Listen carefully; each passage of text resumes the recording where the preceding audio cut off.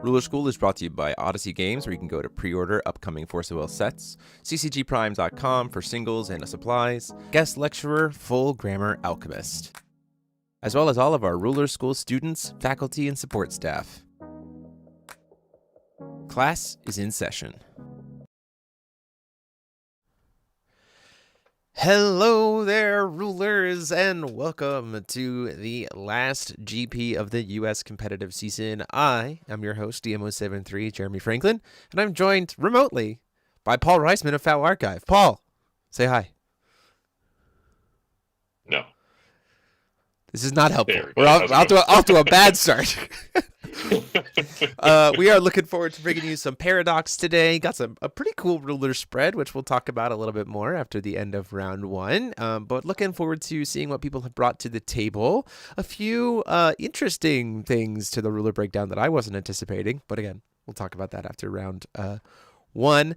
As we get started here, the players are going to be starting round one at 1:15. So we got about 9 minutes before we're getting started. Round one pairings are live, though. So our people are going to be coming down in just a second. So we'll go get that set up here in just a quick sec. Paul, what are you thinking about today? What are you excited to see? I am interested to see what ABL has brought to the table. We've gotten a lot of really cool things that we talked about on the recent podcast, right? So like things like Nero's Soul, Stephanie Hutriel, obviously Larinka Lionel. Looking forward to all of those classic rulers for this particular cycle coming back with new tools. But I'm also interested to see how many people want to experiment with the Saints. Yeah, sure. Yeah, very curious about what Saints, whether we're going to be single Saint, stag Saints, what the breakdown is going to be there. Always the big question with U.S. events is like, how aggressive are we being? U.S. players like to go burr. So how much go burr are we going to see today? So yeah, and how much control are we going to see? And then which one comes out on top? Because, you know, it'll all eventually just boil down to which mid-range decks are doing the best. You know, as Mike Rance always says, mid-range is just the way to go in Force of Will. Mid-range is the way. Mid-range is is the way. What also is the way? Getting older. Oh, that's me. Happy birthday, Jeremy. Thank you. Well, my birthday's tomorrow, but thank you very much. Yes. I got you this GP for your birthday. You got me this GP for my birthday. That's so kind. Well, thank you so much. I'm excited to commentate with everyone. Don't forget there is a goal in the chat for super chats where you can punish me for my birthday by sending super chats by making me wear the gloves for the rest of the stream. So if you feel like doing that as a birthday present and then punishing me for your own amusement, I guess that's an option for you.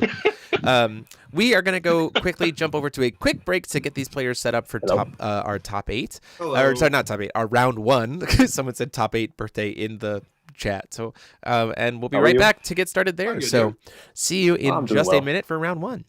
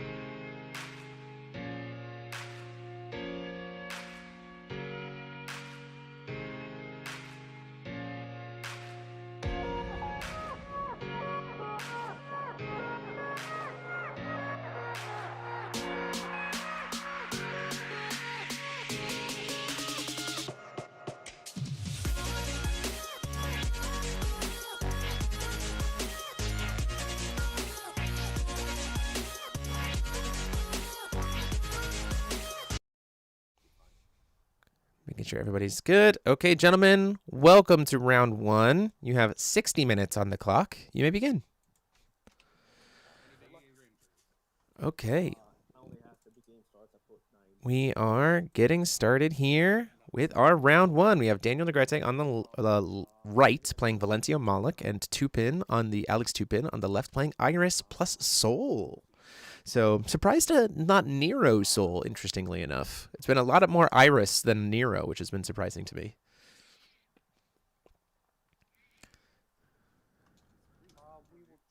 Turn 1, we have a Knowledge Stone and a Pass. End step, we're going to, looks like we're getting an Academy Grounds right out the gate.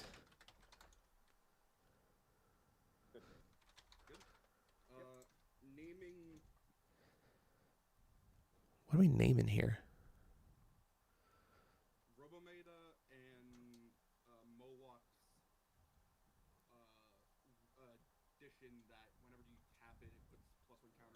Oh, we're calling the book.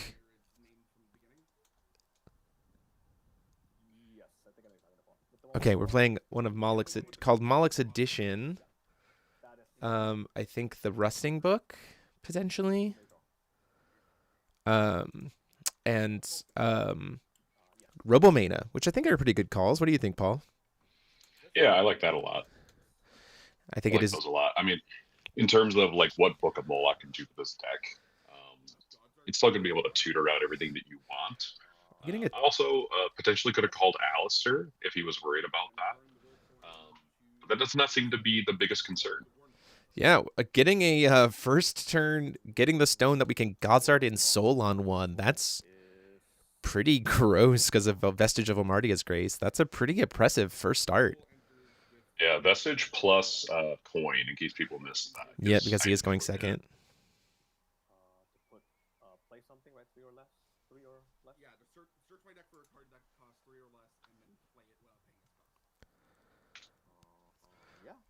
Wow, okay, so we'll, right off the bat, getting some pretty good value, which means we're probably getting a Pusiel down here. Now, that being said, having this line is not detrimental necessarily. I think the biggest thing would be if Tupin actually went for Knight of the North. Because this Knight of the North here, would the paradoxical one, would actually be pretty solid to grab, because it would mean that, like, Daniel essentially doesn't get to play a turn 2, which he can do board clear stuff, but it revolves casting spells. Yeah, this is exactly what I was talking about. So Knight of the North, though this is chaseable, so this could be fractured, which is actually a big weakness because it is being cast. So I am curious if Daniel is playing fractured in the rune deck. But we do get to see what's potentially being cheated in by Tupin. Maybe a journal could be in here. So we'll see if this is, but it is being cast. So if we get to free cast fractured.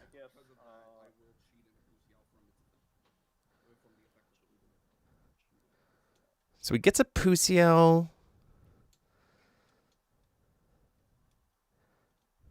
This is an interesting line here.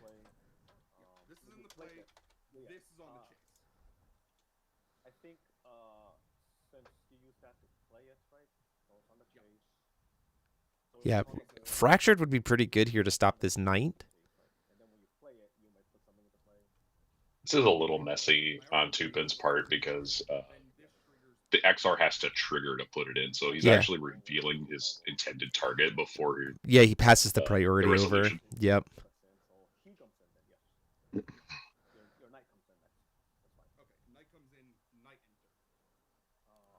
Hold on, guys. I just want to make sure I'm understanding correctly here, because I'm gonna pause the timer as well. Sure. Because I think there's just some misconception about. It sounds like there's some misconception about how this is resolving. So yes, there is. Tupin. So Tupin, your knight spell is on the chase, which then triggers your extension rule. Yes, so that Pusiel should be in your hand until the resolution of that ability. First off. Okay. So then, so priority is passed now to Daniel with the trigger of the extension rule on the chase. Mm-hmm. Is Daniel responding to the trigger of the extension rule? I am trying to respond to that, but I thought Pusiel would come in first. But no, yes. Pusiel. So Pusiel's the The chase as it stands right now with the extension rule is knight is on the chase. Extension rules trigger to cheat something in is on the chase. Okay. Priority gets passed to you. Mm-hmm. So if it were the other way around, it would happen. But right now you have a chance to respond to this and this. Yep. Just wanted to make sure that we clarify exactly how this sequence is resolving. Yep. I'm gonna resume. I'm gonna resume the timer now. So and make you guys quiet. So thanks, guys. All right. Okay. So is the extension rule good to resolve? It's resolved. Yes. All right. Okay. Is Knight of the North good to be put into play? Yes. It comes into play. Right. Oh, so Knight of. Okay, so we don't have fractured here. I guess I'll respond to that entry. Yep. Could use Alistair Godsart to stop it as well. Yep, that makes sense too. That was foreseeable. That's pretty good here because this does mean that like and with that, since we're a little bit necessarily behind. We need if we have uppercut or sorry, not uppercut, smokescreen bomb, then we can like clear this board, which is a lot of value. I'm not sure if Daniel is playing smokescreen bomb, but this could be really good for smokescreen, right? Because we just play the Alistair, put +1/+1 counters on Knight and Puciel, and then get to do the clear them both. But we don't have blue here. That really sucks. No blue. Oh no. We needed blue there really bad. This is a lot of pressure early for two-pin for sure.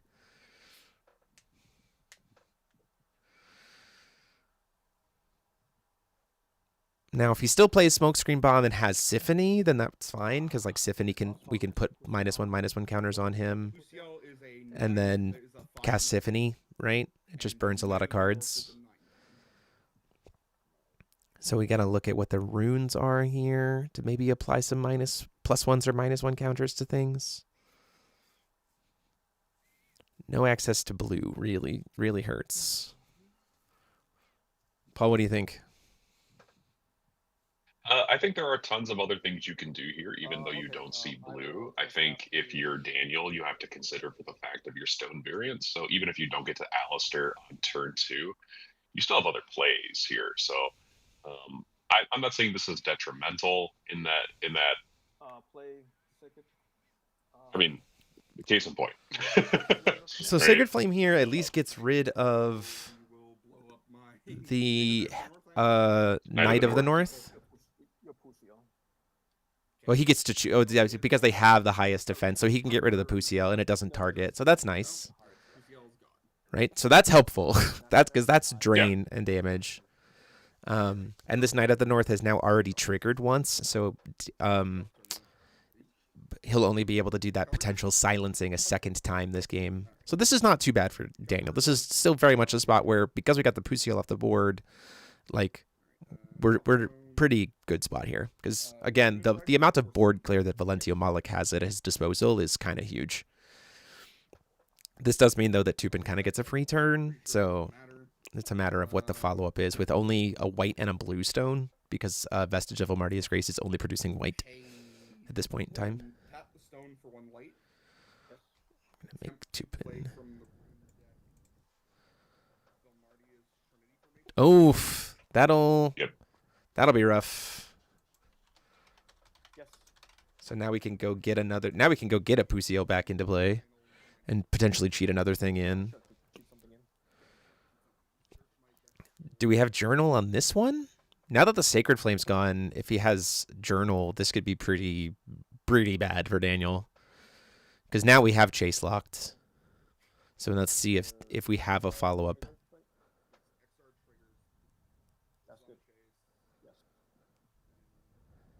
Does he have Journal?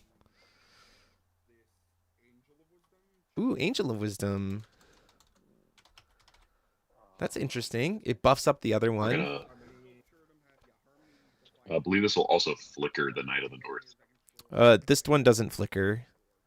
Sheridan doesn't flicker. It just means the Knight of the North is stronger. Because it's the paradoxical one. So we have a +1/+1 counter on the knight because of harmony, and it's also now getting +4/+4. Oh, but there's a +1/+1 counter on it, so we like that. It's a way to get rid of stuff. Let's see here. Tubin has to be careful, though, because if he overextends, like I said, Valentio has a lot of ways to very effectively board clear. So we'll see what happens. Tubin also might forget that he has to +1/+3 the soul. Why is this Trinity formation not in the graveyard? Because it's from the rune deck. Is it a rune? It's a rune. Oh, crazy. Didn't think about the fact that it's a rune. You do see a 2 arms. Yeah, completely forgot that it's a rune. We saw Cathedral of the Holy See there, which means he is running Knight of the East in this deck as well. Gets a harmony trigger on his knights. Yes.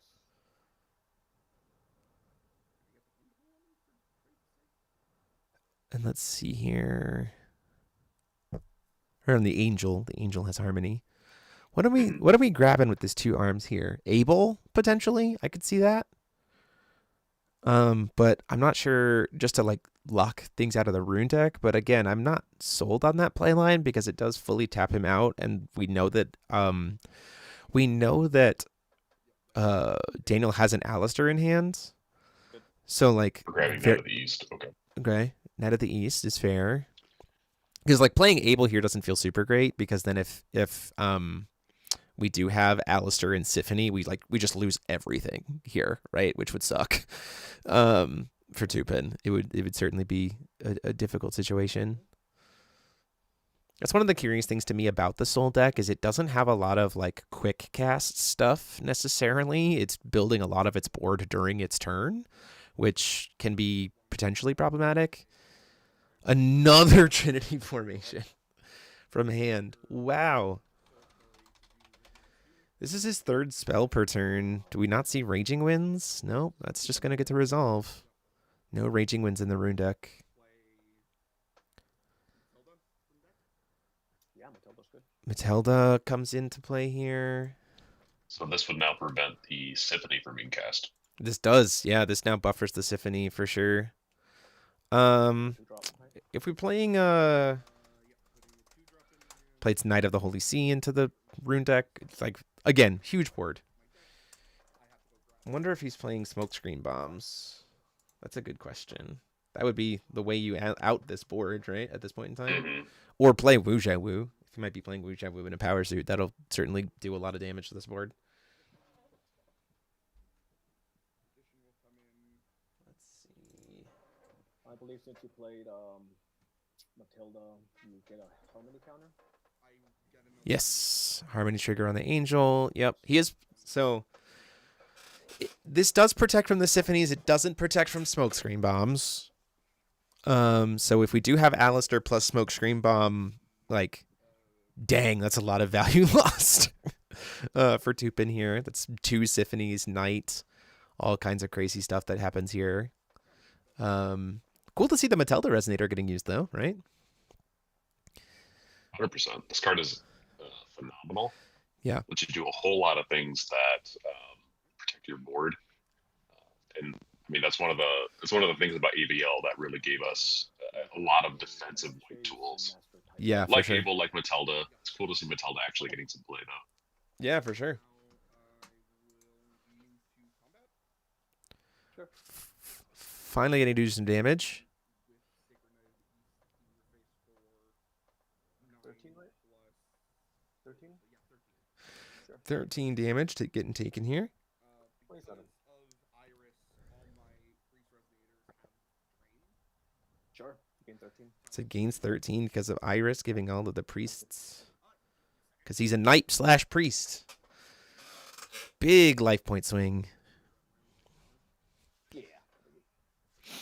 Big life point swing. Now, does Tupin forget to do the +3 on Soul? If he does, and we have Alistair plus Smokescreen Bomb, that's really not good.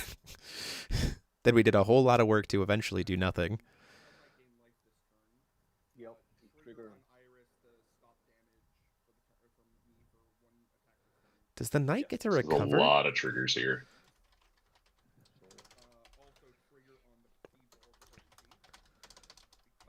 Does the knight get to attack a second time? Whenever you gain life or cover this card, yeah, he gets to swing again.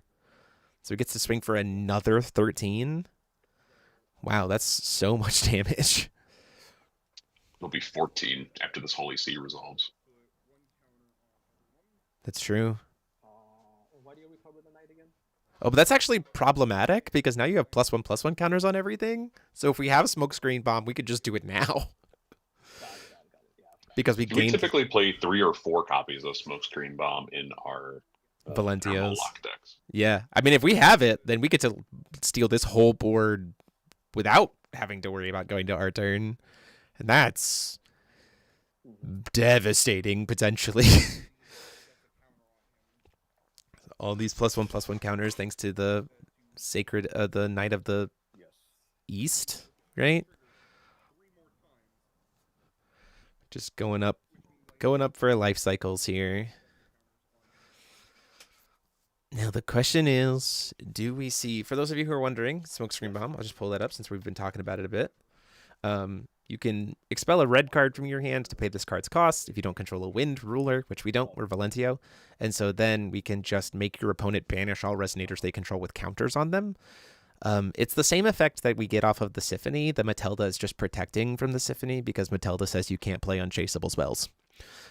So we have to essentially rely on Smokescreen Bomb here. So the question is it happening or not?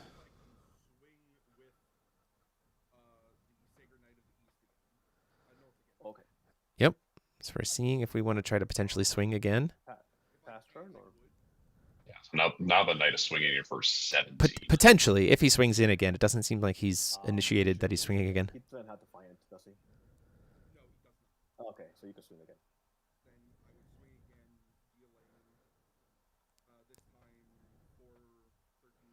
Do we see the smoke screen? 17? Yeah. Oof, no smoke screen here. Yes, and then you gain 17. If not, computer's being a little slow here. Hold on. Yeah. This is rough. This is a lot of pressure from essentially a mono white pressure down deck. Having double Trinity formation there in the opening turn was gross. The vestige of Omardius Grace. I mean, that stone is being seen a lot, just over the course of the new decks, mainly because of how good Wardens are right now. We did +3 on Soul. Sounds great. Oh, okay. So now we have to attack Soul if able, which is like, okay. Mm-hmm. Draw a turn? So now all these counters, we can't play a Symphony. We essentially need Smokescreen Bomb or Wuxia Wu, but Wuxia Wu's not going to kill everything here. So, like, that's not even worth it. It has to essentially be Smokescreen Bomb or bust. Which we'll get to draw quite a few cards, thanks to Alistair, because he'll come in with 2 +1/+1 counters. Thanks to Moloch, right? So we automatically get to see draw 2, play 1. You get counters, yeah. Even more life, because Harmony's trigger, everything's getting big. But for Daniel, it's just like, I just need to clear this board. Yeah, Harmony triggers on everything, which then gains life, which then puts more +1/+1 counters on everything. The engine of the castle plus Knight of the East, you just do a lot. Yeah, I anticipate that we're going to be seeing a lot of Knight of the East this particular Potentially, yeah. GP. Very powerful 2-drop. Yes.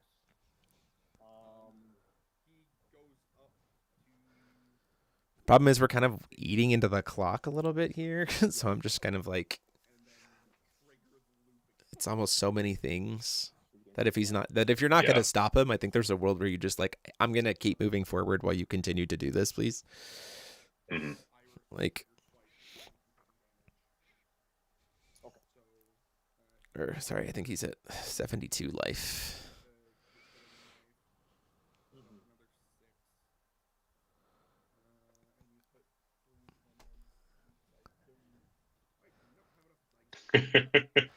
Tupin saying he doesn't have enough dice for this. Yeah, well, that is exactly my experience with Night of the East decks. yeah, you get kind of insane. Yeah, you And get the next many damage would be counters. prevented this turn, but I don't think Daniel's trying to do damage this turn. I think we're just trying to find a board clear, right? Because Tupin only has 2 cards left in hand, right? So like, if we can get this board cleared, then like we're not in bad shape. I will force you first and then Omni. Force C1, Omni Resonance for 2. Kept it on top. That makes me think it's probably a smokescreen. I think Fow has a major deal with the Dice Company. Maybe Min. Because the smokescreen here would be pretty solid. Just like a lot of value stolen. There's a Fossil Girl in the city. Oh, okay. I will. He gets -4/4, right? So he's not gonna be at 8. He's smaller because of the Angel, right? Who reduces the Sheridan, yeah. The Sheridan reduces fire, wind, or darkness by 4/4. Yep. Respond to you though. Before draw, smokescreen. This is really good. Gets rid of the Symphony to play the smokescreen. Maybe? I don't know if I actually want to get rid of the Symphony here, because he probably only is playing 1 Matilda. With counters on. Yeah, this is huge. Just gets rid of absolutely everything. And I think if Tupin's only playing 1 Matilda, and now it's being sent to the graveyard, then suddenly the Symphonies for the rest of the game get much better. I mean, Daniel still has to claw his way back out of this hole. He's only got 10 life, but that is like a really solid like tempo swing back in his favor, at least to kind of reset. Yes. Tupin's already burned 2 of his runes. Only has 3 cards in hand. He can +3 soul again, but he's already burned 2 of his Pusiels, and I'm questioning whether or not he's playing a third. Okay. Good. Yes. So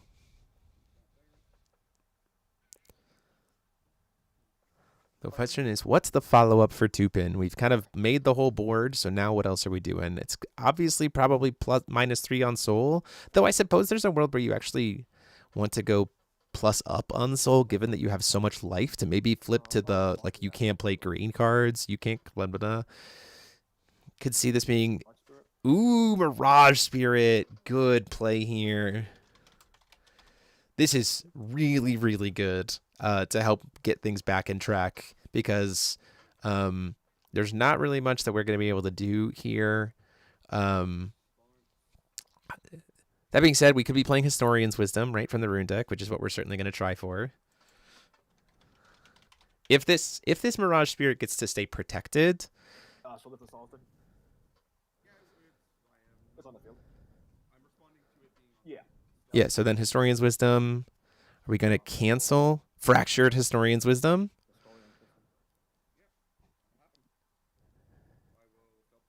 Fail to find. This is good. This Mirage Spirit sticking onto the board is really good for Daniel, because so much of this deck is like cheat-in stuff. And so now that the Historian's Wisdom is burned, I mean, that Mirage Spirit just gets to really mitigate a lot of the pressure that Soul can bring to the table.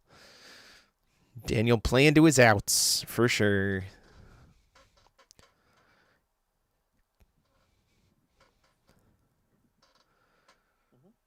It's a lot of life total to churn through, but we certainly can still churn through it.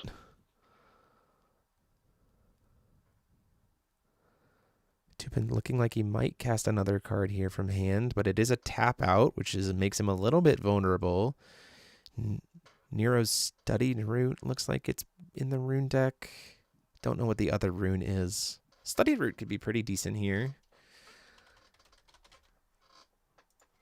Would get to recover 2 stones. But he actually can't even play Studied Root. He doesn't have access to blue. That's rough. Go to my turn, remove a counter. Oof. Okay. It's Daniel's chance to kind of reestablish here. This is one of the things that I think, to me, has kind of is one of the vulnerabilities of Nero Soul a little bit, just in general, is that it makes a huge board, but like I said before, it's all during his turn, right? So There's not a lot of quick cast pressure. So Daniel's at a chance where he can be able to just kind of take advantage of the pressure from Valentio and everything else and just kind of call stone, hit you in the face, pass. Oh, okay, he was at 82, so now he's at 72. Call stone, we get to draw 4, expel 2. This is pretty good, Paul. Alistair's a good boy. Life is a resource. Going down all the way to 10 looks really dire, but unless it's 0, doesn't necessarily mean that much, especially when you're not a burn deck. Ooh, Croissant. With Overgrowth, now our stuff gets 2+1/+1 counters. Now we can make our stuff unblockable. Swing in 6 with this Mirage Spirit. Mm-hmm. Re-engaging its barrier is a very good thing. How many counters does Soul have? If it was in the dryer, then yes. Yep, I will just have to pass it. Now we get to just leave open 4 will and an anti-cheated strat to tell Tupin, like, please answer this board, right? And the Historian's Wisdom's already gone. If Tupin isn't playing more Historian's Wisdoms in the main and it's just relying on the 1 in the rune deck, then, like, this is not a good spot for him to be in, again, because there's not a lot of, like, ways for him to burn, like, in this color combination, right? Green, white, blue. There's not really any burn. It's just play bodies, hit you. And it's hard to play bodies when you're trying to cheat in bodies. Now, that being said, the soul's probably going to +3 here, so that all will have to attack the soul. But I don't really think that Daniel cares about that, right? Nero's Studied Route comes down here. We're going to try to buy something back. Is this going to get canceled? I believe that'll trigger Quasterant's Harmony, trigger as well. yes. But we're not going to jump in if he doesn't, if they don't catch it themselves. Cancel it. Oof, Moloch Master Rune. And since you played that, I get Harmony trigger. Yep, Harmony triggers caught there. And you would technically get a second one from Yeah, because of his... Moloch rune. I forget what it's called. Greed? No. I think it's a Vengeful Sloth, something like that. Yes, Stagnant Sloth. Yes, so we just get to Stagnant cancel Sloth. that. And we had Harmony triggers. Now everybody's bigger again. Oof. The +3 on the soul, so we have to attack the soul. We'll be able to do 4 damage to the soul this turn.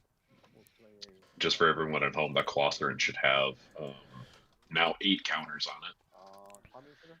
Harmony trigger, Because Robometa. Harmony is not once per turn. Yep, so now we can actually kill the soul. Move a counter? Forcing? Okay. Daniel's really turning this around. Yeah, I think instead of the addition, Tupin should have searched for the Able. Yeah, I think that's true as well. Going for the addition while it made your board huge, if we had grabbed the Able instead, then you are safe from both Symphony. At that point in time, you're safe from Symphony and Smokescreen Bomb. Smokescreen Bomb. Hard casting Academy Grounds. I'll name Soul and I guess Matilda. Matilda and Soul being called here. I think these are great calls. So now we have to hit the Soul this turn, but we any future turns we don't have to get worried about swinging at the Soul, right? So this It is was all in the recovery step. Yep. You have extra will. The problem is we gotta eventually stop calling stones because now we're gonna draw 6 cards with Alistair and have to expel 1. So we do eventually want to stop calling stones or get rid of our own Alistair. Because now this Alistair next turn will draw us 8 cards. So yeah, that's a problem.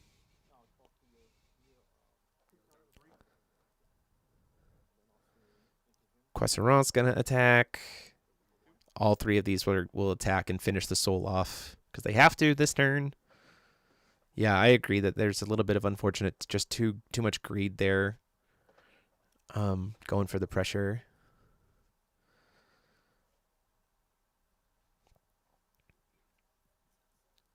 Nine cards plus maybe in hand. Second, Quasarant. Cool. So next turn is probably lethal, potentially, because of how big everything's going to be, especially if we have more Harmony stuff. It's just going to be so much damage. Yeah, I agree. She didn't not ensuring the investments with the Able, I think, was part of the mistake here. You got to be really careful. I mean, like, there is some really explosive play, but there's a lot of ways that you can really, unfortunately, hurt yourself, right? Able to vote. You got to just remember what outs your opponent has and be kind of cognizant of that. Tupin does have to take 300 damage here. He does not have 3 Lightstones. So he's going to go down to 63.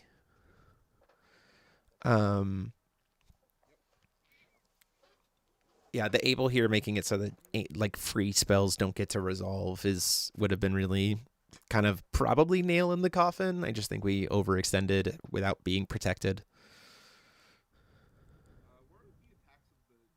This is round 1. Yep. This is round 1. Table 7 is where we just, randomly chose. Paul, if you were in this position, playing the Iris Soul deck, staring this down, what do you think is your kind of approach to try to get back here? Well, I would know exactly what's in my deck, and apparently that is we have 1 additional wisdom in the main board. Right. So unless I can find that, I think in this scenario, unless I find a Wuja Wu or something else that's going to help me get rid of everything on the board, I think we just move to game 2 and just acknowledge that. Hey, there's the wisdom. There's the Historian wisdom. All right. So I think that's our one way to fight back in this moment. Although, so we are going to just have the Fractured from the Graveyard just stops it. Fractured from the Graveyard. So at that point, I think I would just move on to game 2. Yeah, you do only have so much time. Able in this matchup is so incredibly important that we just try and capitalize on that. Yeah, because we're not calling stone anymore with Valentio. We're just going face. Takes him down to 49. Once again, that Quasarant should have gotten Harmony Trigger. 2. Yeah. His own casting. The 4 actually would have gotten 4 more counters.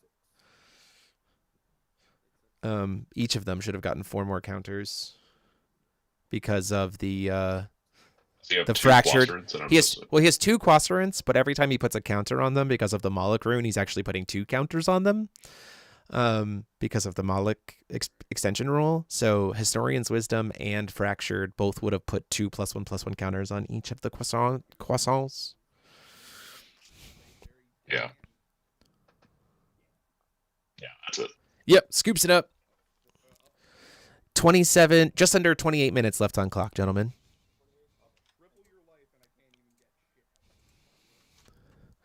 So Daniel taking game 1, play into his mindset. Yeah, in my experience in decks where you are limited to your light, water, wind colors here, you really do need 4 wisdom. It is that important of a card. Yeah, for sure. Oh, I think Tupin missed out on the fact that he could have animated his own stone potentially to just try to attack on the following turn.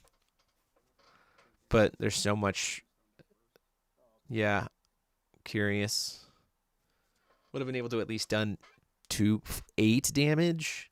The problem is I don't think that was enough for lethal. You would have also had to have attached something to it to pump him up. Although you could not call stone. Tap Iris. You could not call stone with Iris. Animate the stone, tap Iris to put 2 +1/+1 counters on it. That's an option as well. Though that then walks you into, I put +1/+1 counters on it. What if he has another Symphony? With all those, I mean, the likelihood that Daniel didn't see another Symphony in a bajillion cards is probably pretty low, right? Yeah. At that point That in was time, just one other line, and it simply was not going to be good enough. yeah. I think Tupin is probably right. Like, you definitely like want to go to, like you said, concede there just to earn yourself a little bit more time. We essentially used half the clock putting out a big board, losing it, and then doing nothing. So like, let's try again, game 2. Now, the trick here is if he's going to go second, which it seems like he is, does he see Vestige of Omardia's Grace on 1 again? Because I think really, like legitimately, I think that board was only really possible for that much amount of pressure because he saw Vestige on 1. I think if Tupin doesn't see Vestige on 1, that game looks significantly different, which is really problematic. And in this particular deck, I imagine he's running maybe just 1 Vestige, maybe 2. Again, I would have to look at the deck list, which we're not going to do mid-game here. But right. I don't see us running any more than 2, and 2 in this particular list seems risky. Yeah. Without a consistent way to like sculpt your top 4 stones or do like stone searching, given that you are kind of so reliant on multicolor elements and the fact that Vestige only produces white, I don't think playing 2 Vestige is worth your time. I think it provides too much of a risk. One of the main questions I have going from here is, do we have Scaladiant? Because Scaladiant here would be, especially for a somewhat aggressive deck like Blentia Moloch, Scaladiant would be fantastic. Could be good. Yeah, for sure. Scaladiant, Blast the from lantern. the past. Woof, Grimoire. So this is pretty good because it means our stuff can't get banished. Grimoire Very, 1001 very good. Nights means players cannot banish entities by effects or abilities they don't control. So that protects us from things like Symphony, stuff like that. And it's very hard to get rid of. So Symphony, this Smokescreen Bomb reloads our hand too. Can This reload our deck hand. is a kind of a combo deck, so you're putting things in from your hand as well as from your deck. Yep. Very helpful. Do you see the blue one? We still have to worry about the fact that like Mirage Spirit is still a thing, right? Like that is like, this doesn't necessarily prevent us from being hurt by stuff like Mirage Spirit, but it does mean that like once we establish a board, it's like pretty safe from what this deck can do to board clear. So this is not a bad start for Tupin here. I'm gonna make sure our runes are sitting where they're supposed to be. Oh my gosh. Hit it on 1 again. Really hoping. I bet. So now if he goes for the soul here and Daniel has Mirage Spirit, though, that's really good, right? He's just going to play the turn 1 Able. That's the way. I think that's a little bit safer. I don't hate that play line. It's a little bit safe. Kind of setting up that defensive wall like we said before. We can't cancel it. We probably respond to it. I think you probably respond to it by flashing in the Mirage Spirit if you have it. You also could play the Mirage Spirit on your turn. It's fine. If Tupin goes... So one thing to note here, too, is now Tupin has cut himself off from his own Historian's Wisdom. Correct. From the rune Because deck. if he plays that, he gets rid of his own Able, which is more damaging than not. Show, don't tell. Oh, no, this is going to fail to resolve. Because of... It's still legally castable, but it's not going to resolve because of the Able. So we just cast something and it doesn't do anything. I think that's okay, though. I mean, at least it was before recovery. Second stone. Gets to Forcey again.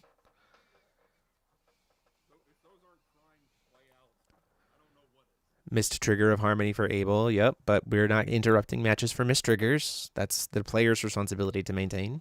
Yeah. I mean, this is just a commentary on, please remember your Harmony triggers. Yeah, every single time. Every single time a light water or wind spell gets cast, we get those +1/+1 counters. Just gonna play a dog. Gets 2 +1/+1 counters. We ramp a stone. Gets a +1/+1 counter on Abel. If he remembers the Harmony trigger, he'll have 2 +1/+1 counters.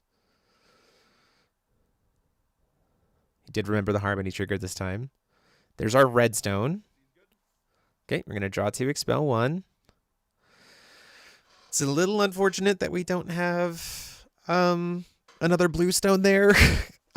Spirit of the Mirage Ruins would have been pretty nice. Yes, you should have 4 +1 counters.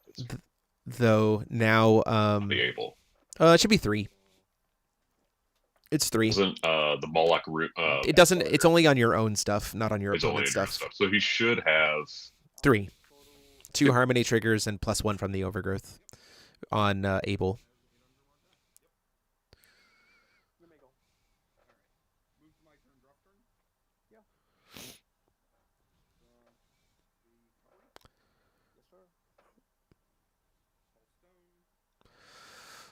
It's White being stone. insistent, so I'm double checking it.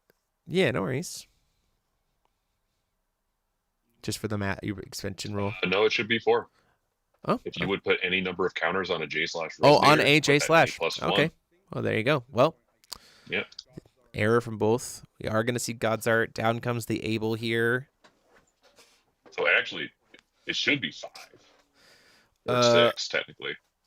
Should be more than we have right now. Yeah, it should be 6. Now, if this is a journal, if we have the journal cheat in here, then we're in for a bad way, because we're now, because of the Abel, also locked out of Fossil Girl.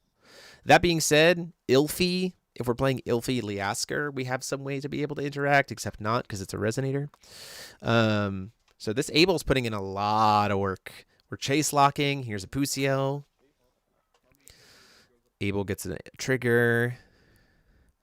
What are we cheating in? If it's a Knight of the North, then it's really not good.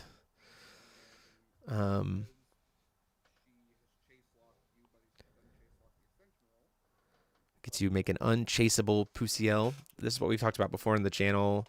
The chase locking. So the trigger, she is technically locking everyone out of the chase. Oh, interesting.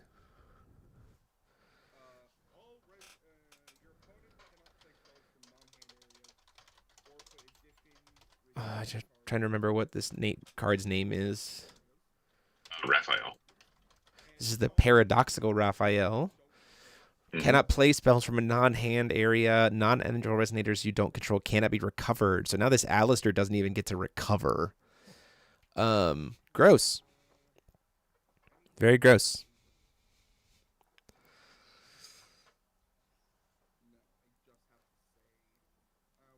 You might as well swing with the Abel, right? Like, are you really concerned about anything here? The Alistair doesn't get to recover. Resonators in general come into play tapped from Valentia Moloch.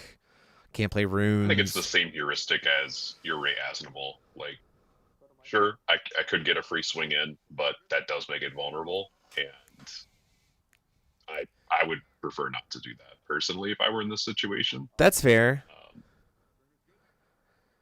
Wuxia Wu in a power suit would be really good here because it would deal 1,200 damage. It would clear the board, right?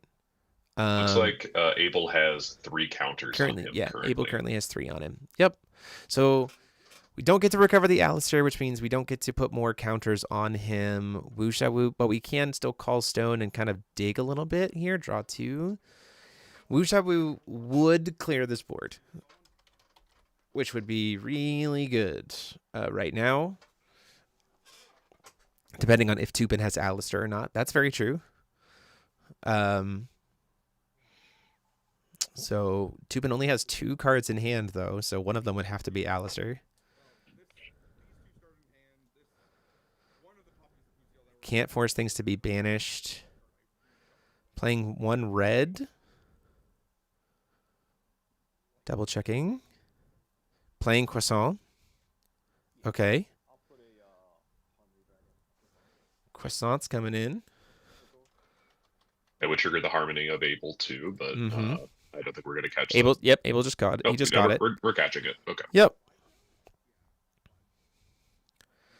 I'm curious why we didn't play this guy first before playing the Alistair, because now this Alistair we get to draw 4. Right? Yeah, unfortunately, this dragon's not really doing too much here. This is pretty early on in the tournament. There may not be some. This is still warm-up round, so people are going to make some silly mistakes. He also could have not had it, right? He could have also drawn it off of the Alistair, is a real position. That's very true.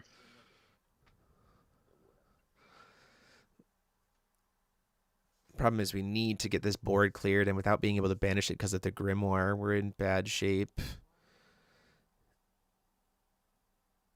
Now we can use, wait, can you not even play the spells?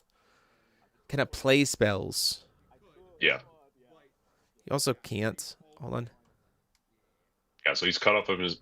Both of them are cut off from their rune deck, but Daniel is going to be hurting for that a lot more, I think. Yeah. Is there I know it sounds weird, but with 15 minutes left on the clock, is there a world where like you kind of just on Daniel's position concede, take coin, go game 2? Like, I think that's certainly a possibility. It comes down to if we can get this board cleared within the next minute. Like, that's the biggest piece to me. He's tapping out on his turn. I feel like knowing that we have Trinity formation. Mirage Spirit for 1, that helps a little bit, but the Mirage Spirit can be attacked. Although, nope, he doesn't have a way to give his stuff Eternal. Harmony triggers. Why did he pay 2 for it, though? Second Mirage Spirit? Yeah, okay, that's good. I think I'll just go to end of step and tap it off, right? Why did he pay 2 for the Mirage Spirit?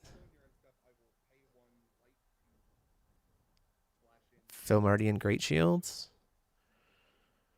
Sure. Gives him barrier, so now he's like triple protected from Symphony. Harmony trigger. Also Harmony triggers.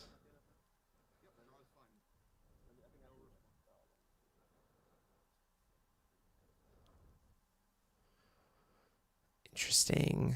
What is... Everyone's missing Harmony triggers. Don't forget your Harmony triggers, people. It's important. Value. It's just free stats.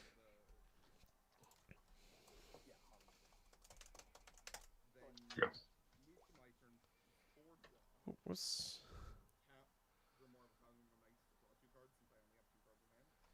Whoopsies. Very helpful.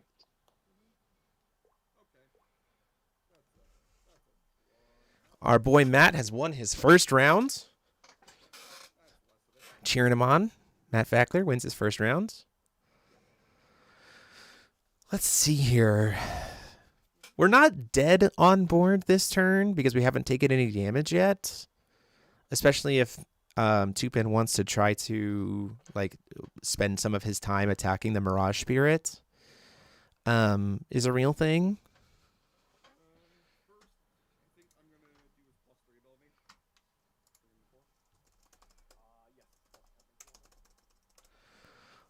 Let's see. So, I mean, again, and the other thing is, too, is it is technically on the onus on Tupin that he has to win this game. Right? He is down a game. So Daniel's, Daniel's a position where he's like, well, I might as well kind of just force Tupin to take his time, eat up some of the clock, and then the worst case scenario is that it's a draw, right? The problem with the Mirage is that he's killable. Yeah, it is killable for sure. That's not helpful. That will make things Pretty sure that's lethal. Yep. Yeah, that certainly hurts a lot. That's probably lethal though because of the Puciel. Given that Puciel now can just attack into the Mirage Spirit, attack into Daniel. I don't even think you need to attack into the Mirage Spirit. I think you just go face with all of this damage. I think it's just lethal on board. I don't think it's lethal. So the Puciel's already getting 6, so she'll be 12. So she hits for 24. The Oath, and a Harmony trigger, by the way. The Raphael will be 11, so that's 36, and then Abel finishes you off. So this is because of the +8, because of Defiant 2 with the +8. This is just lethal.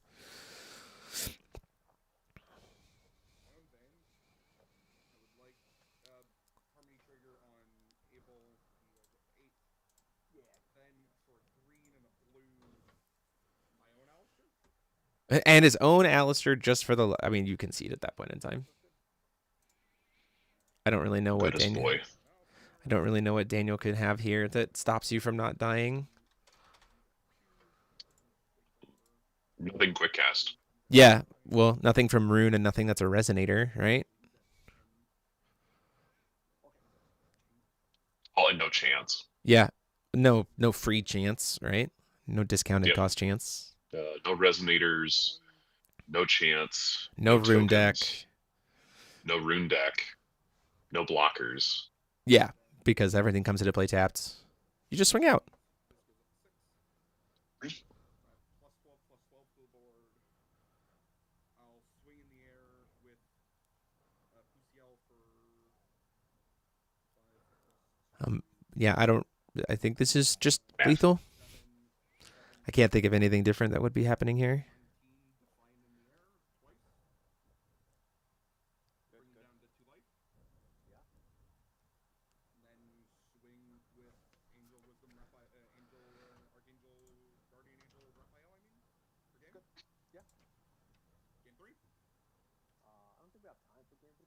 We have 10 minutes left on clock.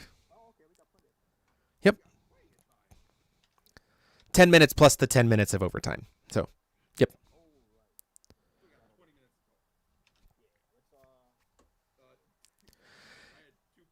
Now we get to go second as Daniel. So we have a blue coin, so we can Alistair on one, which is much better. And we also, that means that there's no world where Tupin hits that vestige on, like the fact that on both of those games he hit vestige on one. Like, that was crazy. Yeah. That was pretty crazy.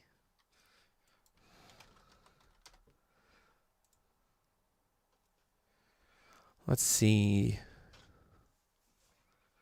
Yeah, definitely takes the coin. You got to go a little bit aggressive. We probably go for a turn 1 Alistair.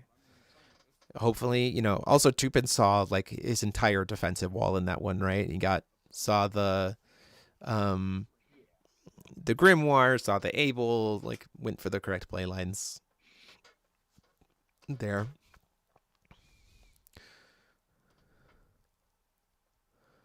Now the question is, will Daniel be able to do something a little different here for game 3?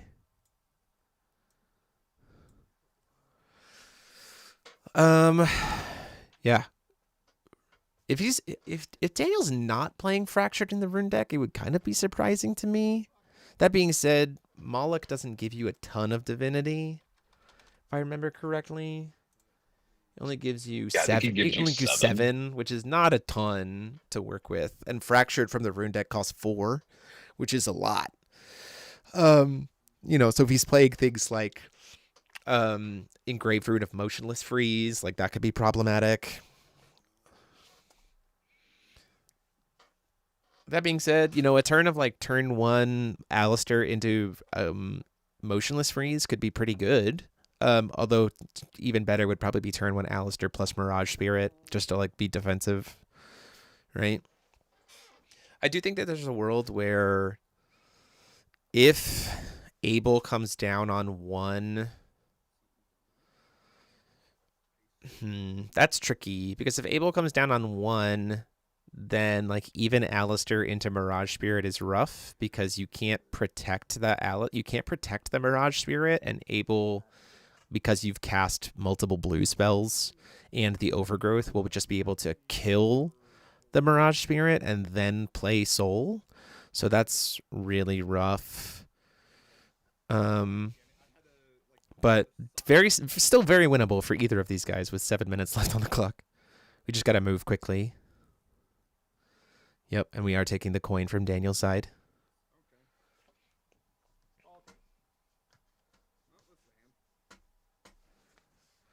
So let's see what happens here at the start.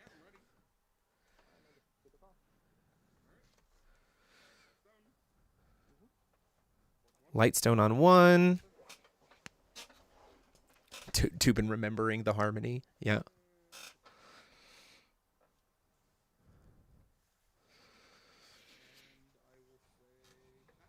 Ooh, no turn 1 play. That's not good. That's not good at all. Does have his own Tupin kind of flashed that he has his own Alistair there, but that doesn't really help much because Alistair's untouchable. Blue Greenstone. Do we see the turn 1 Alistair from Valentio Moloch? Hey, look. Seems like it. This is the kind of exact start that Daniel would really love to see. Tupin does not have his Grimoire. He did not see Vestige on turn 1. If he sees Vestige on 2...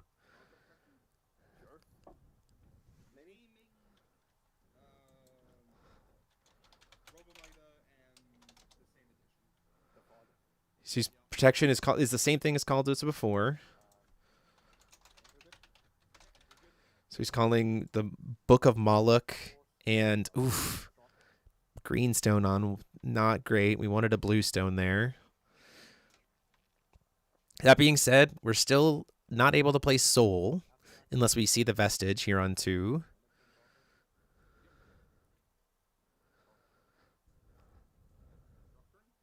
Draw for turn.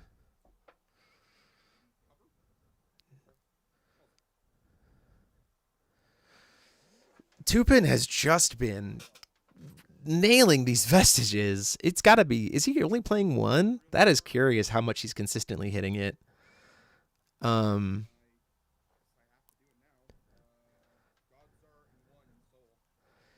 for the Soul.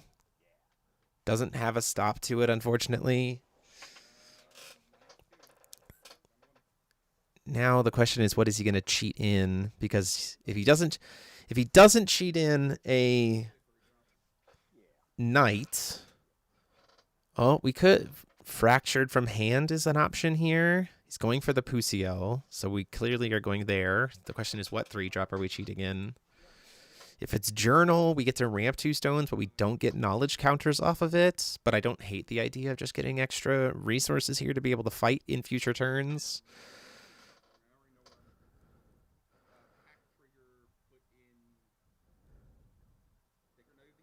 Sacred Knight of the East. I don't love this.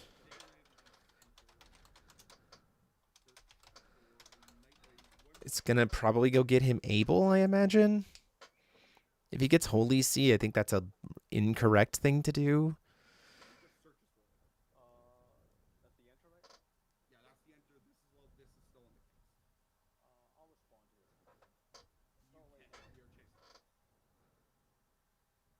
Yeah, we're chase locked from the Pusiel, unfortunately.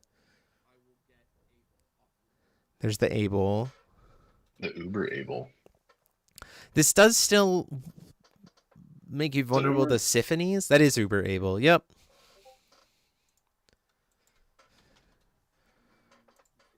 Three minutes left on clock. We have a little bit of our protection wall here.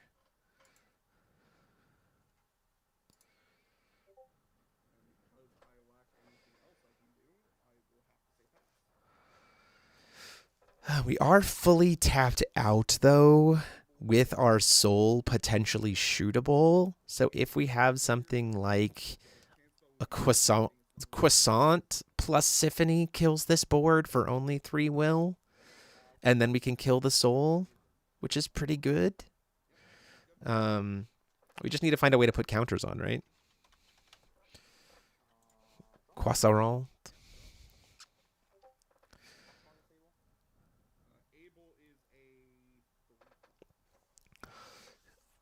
Gotta find a way to kill here. Daniel is probably going to be turn 0. Unless he takes a really quick turn. Which would honestly be to his benefit if he can take a pretty quick turn. Because then he can like force Tupin to be turn 0. And then Tupin essentially gets 1 turn of attacks. Provided he can get a Justice Punch. It's going to shoot the Able. Whoa. Not a card I anticipated seeing. That will absolutely shoot him. Harmony trigger, but that doesn't matter because he'll still just die. Oh, no, wait. Will it make him too big? The Alistair's being hit for 8?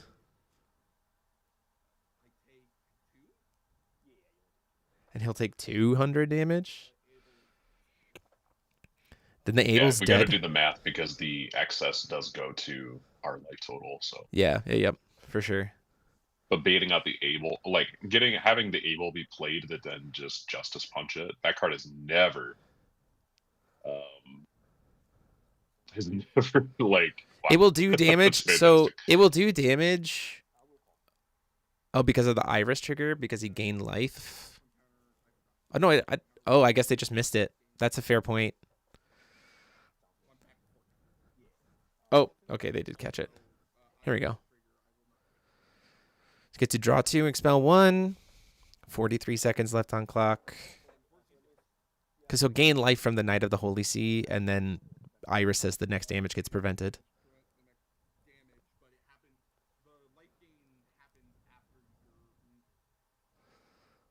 Because of the Harmony trigger. Harmony trigger on the Knight, gets a counter, gains 2 life. Yeah, weirdness. The weirdness here. Lots of triggers to track. Yes, for sure. One of the biggest things in this particular format, which is something to keep in mind if you end up going to Worlds, just tracking all of these different triggers is going to be a lot. Very, very, very That important. is time so on the round, gentlemen. So, Daniel, you are turn 0. There is a 10-minute timer or 3 turns, whichever comes first. That 10-minute timer, I'm just clearing up my timer here real quick, will start in 3, 2, 1, now. So they have 10 minutes or 3 turns, whichever comes first.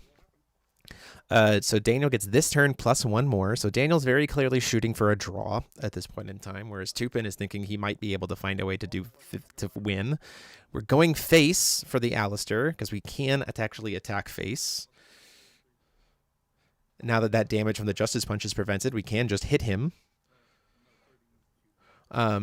with the Alistair. And now playing 1, we play the Slime. I was wondering if we were seeing Nullivore Slime. This will tick up 2 counters on the PCL and the Knight of the East. Yep, it also will put a +1/+1 counter on all of them, and we have access to red. So now we can clear this whole board with a Symphony or a Smokescreen Bomb, which is great for Daniel. Because, again, this deck doesn't really have any swiftness, right? So if he essentially can spend this turn board clearing and then the next turn board clearing, then Tupin, then it's a draw, right? Which is good for him.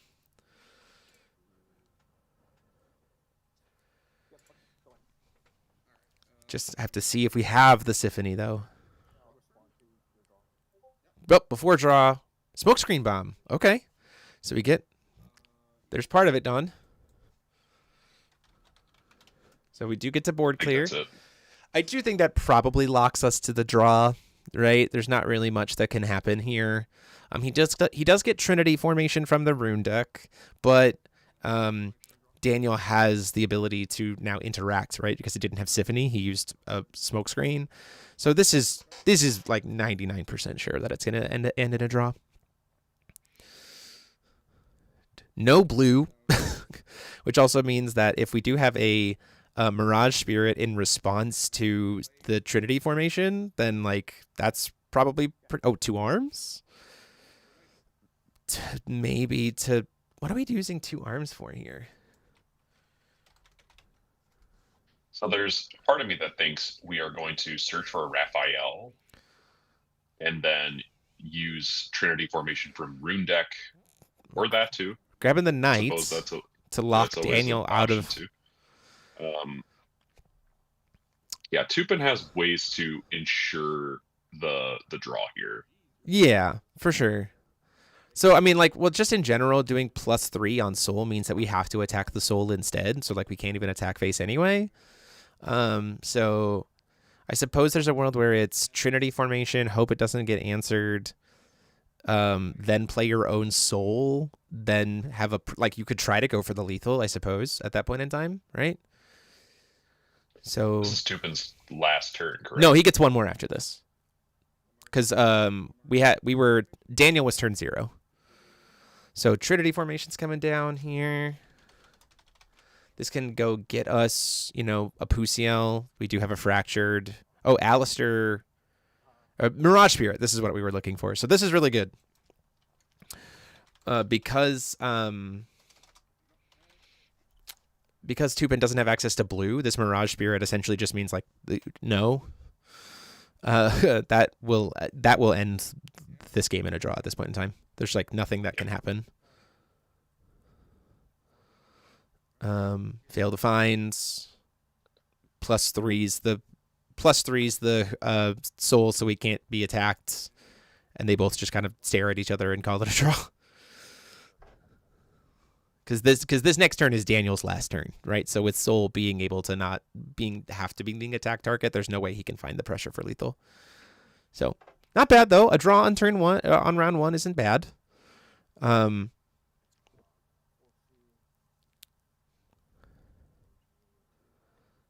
So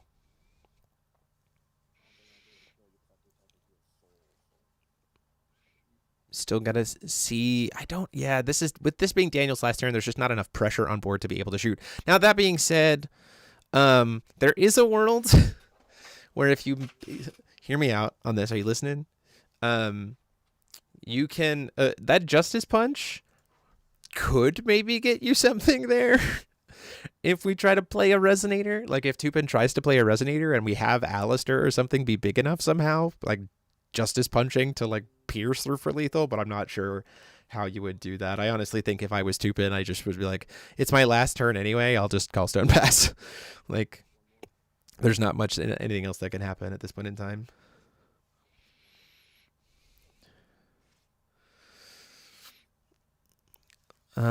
Let's see. Yeah, because Tupin only gets one turn and has no bodies on board, so he also doesn't even get to attack for the turn. So that's just going to be a draw.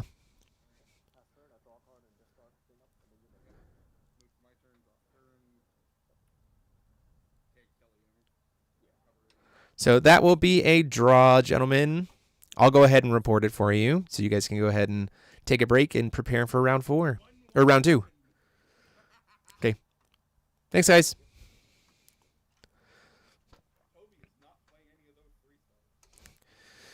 Okay. So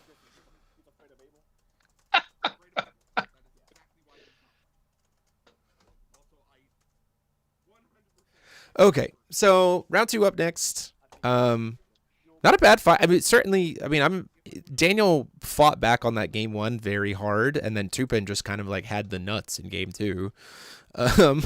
In terms of that excellent defensive start with the Grimoire and everything else.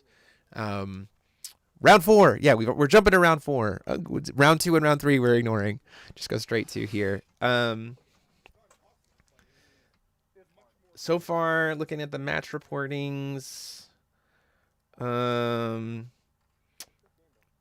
boy Matt, like I said, Joseph Colin won, Dustin Jones won, Logan Moses won, Matt won, Zach Tufford won, Ayush Dalal won, Patrick Ogrens won, Toby Gaffney won, Stephen Jesswain won, Travis Tran won, Daniel Drew. So getting into it here. We'll look and see what we have for round 3. They're technically still some matches still playing.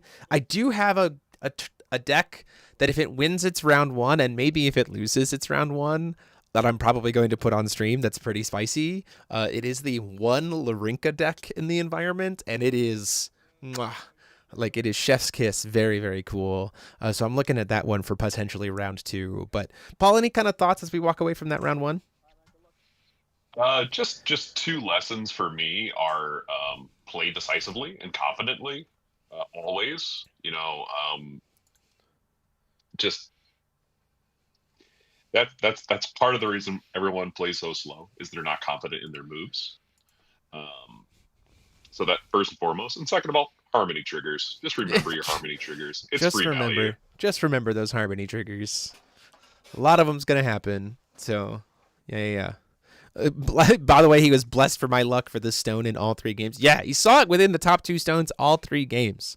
That's kind of crazy, man, that he saw that. So Very cool decks, though, from both sides. Still very much in contention for both of them. Looking forward to seeing what we see in round 2 and beyond. Obviously, here we're a little biased today in the fact that we want Matt Fackler to do well for the cram school thing, but sure to see who comes out on top as we have the rest of the day. So taking a quick little bathroom break as we get ready for round 2, and we'll be back shortly. Thank you all so much. Bye.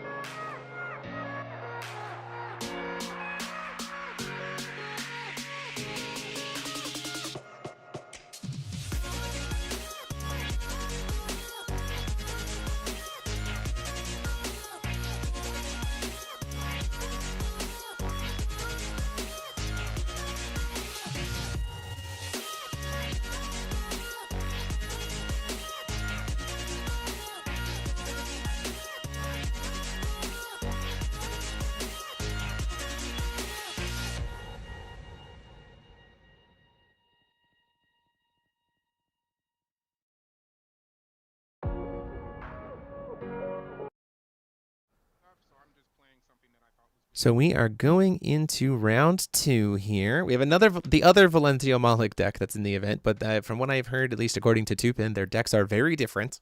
At least some of the things that they're playing are different, so we get to see a little bit more of this, but we are playing against Chaos Lilith. This is table 1. So they're just going through getting things ready to resolve mulligans and everything else. And so, yeah, a lot of the other stuff that's in the other pairings were things that we wanted to bring you the spicy Larinka deck, but it paired into Tupin. So we weren't going to just bring Tupin back to back. So hopefully we get to see that round 3. It's currently on my list for looking at round 3. We'll see how that goes.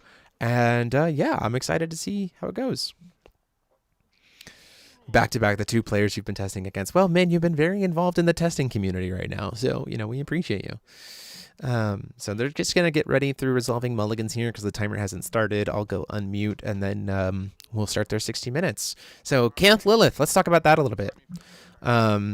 Didn't necessarily really lose much because it already lost. It already wasn't able to play Vakis. But it did get access to cool things like Historian's Wisdom and things like that, which are nice. Paul, what about you? What's your thoughts? I like the idea that this deck gets Mephistopheles. Oh, that's true. It is a card with Mythic. The Paradoxical Mephistopheles is very, very, very good. Very helpful card. And we do know that in some ways the Valentio Malik can try to do things where it plays a lot of spells per turn, but doesn't necessarily have to, though. Also, sometimes the boards can get too big that Mephistopheles themselves maybe aren't even enough to apply enough of a stat neg. The other thing, too, that so as long as they can keep themselves, not negative, you're in a pretty good spot. I do like the concept of a Mephistopheles against an Alistair. Yeah, it's pretty So good. in response to the Omni-Resonance trigger, just casting in a Mephistopheles and just making them lose 8 life for each card they draw. Yeah. Seems pretty good. You guys ready to go? Okay, sounds good. No worries. Yeah, that is really nice in response to the Omni-Resonance, just like, hey. So the weakness, though, is, if the Alistair doesn't survive, they won't draw any cards. So that's a little bit tricky. You have to wait till the Alistair almost gets huge to be able to do that. But, it's there.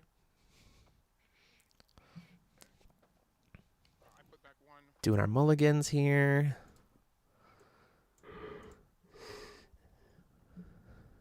Okay, you guys ready? Okay, welcome to round 2. You have 60 minutes on the clock. You can begin. Got our counters, and are we maining Grimoire in this list? It might be a one of. And if it is, wow. Surprising that we are mainboarding that card.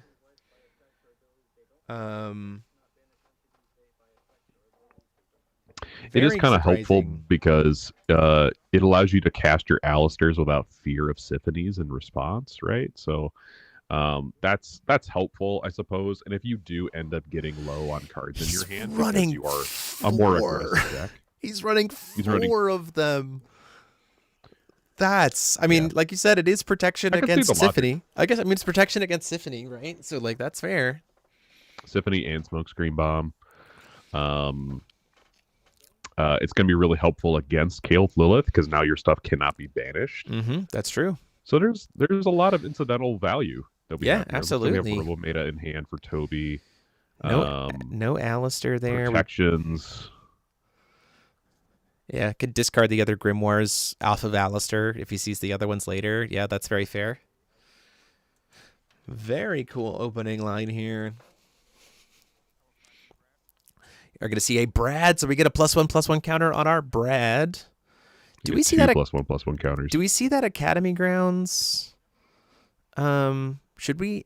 I think we should influence at this point in time. We should have said something to the community. Hold on, I'm going to do this.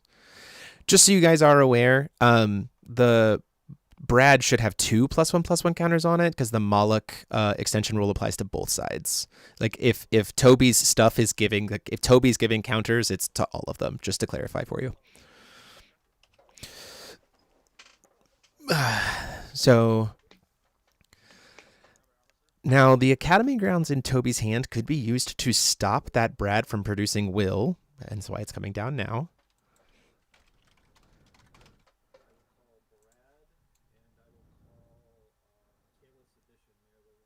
Forbidden Experimentation and Brad were being called here, which makes sense to me. These are good choices, right? It's some of the extra ramp. If Toby is playing Historian's Wisdom, that's a really good card. Strangely, it's a good card for Kayle Lilith, but also it's a little bit vulnerable because all of her ramp is also like printed attack 200 or less. So like Lich, Brad, like both, if you're playing Zaelia for board damage, it gets rid of her. It's a little bit risky.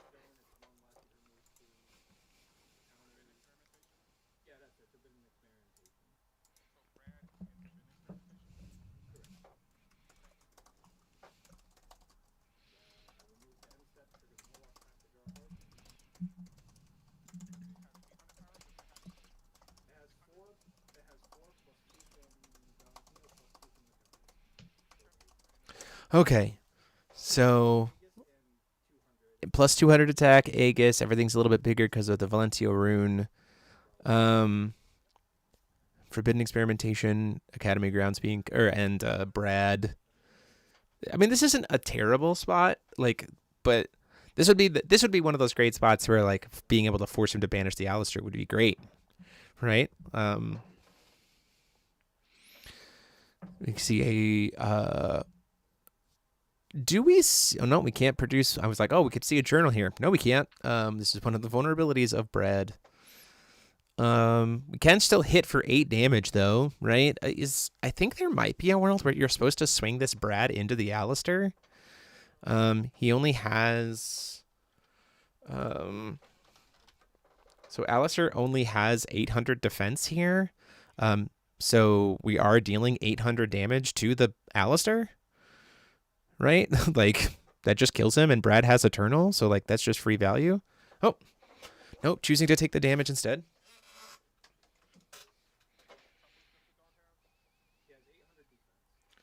Oh, okay. But the Brad's going to get to recover at the end of the turn, so that's not that big of a deal.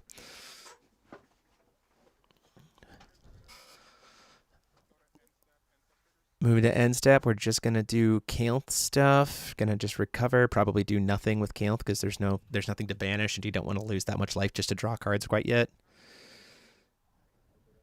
End of turn Robometa would be good here, but unfortunately doesn't seem like we have it. He's already looked at his hand for turn. So, he had Robometa. Why didn't we cast it there?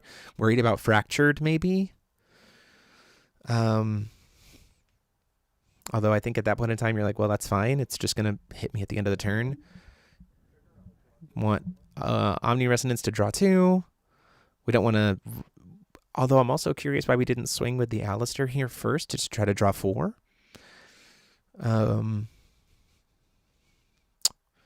Yeah, this is a really interesting spot. I mean, kind of both of them are going to kind of maybe stare at each other a little bit until we see what happens. That second Academy Grounds in hands. My Rourke!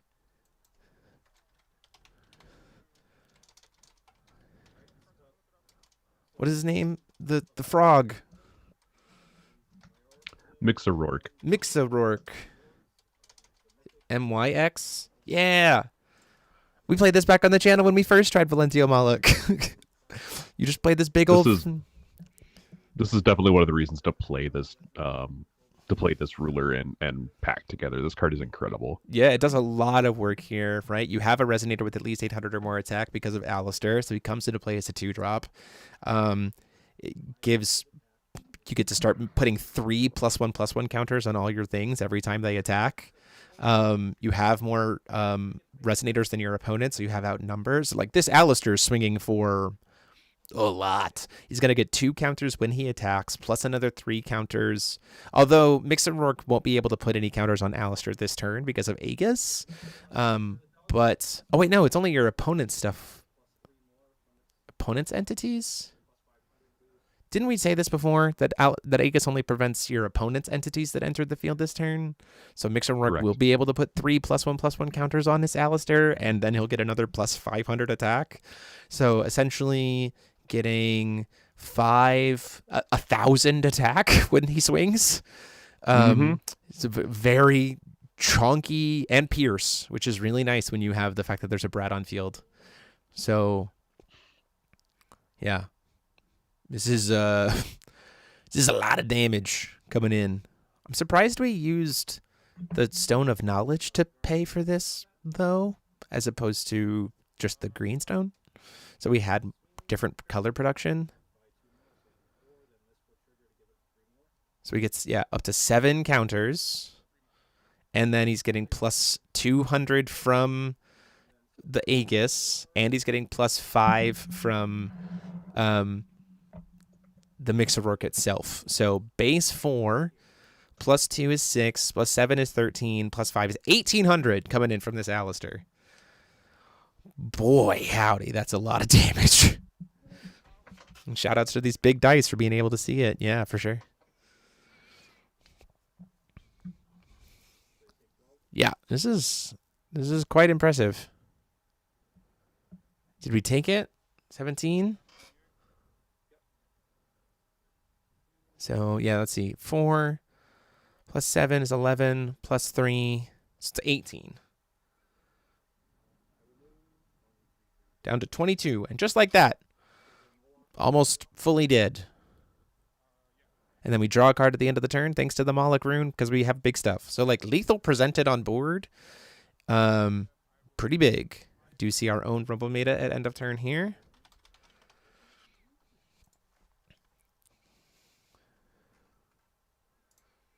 Interesting that we held this Robometa. It could have protected here. Yeah, it could have protected, and now we're going to lose the Robometa because of the Moloch rune. It does tap Toby out on the end of his turn, which is probably good for your control deck, right? So if you want to establish anything, it's probably better to get a free turn. That's fair. That will certainly get rid of the Robometa. Now, that being said, unfortunate. if we have Raging Winds here, we can Raging Winds the Stagnant Sloth because this is Toby's second spell for the turn. So that would be pretty good.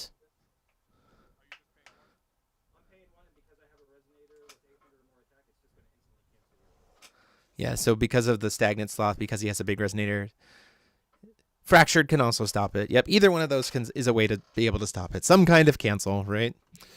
So Fractured comes down here. We get to stop that. Robometa is coming in. The Robometa will be very helpful because it has Mythic, so we can attack and then still recover. You could see a world where Toby gets one hit here. Yeah, he's only at 3,200 life, right? So if a tap, if we have Journal in hand here, Toby dies. Which is unfortunate. Because the Brad has the +1/+1 counters on him, so he'll be 4 plus another 8, so 12 doubled to 24, and then the Robometa hits him for another 12, so it's 36, so it's lethal.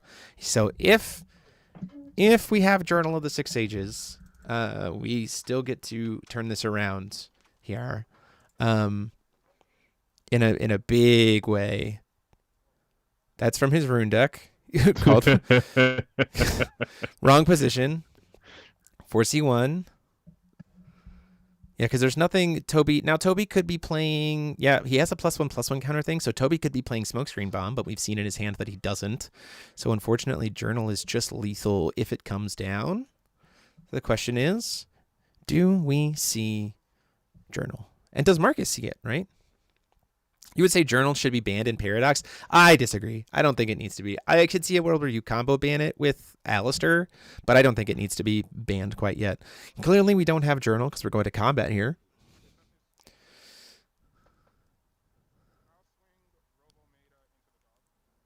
Swinging in for 4.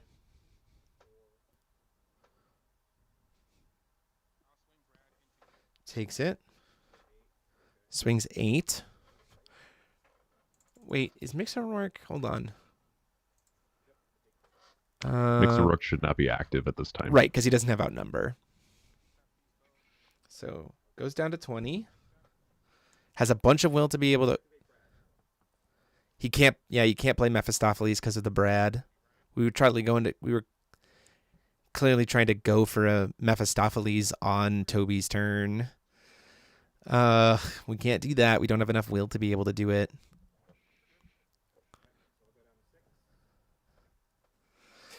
Now we can stop some of this damage, right? We can stop the Alistair, who will be the bigger threat, right? The Brad can chunk some of the other damage, which is helpful, and we've got 3 will to be able to Well, interact. I think you protect. I That's what I'm almost saying. guarantee Toby Yeah. is gonna. Toby here is gonna play another resonator, like almost guaranteed. Oh, sure. That's what I'm saying. You absolutely protect. Oh my gosh! Well, So you draw many you draw cards. 7 cards with Alistair. Yeah, for sure. That's so many cards. If Toby has his own Mephistopheles, that'd be pretty decent here. Although you just get Mephistopheles back, so like, meh. Toby cannot play Mephistopheles. Oh, that's right. He can't play it. He can't access to black. Motionless freeze is very helpful here. So this lets us tap down the Robometa, right? So that it can't protect. So this is pretty solid. So now we just get to take all this damage from this board. So I think that's probably lethal. Has a Wujawoo, has a flute. Like, there's no reason to not just swing, right? You can't block both of them. They'll have Pierce. He will have to establish another resonator to do that and still get the Pierce. I think Pierce is always... Yeah, Pierce is always. It doesn't have to have Outnumber. Pierce is always. The Outnumber is the plus 500 and Eternal. Which if you really wanted to, you could just banish the... at this point in time, you could just banish the Motionless Freeze and have 2 more Resonators. Like, because of the tokens. Yeah, you can just sack the Motionless Freeze. Plays a second rune, Historian's Wisdom. This gets... Well, that's also a way to get rid of the Brad. Gets rid of the Brad, forces him to expel it. Card's very good. We talked about this before. It's very good for both Wanderer and Paradox. There's a lot of things that are potentially problematic, but don't have very high printed stats.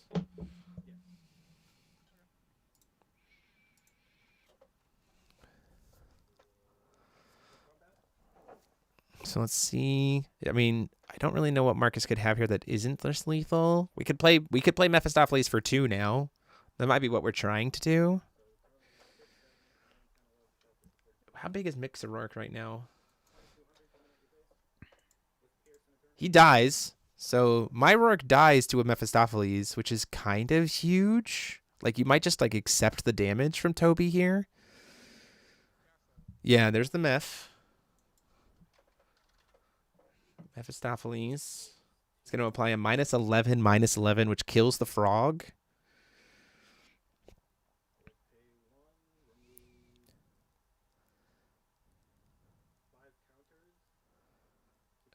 We do have... Ooh. Using the Demonic Glyph of Stagnant Sloth as a way to cancel it and put more +1/+1 counters on things. Because it's the second time he's cast it this turn.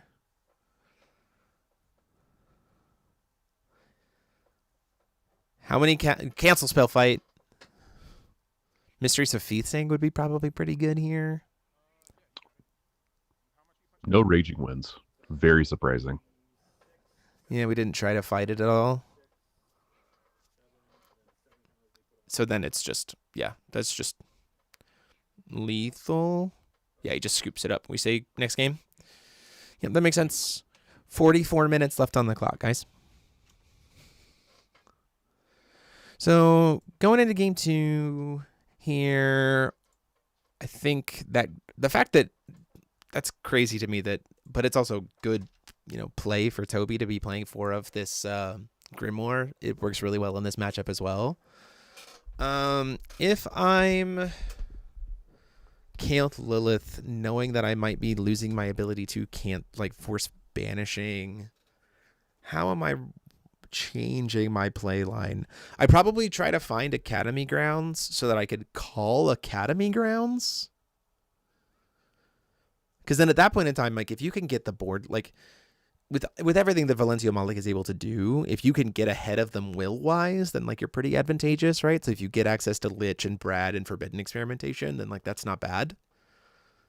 You know what I mean? Yeah. So done that a lot. I've been playing Kael'th Lilith. It's just Academy Grounds called Academy Grounds. What about you? What's your thoughts?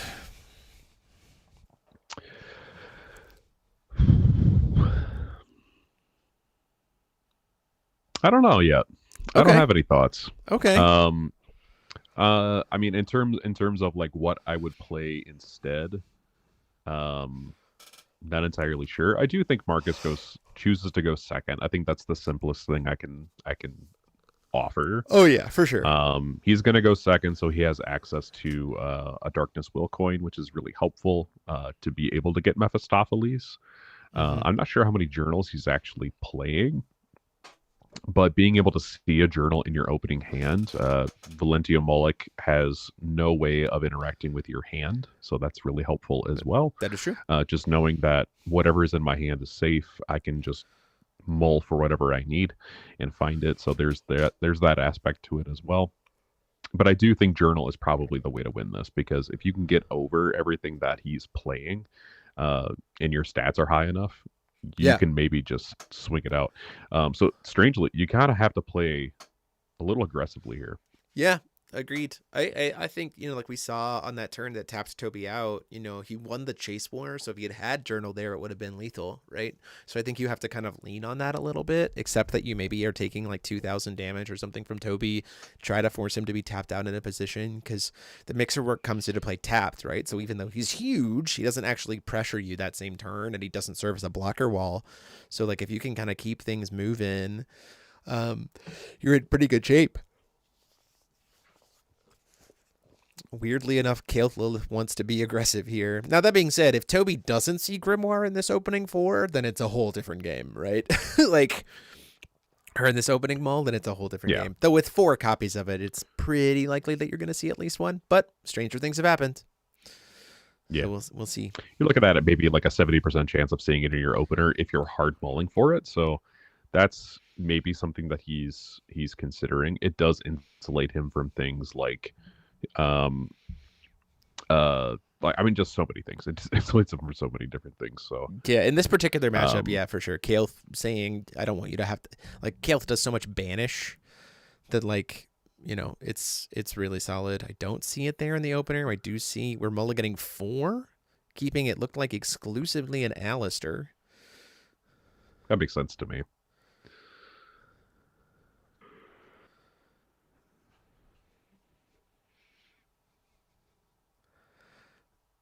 And let's see if he sees it again in his opener. Yep, it was the 5th card down. Literally the farthest card down. He found it. There you go. So just remember your numbers, guys. What can I say? If you know your mulligan numbers, you are sitting well.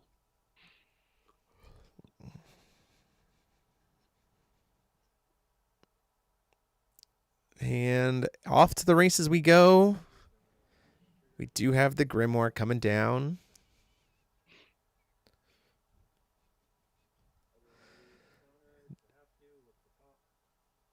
Doesn't get to 4C on turn 1. I will have to remind him of that next time because of how Valentio works. Because it is at the beginning of your draw phase, 4C1, and you skip your first draw phase on turn 1. So I will tell Toby that at the end of this match. Solo mode Sphinx. Yeah, well, that's probably pretty good, but you can't play that as Kael'th Lilith. So it's white guard. Callstone. No. Do we have an Academy Grounds on 1? Do we see our own Alistair turn 1 as the Kael'th Lilith deck? Nope. Okay, no turn 1 play here. Very interesting. Pass turn, do nothing. Can play Hydria. That's true. Hydria to lock him out of being able to draw cards. Our Kael'th Lilith deck, Hydria would also be very good. I imagine the Kael'th Lilith deck, its turn 1s are mostly green, if I'm correct. Yeah, most of the time. Outside of like blue-black. Outside of like putting in the Lilith or Motionless Freeze, right? Motionless Freeze would actually have probably been pretty good here on turn 1 because it either eats an Academy Grounds, it eats a Fractured, or it puts you in a position to like make sure that the Alistair never actually gets to attack you. We could just be going for a turn 2 motionless freeze, though. That would be pretty solid. Right? Because, Aegis doesn't matter if it's already been in the field for a turn. So if you can keep the Alistair kind of permanently tapped down, that's pretty nice. We're seeing something in response to the Alistair. We're seeing Ilfi. That costs... how are you playing the Ilfi? Your stone doesn't produce green. It only gives your stones the stone type. It doesn't let your stones produce green, Marcus. It gives them the stone type. It doesn't give them the ability to produce.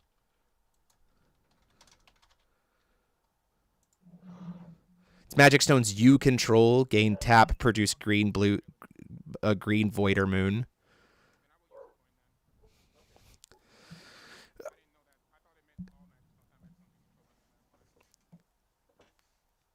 No worries. That's why I wanted to jump in. So we do burn the coin to at least have the Ilfi on field. It's an interesting play line here.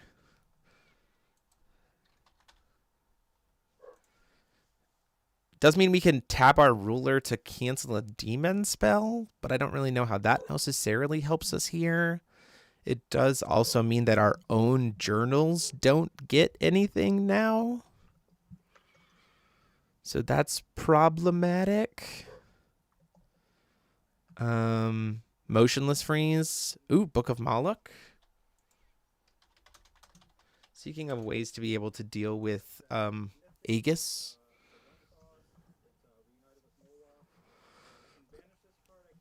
So, yeah, we get to search for giant cards. We can search for Mixer-Rourke next turn.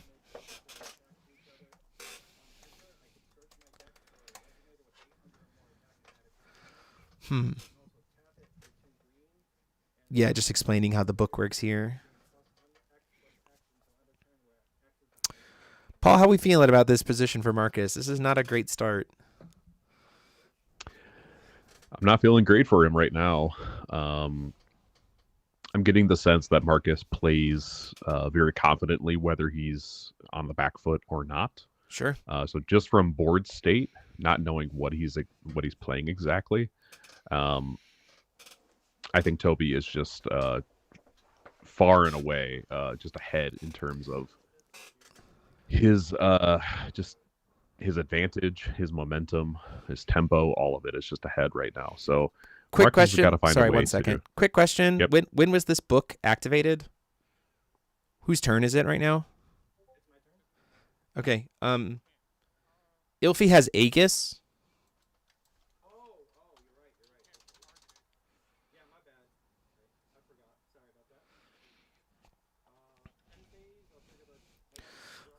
So speaking of what I was about to talk about is the fact that this book is really good because it can be used to pop this Ilfi, similar to how motionless freeze would be good to be able to deal with the Alistair, right?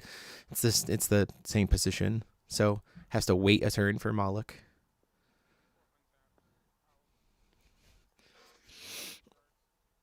Ooh, ice shards before recovery. That's an interesting line here. This feels a little desperate from Marcus because I think he's looking for cards in order to respond. And I'm wondering if he's developing ways to draw additional cards here because he's not seeing the things he needs to see. Yeah. If we had, an Academy Grounds would be pretty good here to be able to like God's Art in and kind of just shape what the next turn might be. Because, if there is, if you go Academy Grounds and Toby doesn't go Academy Grounds, then you just get to name Academy Grounds and kind of go from there, right? But if you don't... Oh, also, wait a minute. Ilfi... This is actually huge. Grimoire is not stopping anything right now. Ilfi is turning off Grimoire. I wonder if Marcus is aware of that.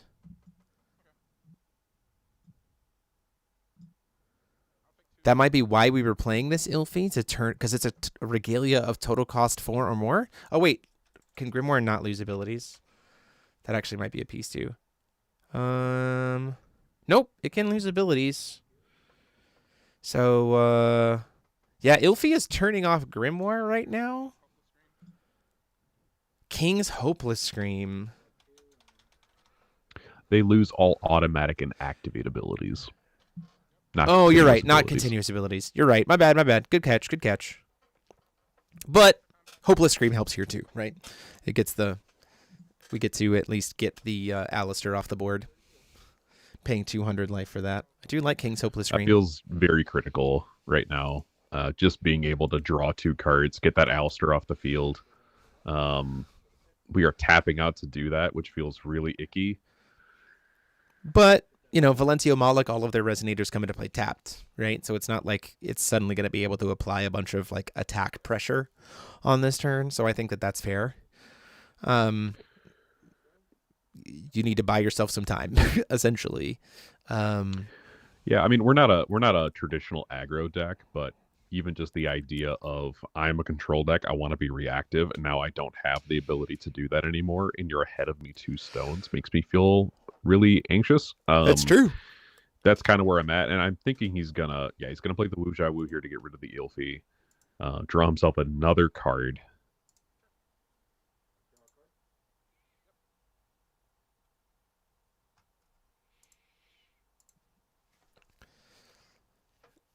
Gets rid of the Ilfi. He has another Alistair in hand. Has a bajillion cards in hand. Wuja Wu would also recover. I think it's. Let's look. I think it's when he destroys it by battle, but when discovered destroyed during battle. Yeah, his enter effect doesn't get him to recover. That would be gross. But no, it doesn't. His own enter effect doesn't cause him to recover. Broken Seal of Yeoman Guard discarded. That makes sense. This matchup doesn't have many enter effects. There's the Academy Grounds.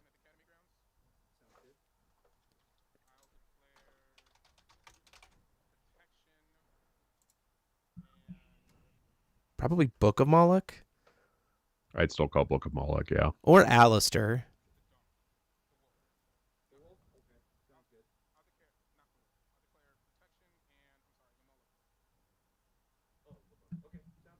He did call the book. Okay. Yeah, Protections and Book of Moloch called. This makes sense. Book of Moloch is essentially just a spot removal spell on an activate ability. So you don't want to get rid of that. But now we can kind of start to go into like forbidden experimentation, into all kinds of stuff. So not, very much a position where Marcus can absolutely kind of reclaim it here. He has a little bit of breathing room. That being said, Alistair comes down next turn. Wuja Wu comes down next turn. Like gets to start swinging next turn. So we got to be really careful.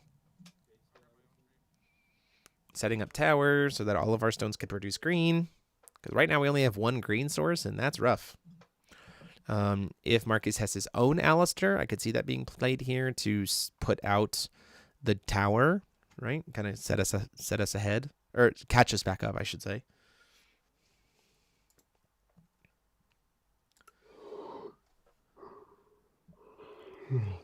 Motionless Freeze would go a long way in this position now that Academy Grounds has been called, though.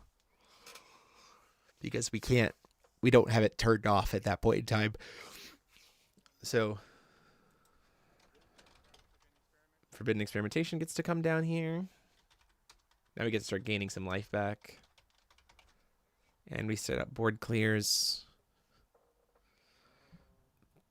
Now, Toby does have Command Point in hand, which is good against Motionless Freeze, because it can stop it, remove it from the game face down.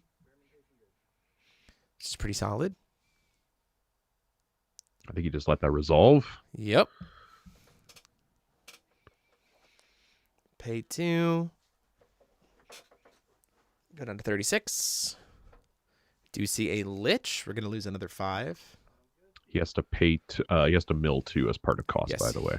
Yep, there it is. Yep. And there it lose is. 5 life. There's a journal. It's rough, but if we're playing Nero's Journal studied and Zalea. if we're playing Nero's studied route, that's not terrible though. because we can just buy it back and then recover 2 stones and immediately cast it. We're in a position where we get to start gaining a whole bunch of life now too. Forbidden Experimentation helps us gain life. Lich helps us gain life. Flash in Robometa at end of turn.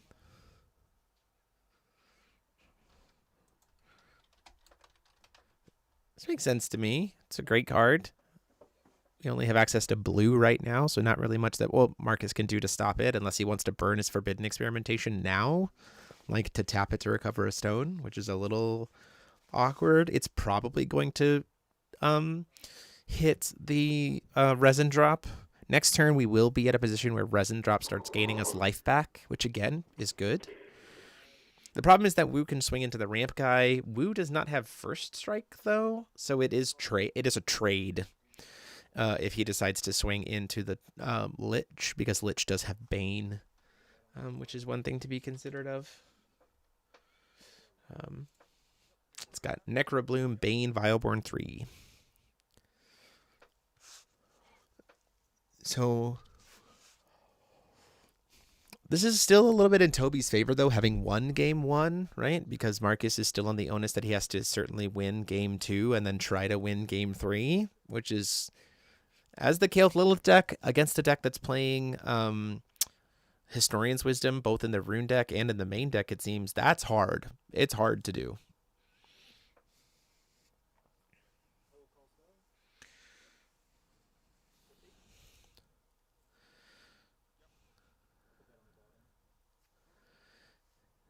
Going in here, 5 stones open. Maximum amount of will for Marcus is 4.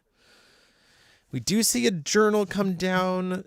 Ilfi would be pretty huge here if we had it. Mephistopheles would be pretty good here if we had it. Because we could, apply the stat neg before the journal enters, so then everything dies. If this journal does enter, though, we're in for a rough time. And it does enter. Oof. That being said, Forbidden Experimentation can also just wipe everything here. But the problem is we didn't call Alistair, so Alistair can just say, well, okay, pay 1, stop the activation of Forbidden Experimentation. Toby is playing this very tight for sure. And Marcus is kind of having to claw his way back. And the problem is when you get into green cancel decks, sometimes it's this position where sometimes if you fall behind in a green mirror, the one that's ahead just kind of gets to start snowballing, which is potentially really problematic. God's Art, using it for Void so that the Mixer Rourke is uncancelable.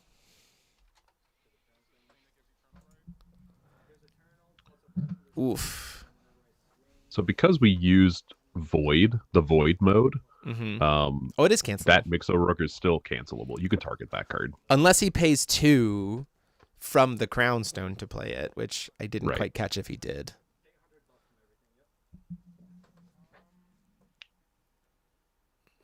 But now he has so now the Bane from the Lich doesn't matter because we'll have the Eternal thanks to Mixer Rourke, which is also really relevant. It's again these moments where it's like, well, the Motionless Freeze would have been really good here, I think. At least would have been at least more helpful.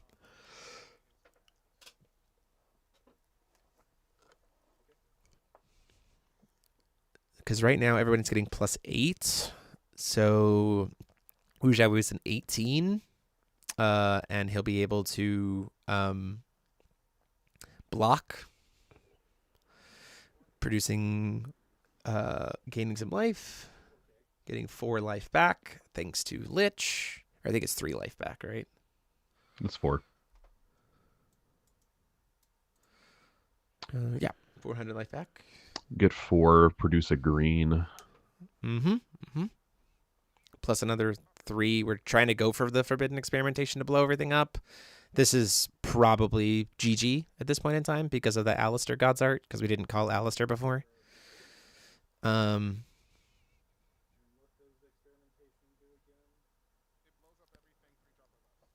Yeah, it's going to blow up everything 3-drop or less here.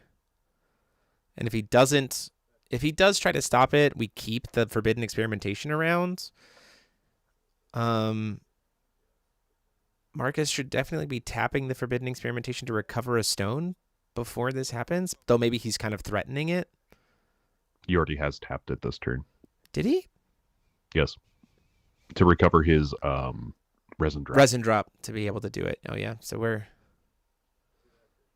he should be 500 life higher. Yeah. Fractured from Rune Deck for 2. Okay, well, that's a way to do it. Save your Alistair God's Art, I suppose.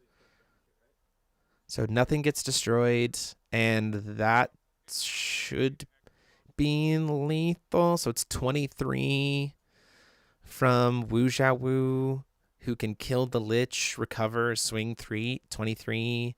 And then Robometa is 12 plus 17. It's exactly 4,000. That's crazy. Exactsies.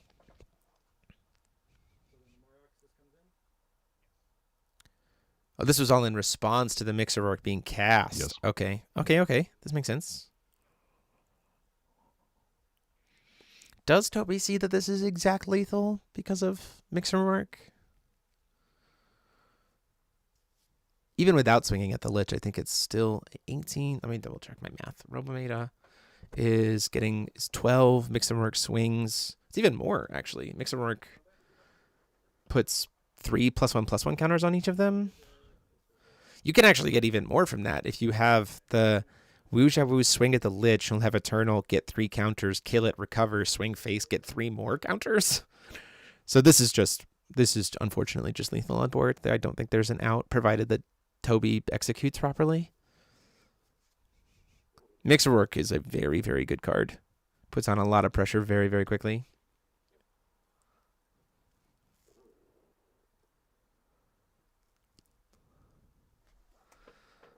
Double checking in with the other rounds here. Logan Moses has won his round 2 against Travis Tran. Dustin Jones. That's the scoop. Yep, and there it is. Thank you guys so much. You guys can go ahead and head out, and we'll see you in future rounds.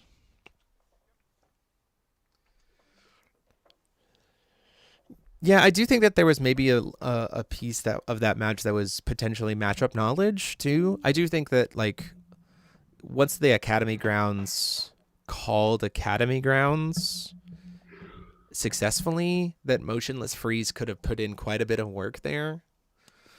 Being able to call it. Actually, 1 second. Hey, Toby, stick around for just 1 sec. I want to chat with you real quick. After you report. So just 1 sec. So no, you're fine. Just chill here for a sec. You're good. Just go report and chill here. You're good. So yeah, I do think that there was a world where Motionless Freeze could have put in a little bit more work there. Getting rid of the Aegis piece. But yeah, I mean, Mixer Orc, one of the kind of quintessential cards for Moloch, so it was really cool to see that being used as well. How's Ayush doing? Still playing right now. I believe Ayush is playing against Steven Jesswain right now. Table 6, they were both 2-0. So we'll see how they play round 1. Table 2 is Matt playing against Zach Tufford. So hopefully that goes well for Matt. Yeah, exciting.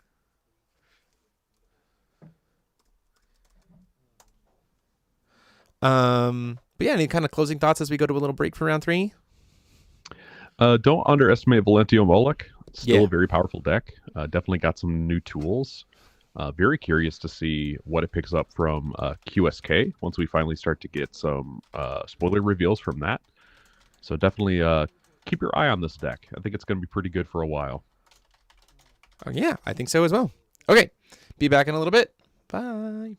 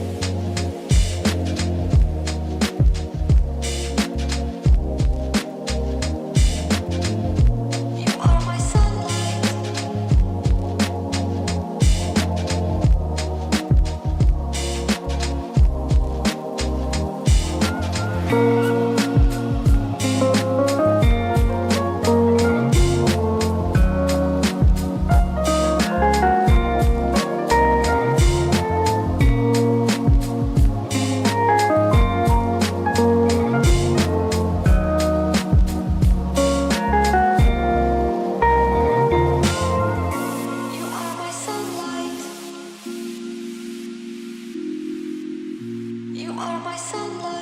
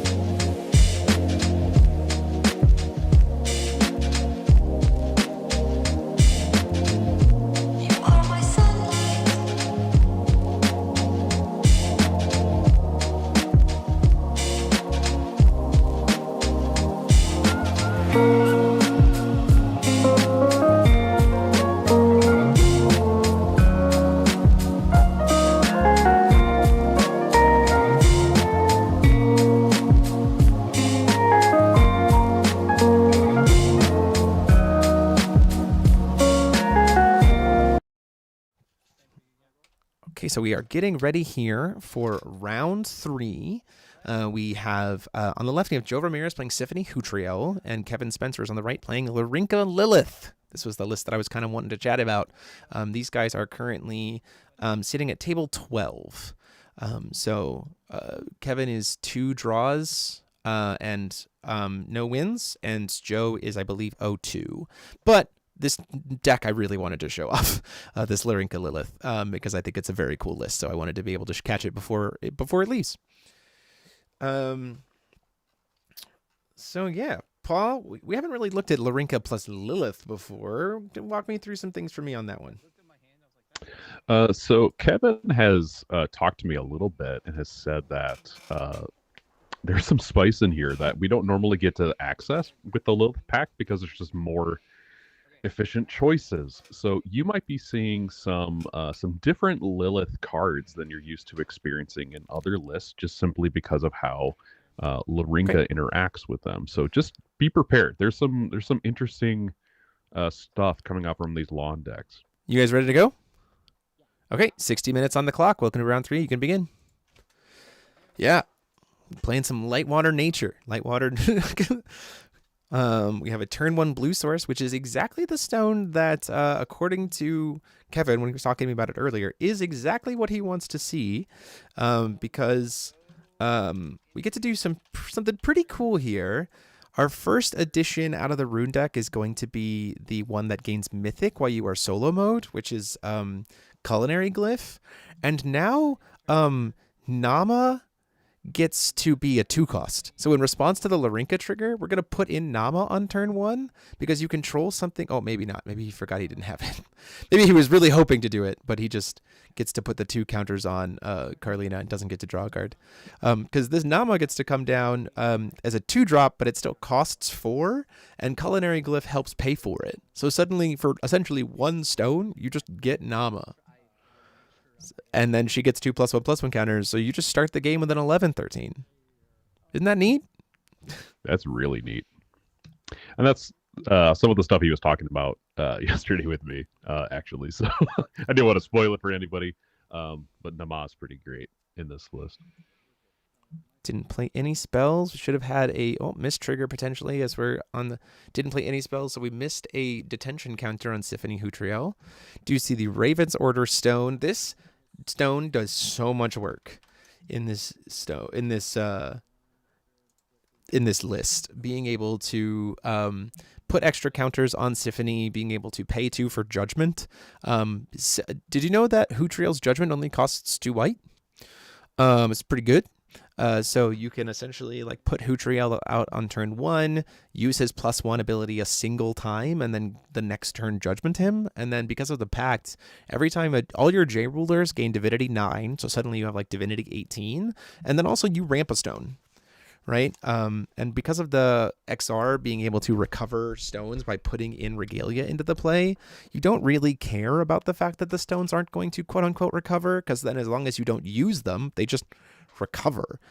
Going down here for a very interesting turn 1, we have Raphael. This is helpful because it does mean that we can't cheat in the other edition out of the rune deck, but we will be able to cheat in Granny from hand if we saw one. So that's really relevant.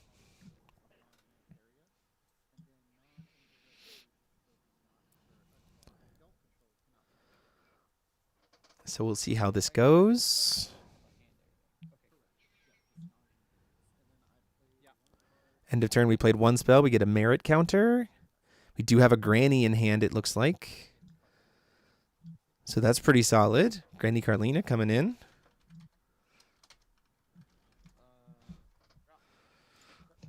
Culinary Granny. Now we are currently able to do 4 things per turn thanks to the 2 additions.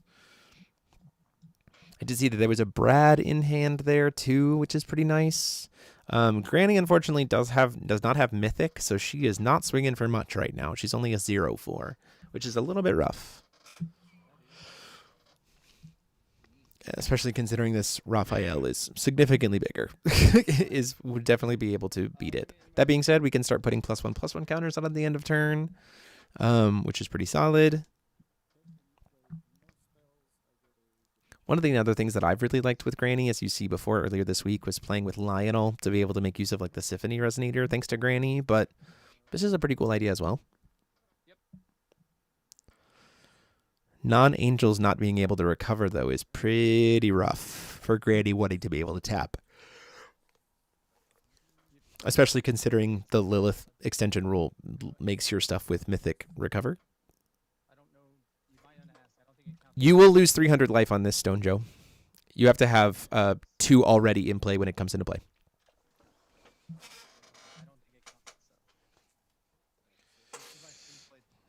Paul, what are you thinking as we look at this position? I'm thinking I am updating the ruler breakdown because I accidentally added 1 deck too many. So there's only 1 Heiko Iris deck in the game, in the games right now. So fair enough. Just putting that out there for folks, just making those slight corrections. You'll see it on our socials, etc. Cool.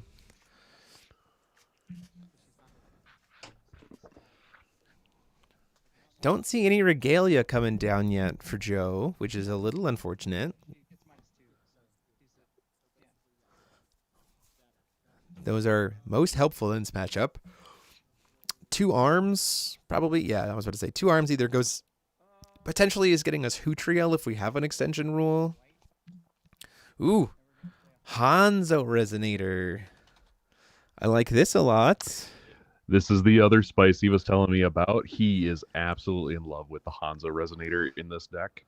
Because you get to do some really interesting things because of how its stat buffs are permanent. Yeah. As long as it's on the field. Yep, for sure. So it can do some pretty big work, making something very big very quickly. Using it on a free spell doesn't super seem great, but if he's going to go search for a Hootriel, like you don't really have any other opportunities to cancel a spell because Hootriel's a warden process. That being said, curious to see if we are maybe playing Magical Fraying. Nope, we're going for, at least we get a Regalia here. Great Shield.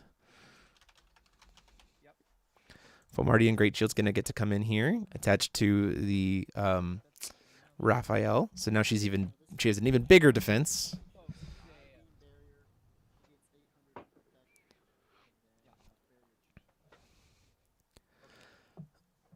We are going to get to potentially float some additional will this turn. Curious if we're going to see maybe an Asilla come down. I don't really know what necessarily as Joe is playing in the hand, so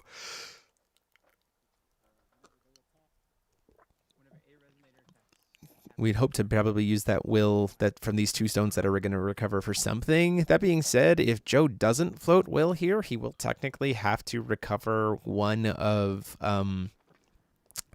Kevin's stones, which is relevant because it is the extension rule does say recover 2 stones. So you have to recover 2 stones if they're tapped.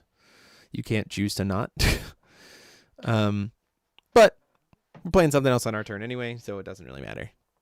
Our 2 stones are going to get to recover here, and this is kind of the advantage. Ooh, Abel coming down. Very nice. This will be potentially helpful in future turns to deal with like Hanzo trying to outnumber himself, right? To be able to cancel more spells. Get to recover those 2 stones at the end of the turn.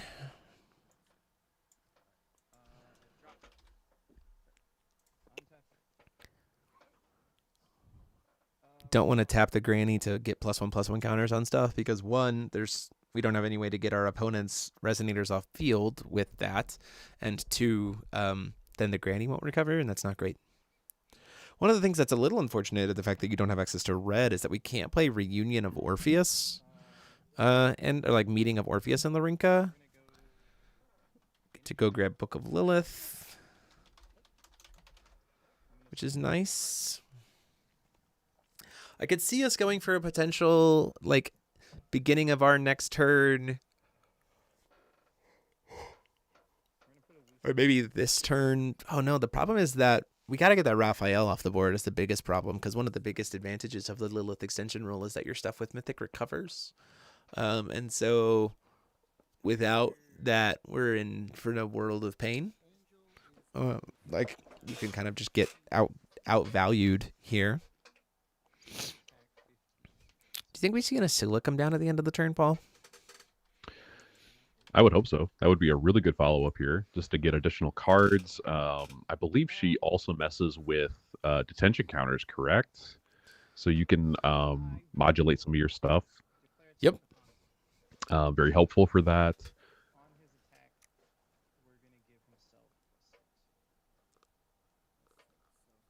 And Hanzo's getting +6. So we're swinging in for 12 with this Hanzo.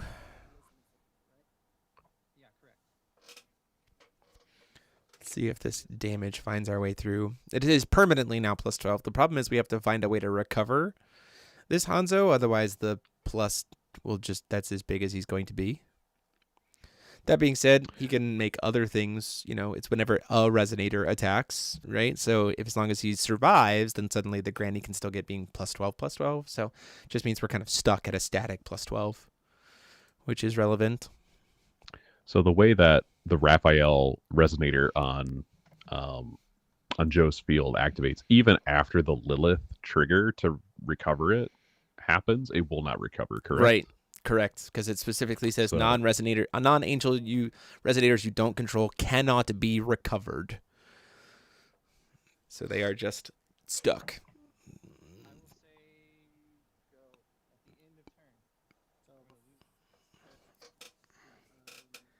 Put more +1/+1 counters on the granny. So I believe we're doing this in main phase. This is in end step after the Larinka triggers have resolved, I believe. So we're getting the Asilla in here as expected. They went to Kevin went to increase his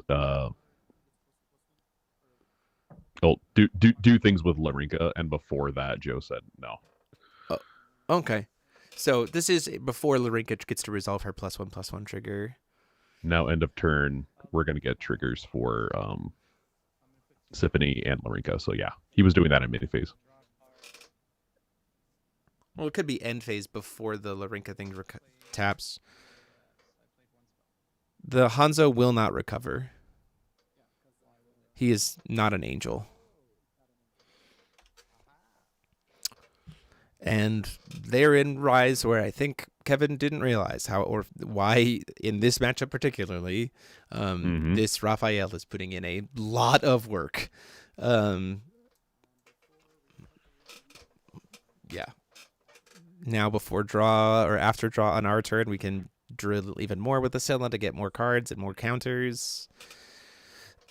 There's a real world in this matchup where given, I don't know, there is this world where I think that you could just try to get Symphony flipped with more merit than detention and just tell Larinka that she gets to play one spell a turn for the rest of the game. That could be really bad. Like I could imagine that can do a lot of damage to just really throw back what Kevin wants to be doing here, because you'd also lose, you know, a lot of value here. Calling another stone. We animated our stone before recovery, so columns getting to throw some value here.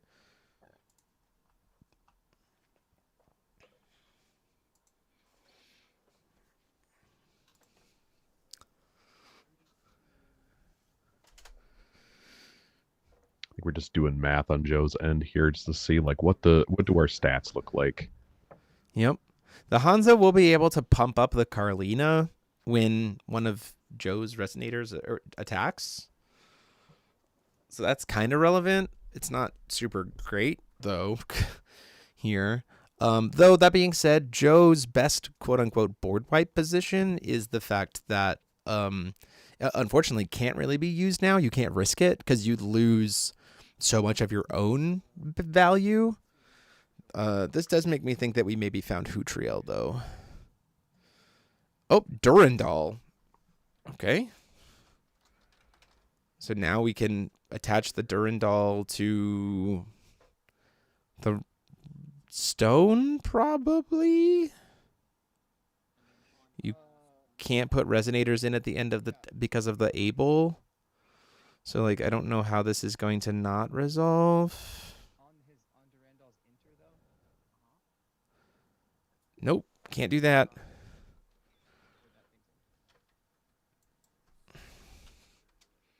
Yeah, that does not allow. Oh, well, he can cast it. It just won't do anything. Just, sorry, yeah, just wanted to point out the able. So the Ilfie will get removed from the game instead of hitting the field because of the able, because we're on Joe's turn. Oh, yeah. My bad. Oof, that's rough. That's essentially we paid 1 green will to do nothing. That's probably a concede at this point in time. And I do think that there's this world where you can at least use Lilith to stop the stone from having attack for the turn, but at this point in time, you're almost too far behind to come back, knowing that your Hanzo's not going to get to recover. This Abel's going to get to swing. I would probably swing this Abel into the Hanzo just to, like, end it. You know what I mean? Yeah, just get rid of it. Yeah. That being said, Kevin's Ilfie is RFG'd. It is not in the graveyard. Oh, do we need to catch he's that? just- Yeah. Yeah, I think the game is about to end, so... I don't know if he has a way to recur it, but if it comes up, we'll be like, hey, the Ilfie's not actually in grave. It's in RFG, so we'll just be careful with that.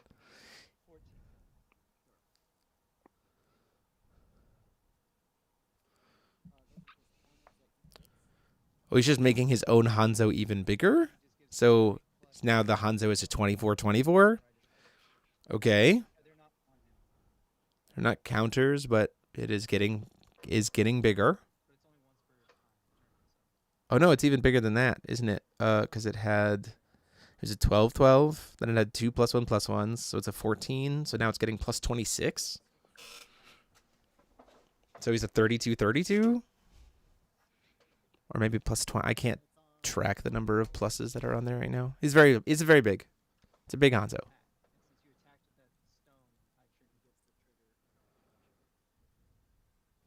I'm trying to listen in a little bit here. Again, it's only once per turn. They're just discussing how many times Hanzo gets to trigger per turn, Yep, and it's once. just once.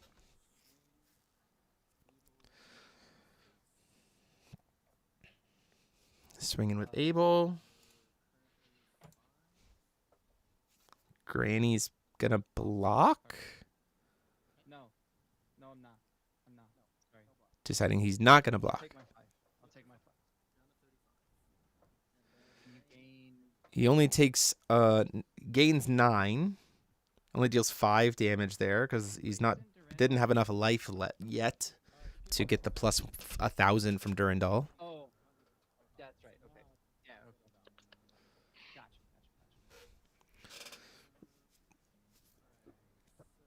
Gotcha. Hanzo still can't recover. Are we playing Justice Punch? Or is he trying to like make it so maybe his granny just gets to swing and one-shot him? Is that the thought? Like you like make your Hanzo big enough that then like an unassuming granny just gets to one-shot you? I'm not sure what you're connecting there, because Hanzo has the stats. How is Carlina getting the stats from that? Well, so you get the stats where the X is the attack of Hanzo. So we're it's- building up the Hanzo, and then when we attack, we just Take one shot. the massive Gotcha. stats of the Hanzo and shoot him.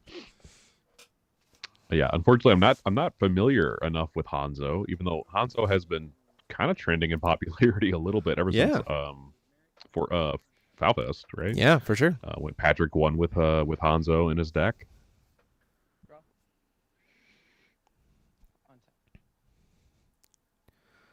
Hanzo does not recover. Hanzo does not recover. Yeah. Sorry. Colorado. Another 4C stone. Still only 1 green. That's really rough. We don't have access to play this Wuxia Wu that we've had in our hand. Man, that's really rough. I think maybe we were supposed to flash out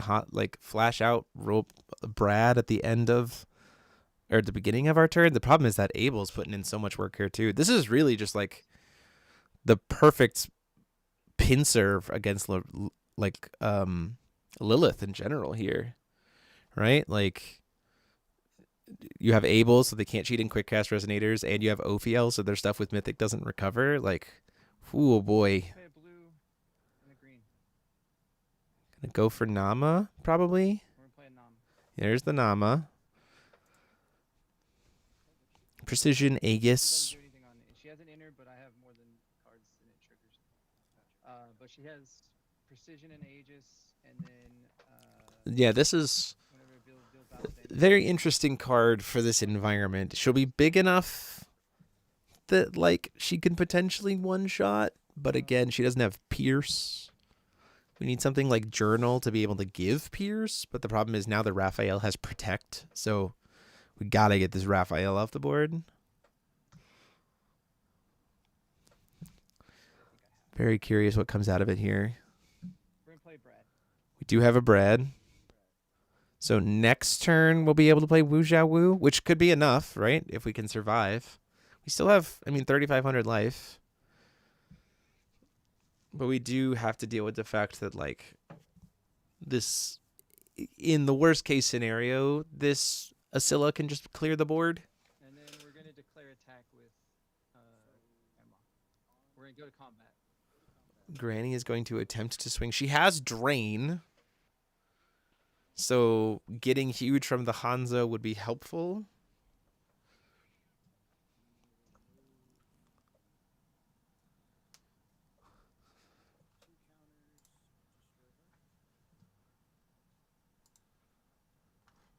Okay. And we're just going to clear the board now. It clears all non-students. Is Abel not a student? Abel's also not a student. Abel is not a student. He is a human knight. So we're just accepting that we're losing our own board too? Before I swing, yeah. So we lose Abel does have Eternal. But it's banish. It's removed from the game.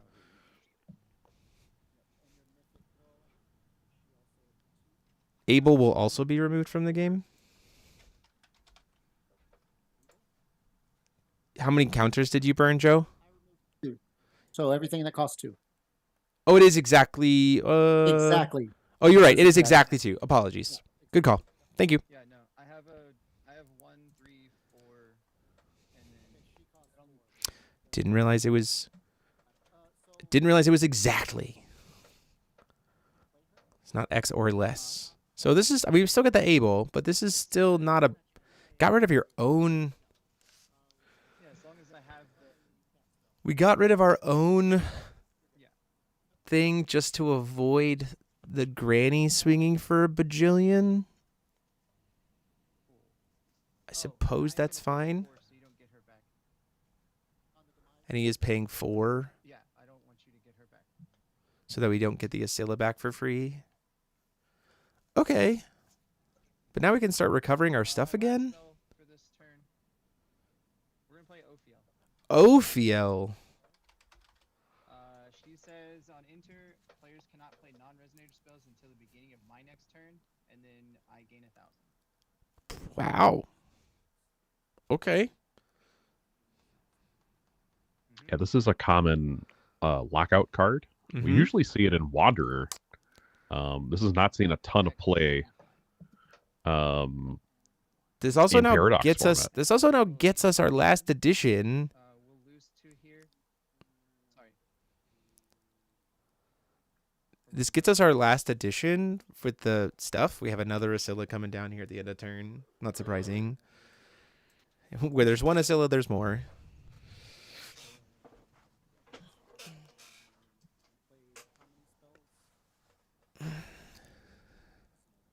I paid 3. Into turn triggers. Do we have the last edition? Covers. This goes away. She gets 2. Brad will get 2. Is Lilith recover all entities with And Mythic? when I do that, I'll draw a card. Not all entities. Non-Magic Stone entities. So it does recover the Carlina edition. Yeah. That's kind of nice. But also we Kinda didn't nice. cheat in essential ingredients or culinary. Yeah, essential ingredients, which is a little unfortunate. Maybe we forgot that we could put that into play now. But I mean, pretty nice little turnaround here. think with the Able on the field, you can't do that. Yes, you can. Able only stops resonators and spells. Cheating in the addition gets around Able. Right, it's resonators, tokens, and chance from Chance your rune spells. deck, right? Chance spells that were played without paying their full cost. So cheating in the addition is fine. Still haven't seen a single Hootriel.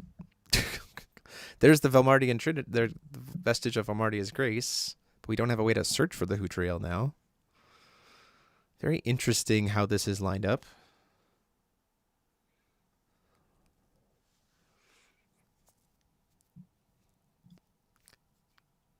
Can't play any non-resonator spells this turn. Because of Ophiel. 9, 11, 5, 7. He is a 4, 6. She's a 2, 6. And so many different costs here. We have a 1 cost, a 2 cost, a 3 cost, and a 4 cost. Asilla can only get rid of one of those at a time. So the diversity of costs kind of working out in his favor.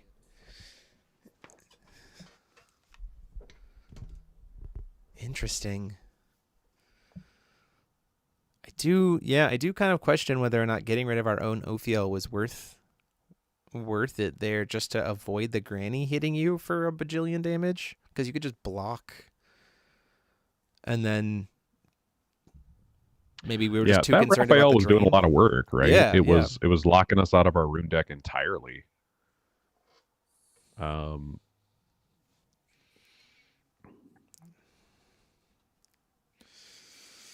Like we're starting to see a little bit that the Hootriel list is falling a little bit behind here.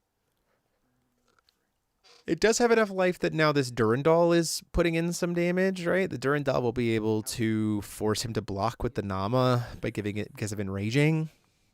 And he has Eternal, right? Correct. Then yeah, we're gonna. Unless he forgets the. No. Sure. On combat damage, when battle triggers dealt, I want to look at the top 2 of your deck. So Nama's gonna get to sculpt some hand here. Durandal, you need 30. Hootriel and You need 3,500 life or more. So this Nama does die to the Able. Yep. Takes you to 36, correct? Nama should be dead. No, he was at 31. Oh, okay. I had life totals wrong. Okay, thank you. Now he's up to 36. This is the problem when we have them muted, is sometimes we can't quite tell when they're what their life totals are, which is why in person we just give them the tablet. We're gonna time to picnic in. There we have the essential ingredients.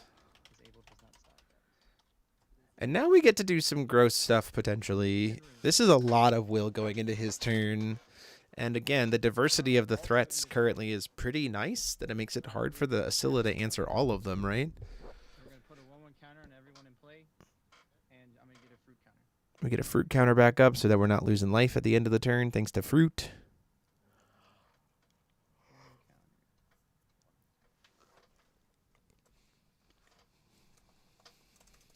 Okay, so we've stabilized, kind of. Now it's just a matter of how do we close it out. The Durandal is going to be a problem. I don't really know what this deck has that can really answer it. And the problem is if you go... Historian's Wisdom is in color for us. That's true. That feels like a really odd pick. In situations like this, you can just get rid of the Bestow Regalia, which is really helpful. Do we finally have a journal? Seems like we might have a journal. We're paying 3. We're going to play Wu Shao Hu. Oh, okay. We're just playing Woo. I don't love this here. Because sure it can kill the Asilla, but he can always just banish the Asilla to take some of his pressure off board anyway. At this point in time, I would probably burn 3 counters and get rid of Granny and Woo. Though we're in blue-white, blue-white, green. So we could pay 2 for a Fractured to stop it. Woo in a power suit. Still a very good Paradox card.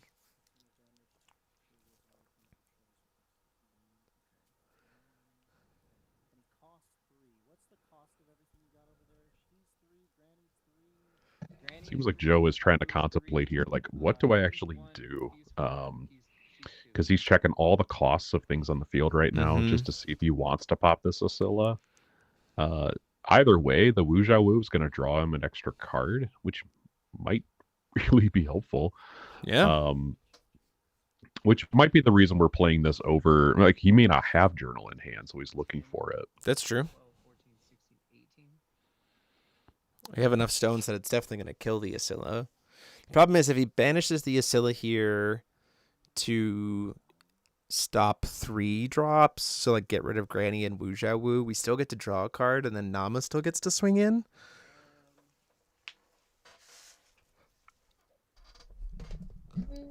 So that's a thing, which then keeps Abel off of being big, right? Because Abel, the Durandal, our life total is below that 35.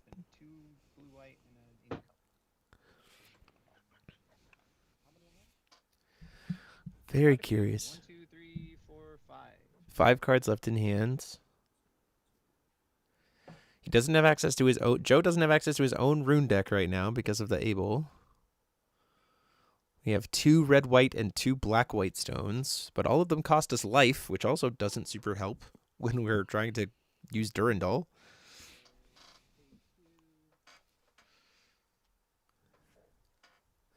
Looks like we might be paying some life here. Gonna try to dig first before we lose the Asilla. I think that's a poignant move. Maybe we draw into something that's a little bit better to deal with the situation without having to lose our Asilla. And then, yeah, it does seem like she's getting banished for cost.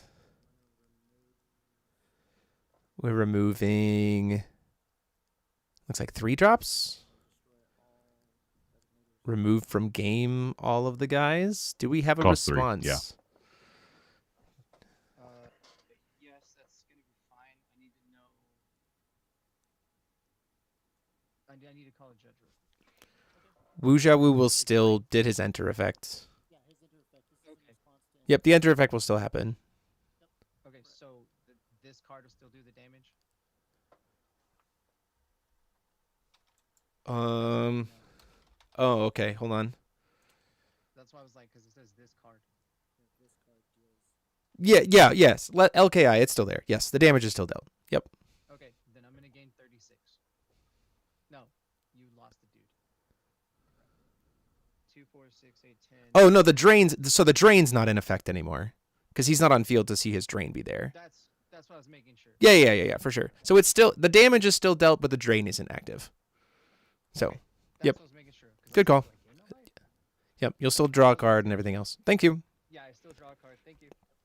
Draw for Yes, the continuous ability of drain is not active because the Wu is not on field anymore. But because that would have been a lot of free drain. That is a fair point. Wuja Wu is the card dealing the damage.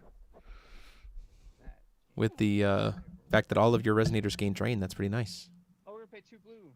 We're going to play a Python. Python coming down here. This is particularly good with the fact that we are going to get to hit face and make it so that this Abel isn't going to be able to do any damage because it's minus 500 attack. It'll deal 100. So he'll gain 5. So, like, that's pretty good here. Yeah, that's not bad at all. Pay another 100. We did pay 400 to stop the Asilla. Casting another Great Shield at the end of turn. This doesn't target, it's just each other player. It's going to attach it to the Abel just so it can't die. It already, like, super couldn't die. If we get a Harmony trigger. Yep. Okay. Nama's going to get to sculpt Joe's hand a little bit here. Thanks to How big is the dude now? for Kevin. Calculus?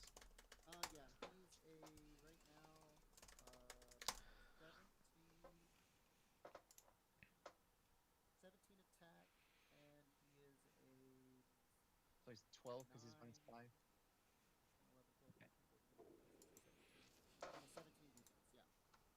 Okay. All right. We're gonna swing 6 here with her. So it looks like that Durandal is an effect for Abel, so he is getting buff stats. You don't have But not enough for much life. longer. No, at you. At you. It's only at 3,400 Well, life. Joe just confirmed that. Interesting. Yeah.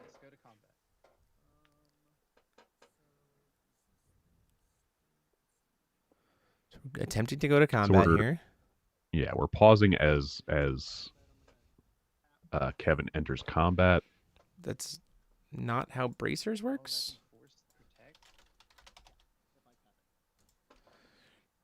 That is not how that card works.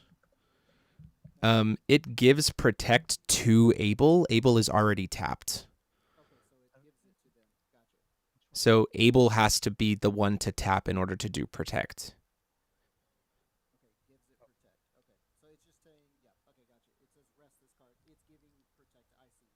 Yep, it gives protect to Abel. Yep. Yes. Okay, at the end of this turn, I'm going to ask them to clarify what life totals are, That's a good call. because there's a lot of drain going on back and forth and paying life off of stone, so I feel like we're just a little bit off. Nama gets to hit in as well, so now we're like fully far away from being able to have extra damage from Durandal because of the -5 from Python every turn, plus the damage that we're dealing to put down below.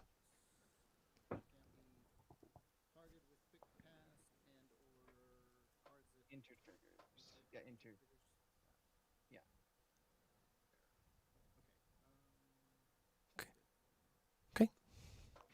And then 19. Yeah, and I go to 53. 19 to On 53. her trigger. On her trigger, I'm gonna look at the top 2 of my deck. And sculpt our own hand a little bit better with this Nama. Yeah, they'll stay like Matt unfortunately lost his round 3, so he's got Get to Mistletoe. he's got to win. He's got to win it out at this point in time. we remove here. She gets 2. We're gonna put 2 on Nama. No, I That's played, okay though. X11 will still top, so he just has to win it out. I played Wushahu. Played 1 spell this turn, so we get more counters. Nama's gonna get the 2. I'm gonna draw a card off of that. And then I'm gonna untap all my. Recover everything with Mythic. It's a pretty good board space for Kevin to be in right now. Going into Joe's turn. It's going down to 18 here. Animate He's a going to animate his stone. columns. Yep. So 18 to 53. 53 Spencer, 18 Ramirez. I have right now.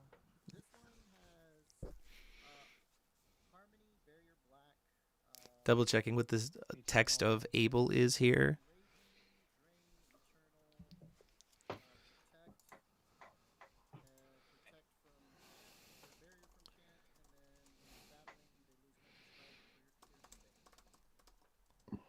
Okay, what's the second one that he's appropriate so I can read it?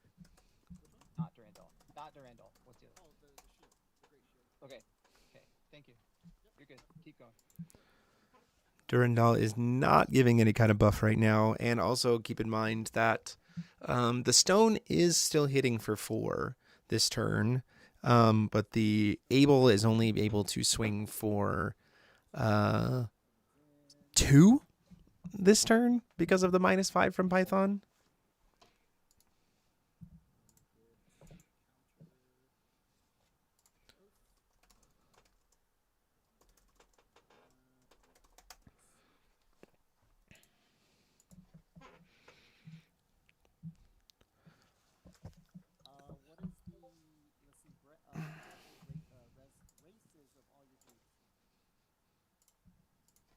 Human, 6 sage wizard, demon, gorgon.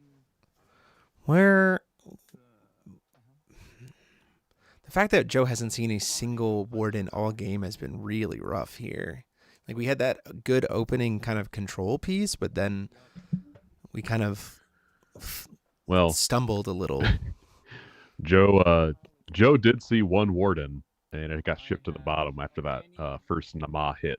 So Yeah, that's rough. that's unfortunate. And because we've already burned the 2 arms, like, that's not great. And no, Lorite. Did Kevin just call Ilfie Lorite? I think so. Sorry. Ilfie's just new Lorite. Scaly Lorite. always think hers is just destroy. Mm-hmm. Columns is here. You're swinging for? I think you probably just block to get to sculpt the hand a little bit more. Yeah, Nama gets to block again and sculpt some more. Deals battle damage, so we can sculpt our own deck. Essentially, get to 4C2. Can't target. Not with quick cast, no. Well, so he can't target Joe to look at his deck anymore. Ooh, nope, that Lionel's has Aegis. Determination. But Lionel's Determination has, but it has. I Quick think he cast. might be targeting his own columns. That's a legal target. Sure. I'll take 4. No, he is targeting the Nama. Lionel's Determination has Quick Cast. Nama has Aegis. It's not a legal target.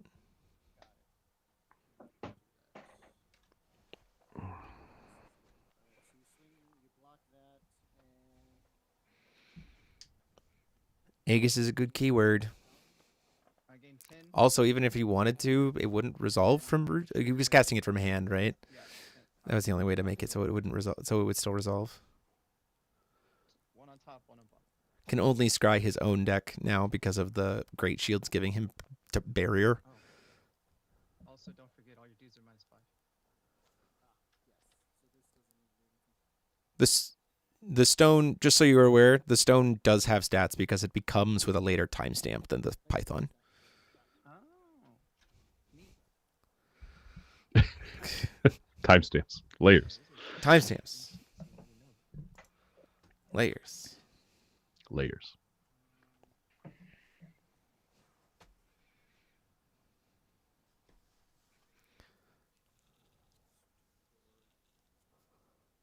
Ships it, but the problem is you're staring down so much damage here that, like, the Able blocks you some, gains you some life, but again, Python's going to make him smaller. Do we have any flyers? The protect is helpful, right? Mm-hmm.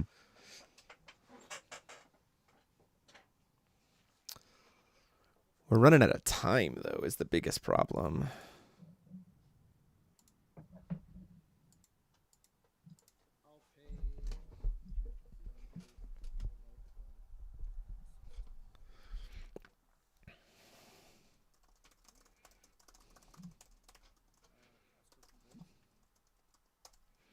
Sure.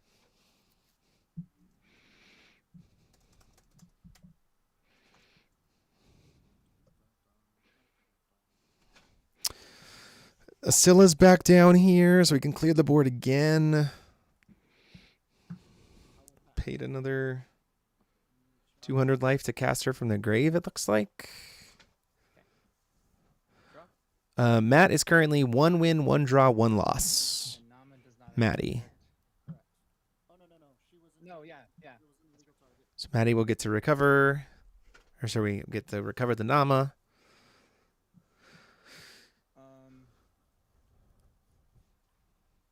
Now it's a matter of 1, 2, 4. the total stats. Yeah, we have a 1 drop, a 2 drop, and a 4 drop. We have tons of will. Yeah, a lot of will. We've been sculpting our own hand. I'll repay 2 blue. We're gonna pay 1. Ooh. And we're gonna pay 1. Oh. Dropping a 4 cost. So 4 mana. Interesting. We're gonna play this Glyph of Split Personality. Split personality. Glyph of split personality. Untouchable on enter. It put all non-magic stone, non-Jerulin Without Mythic. So we get to keep everything we have with Mythic and force everything else without Mythic to go to the bottom of the deck. Which means we get to keep Incredible. our entire board except for the Glyph of Split Personality and Essential Ingredients goes to the bottom of the deck. And, yeah. Probably going to see an Asilla crack here, I imagine. Just to stop something. This does have untouchable as well. Yes, for sure. Like, it's just a matter of we're Incredible. also going to remove a spell. At least something. It's probably going to be the Nama, I imagine. He's drawing here. We're going to remove how many counters? 4 counters. So we're getting rid of the Nama. Now, Durandal has Mythic. So the Durandal sticks around, but the Able doesn't. Neither of the glyphs, or neither of the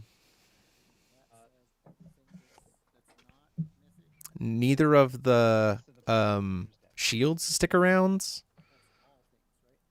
Everything. without Mythic. I don't lose this. I lose this. Yes. The Durandal sticks around. Durandal has Mythic. Yeah. I was like, I knew that would be like the only thing you.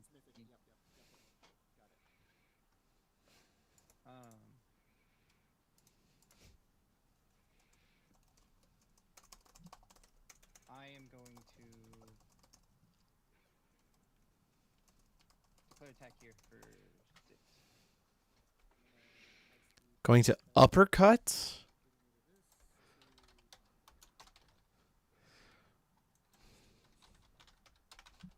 She is in response. So we are trying to uppercut her. 6. I'm not big enough. I hate it here. All right, that's fine. Now that we can free cast uppercut now that Punisher's Valkyrie. we got rid of our Able. Right, that's not removed. Okay.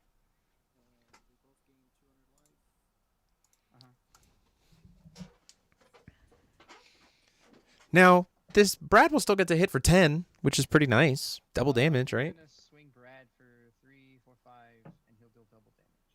So yeah. Yeah, but he'll deal twice damage. So taking 1,000. Goes down to 7. We have another Asilla. Gonna block. So no damage at that point in time. I'll pay my 4. Yeah, I'll pay my 4. And gains. Yeah, it doesn't get to gain any life back, unfortunately. Oh, color rock here. Sure. Jade Steel Tree. All of our stones have green now. We'll go +2 here with Python. Type Python's making everything tiny. He's just going to scoop it up. Okay, and we go to game 2. 13 minutes left on clock, gentlemen. Okay. So Kevin Spencer taking game 1. Yeah. Impressive. Played Very out. impressive for Larika Lilith. Wow. I honestly think a big part of that was losing the Raphael. I think, unfortunately, that was just it did a lot of the work that it essentially did a lot of the work for Kevin. Mm-hmm. Right? I do think that there was a world where it's like, yeah, this Granny's gonna get to swing for a lot and it's gonna be huge, or this this Hanzo's gonna get to swing for a lot and it's gonna be huge, but like then the Granny is just tapped and he doesn't get to recover. Yeah, just permanently tapped. Like you block with the Asilla that you can recast later and like deal with the life total later. You know what I mean? Like it 100%. It felt like it was we did too much of the work for Kevin there. Because Raphael making it so we don't get another edition, none of our stuff recovers, and the Able saying you can't put resonators in on my turn. It's just like, well, I already can only do so many things per turn anyway because I'm Larinka, so I don't feel like that one. Well, and to Joe's credit here, right? He's playing into a deck that nobody has played before, so the idea of do I need a Raphael? Maybe not. Maybe I don't need that, and not realizing like, oh, this thing was actually from our vantage point very clearly. Yeah, that was doing a lot of the work. A lot of work for him. But from his vantage point, it may not look like he was doing anything. Yeah, it's a hard call. It's a hard call sometimes.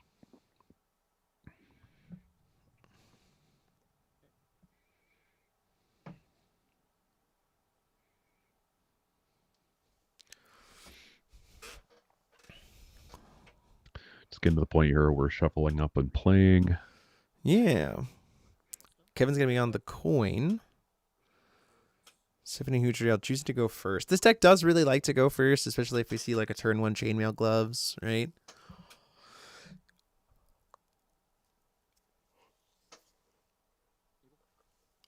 Abel's okay here. It's It has it's certainly untouchable, helpful. but we can still just starting cheat in one to- of the additions here. So like the granny doesn't super matter. We can't fracture him because he has untouchable.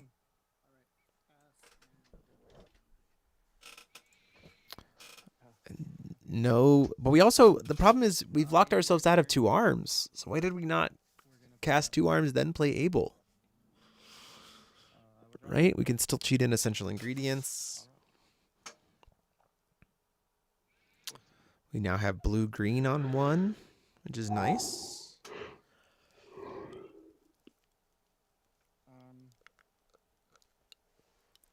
I'm gonna say go. Pass and get a granny. Yep, now we have granny. This does, unfortunately, the Hanzo is nice, but the Abel is kind of protecting it from being good. Then we're gonna put 2 counters on her and 2 counters on. Because, you know, Hanzo's a resonator. So under Abel, it doesn't get to come in on your opponent's turn when you want to be canceling them. So let's see what else comes out of this. Calling our second stone here with Symphony. We get another stone. So we're like pretty hyper accelerating on the detention counters and merit counters. If we see an Ascilla come down, we could see like a turn 2 judgment. We have the Hootriel in hand. So that's helpful at least. That's probably why we didn't 2 arms. I imagine we have a Regalia to be able to cheat in here. If it's a Durandal, that'd be pretty solid. Ooh, Pious Shield is very nice. Certainly not the worst. Because now this Abel is actually able to hit for quite a good amount of damage without having to tap. And gets us to dig some more cards deep, right? So swinging for 8. So that's pretty nice. Plus we get the trigger to keep sculpting our hand a little bit here. 3, 4. Ooh, is playing Symphony, another Symphony. Pious Shield. So look at that. Great Shield or Pious Shield. That's Great Shield. Yep. So grabs the grab. knob. This makes sense. Okay. The knob's helpful Okay. because we can use it to pop It's the knob. additions. Yeah, we can use it to pop the additions and, like, again, decrease the number of things that Carlina can do per turn or Larinka can do per turn. Mm-hmm. Yeah, getting rid of those essential ingredients with knob is going to be really good. Just cutting him off of additional play lines. Nope. No. What? Why is he doing Excuse that? me. Hold on. He's only got Defiant 1. He only has Defiant 1. He can only attack once. Yeah, I was like, let's make It's only what you can. The Defiant We is need the to call number of. judge. Yeah, hold on. We got to call judge. I'll pause your timer. Can one of you guys do the judge timer thing here?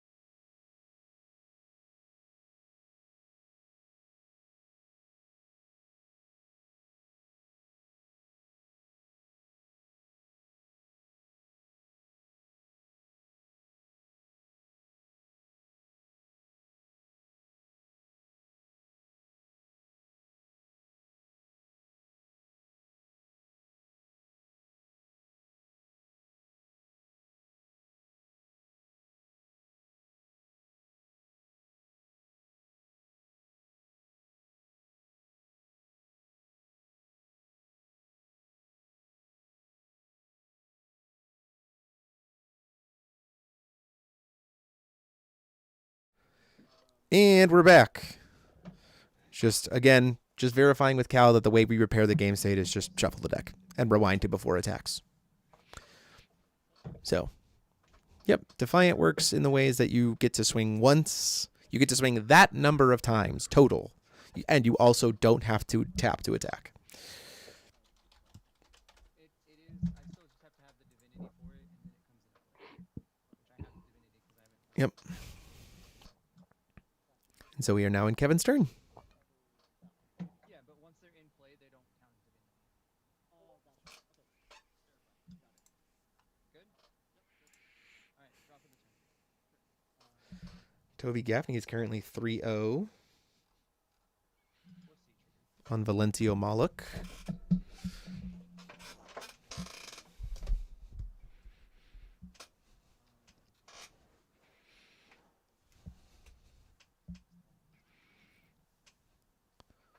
So let's see what else we have here on this turn 2. We have 3 will available. We could play a Wu Jia Wu, which would honestly be pretty good here. It would kill the Able exactly. Oh, no, it wouldn't. So is it 300 per stone? Yep, it's going to kill the Able here. No, it's not. There's only 4 stones. We are going to get some. Is it 200 or 300? It's per 200 per stone. I just checked. Stone? And then he does not kill. Yeah. Yeah, but we can just swing the Wu Jia Wu into the Able at that point in time, though. And we do get to gain some life, which is nice.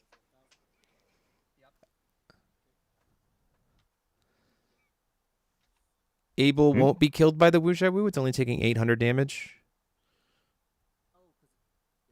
It's only 4 stones. Also, we're thinking about the coin being a stone. It's not. But we just swing the Wu Jia Wu into the Able and trade.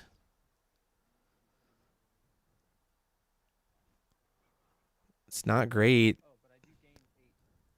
Gains 800 life because of the essential ingredients. Wu Jia Wu damage. Yep. Yeah. We can swing 1,000. We don't have first strike or anything, so we are going to trade with this Able. Pays 2. That Able should actually have an additional +1/+1 counter. And he will not get Lionel's Determination. Lionel's Determination is not... So Lionel's Hold on. Sorry. Pausing the timer again, guys.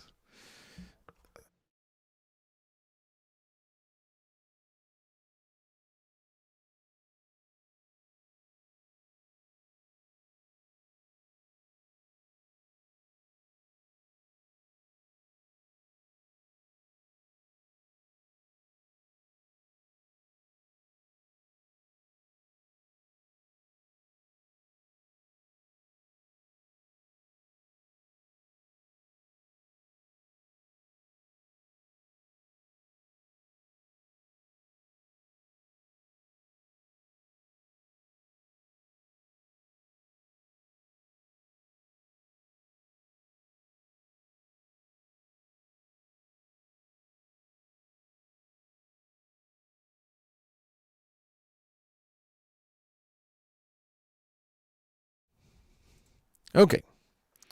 And we're back. And we're back. So just verifying that Abel's determination. Oh, so just determining that Lionel's Determination is a mandatory cost reduction. You don't get to choose to pay one. You can't choose to full pay for it. So because Abel would then say you have to not resolve your determination. So. And I believe it wouldn't resolve. It also wouldn't resolve. Yeah, for sure, because of the Able. Yep. So we're just going to swing Granny into the Hoot Trail, keep him off Judgment. And at this point in time, it's probably just Kevin's game with this much amount of time left on board. Like, pretty comfortably. We get to keep the Hoot Trail from Judgmenting. Kind of go from there.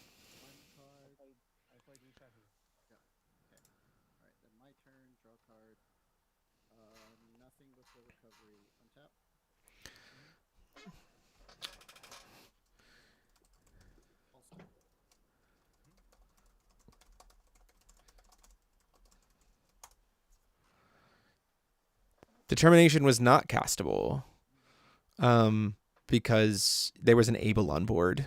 No, you can cast it. You it can, just yeah, won't you can cast solve. it. It just won't resolve. Yep. And the green. So what I'm gonna do is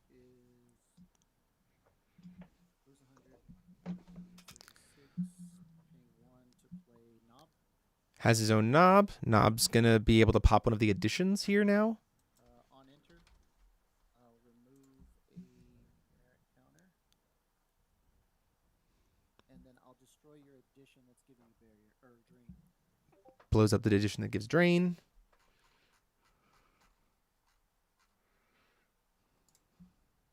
And then I will +2. Okay. Go to 4. I will another Pious Shield. On enter. Oof, Pious Shield on knob. Now we get to play the Boggle strategy a little bit too. And then I'm gonna pay 2, losing 34. And I'm gonna play Broken Seal of Youngguard. And oof, Broken Seal of Yomidgard too. Right. I'm gonna move to N, getting a detention counter. Get to recover some stones. Oh, I forgot to restart the timer. Frick. I'll put them at. Let's see. When did I mention that? How much time they have left? Staff room 5:02. They have 3 minutes left on clock at this point in time. It's the beauty of timestamps.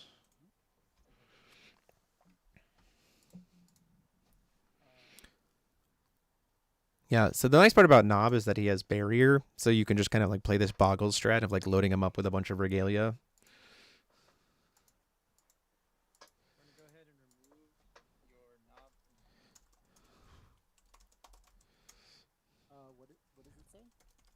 Exquisitely flavored baked. Ooh, exquisitely flavored baked pie. X is equal to 0. So we can remove, From the game, and then I get but we can't plus 1 life times remove, gain, 3 counters +1. can't target Knob. Knob has barrier. It doesn't target, yeah? No, this targets. Yeah, Barrier. baked pie can't target Knob. Not chain. No, he has barrier. He has barrier just printed on him. Barrier himself. Himself has barrier. Oof. We're seeing a lot of not reading cards, unfortunately. Or just not knowing cards, right? Just not knowing cards is also possible. Like if Kevin has never, I guess I can't say that I did because it's up to. I have to. I can't. I'll just get. I don't have to remove a dude. I'll just get a fruit counter then. Just choosing to get a fruit counter. Because it is up to, so it's Kevin holding Yeah, himself so accountable it's there. castable. Yep, it's castable. It doesn't rewind. We're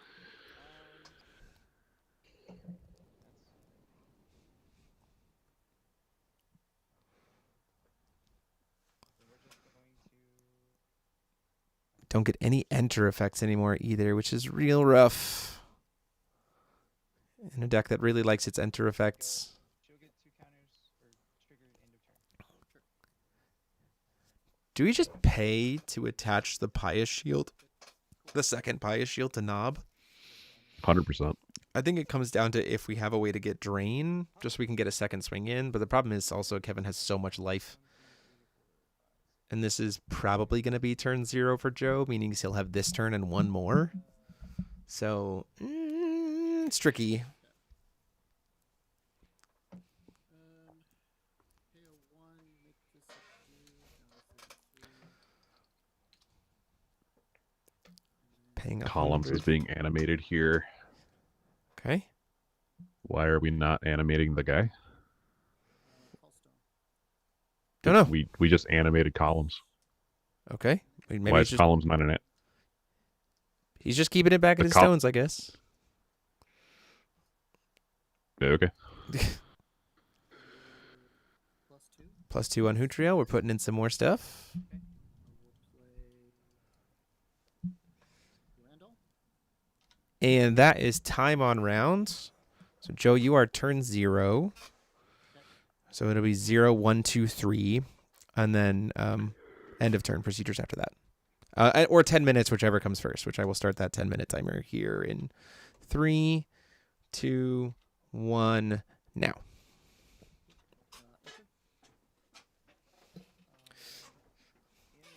Okay.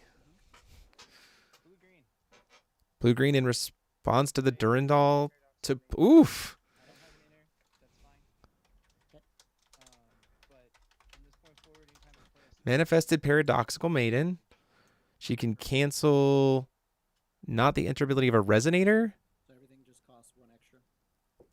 So because of Broken Seal, she won't get the enter, but she's just the taxing. tax will still apply. Counts all activations. it counts every spell and activate that we both have done. Your turn, Mike. So now because we've used Durandal, because we've used Hutriel, Enter. and also we've used columns, we now have to pay 2 for everything. I think that's fine. Doesn't mean that we aren't going to get Defiant 2, essentially. I have to pay to attack. No, attacking's free. It's just like if you're playing a spell So he would have to essentially pay, let's see, Pious Shields per thing. is 2, so you'd have to pay 4 will to be able to attach this Pious Shield, the second Pious Shield. So this is actually a pretty good play from Kevin. Because you probably just block with the Granny, right? And make it so that the monk or the knob can't hit you, and you tell Joe he has 1 turn to try to deal 5,800 damage. Pretty solid play here, I think. A 5/7. 5/7. And how big is your granny? Nothing is getting canceled from the Paradox because the Broken Seal of Yomidgard is stopping all enter effects. No, 6/10. 6/10. Yeah, he's casting it so that there is a tax applied Yeah, to we want to the- the board state. We want the tax to be expensive. 5. We've got 2 down to 1. So we're just gonna double tap these Ravens orders to cast Costs 1 more. for 4 to make a chainmail. That's. I don't think that works that way. 1 second, guys. Sorry.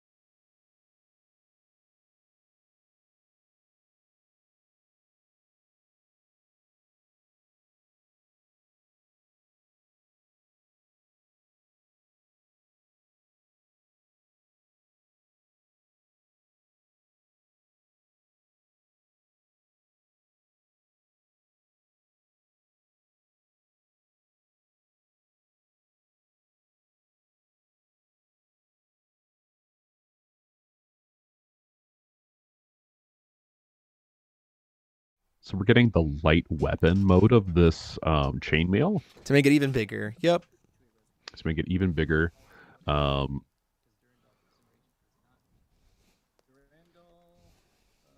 let's see, has enraging, yes. Whenever it attacks, Yeah, so lots of triggers here. Chainmail to get the weapon, Pious Shield to dig, Knob to rise. oh, she's got barrier, so it has to be The thing, Okay. enraging, like all of this kind of stuff. Yeah, so many triggers. Yep, for sure. wild. And I just realized So that we many were muted triggers. when I explained the discount. So chainmail was cost +2, -2 because of the Shield of the Pious Saint. So it cost base 2. So we're gonna rise here. I'm gonna put it on the bottom. And just because it's kind of hard to see, he does have 2 Pious Shields in play. Right. So he'll One's under the knob and one's just sitting on board. So we're doing rise. Now we're doing the 5. We have the sword. We certainly have a regalia coming into the play.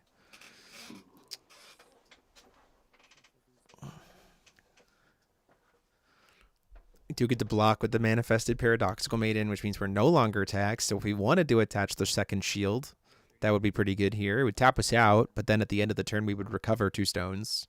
So that's not bad. This is still a lot of life to churn through for Joe, though.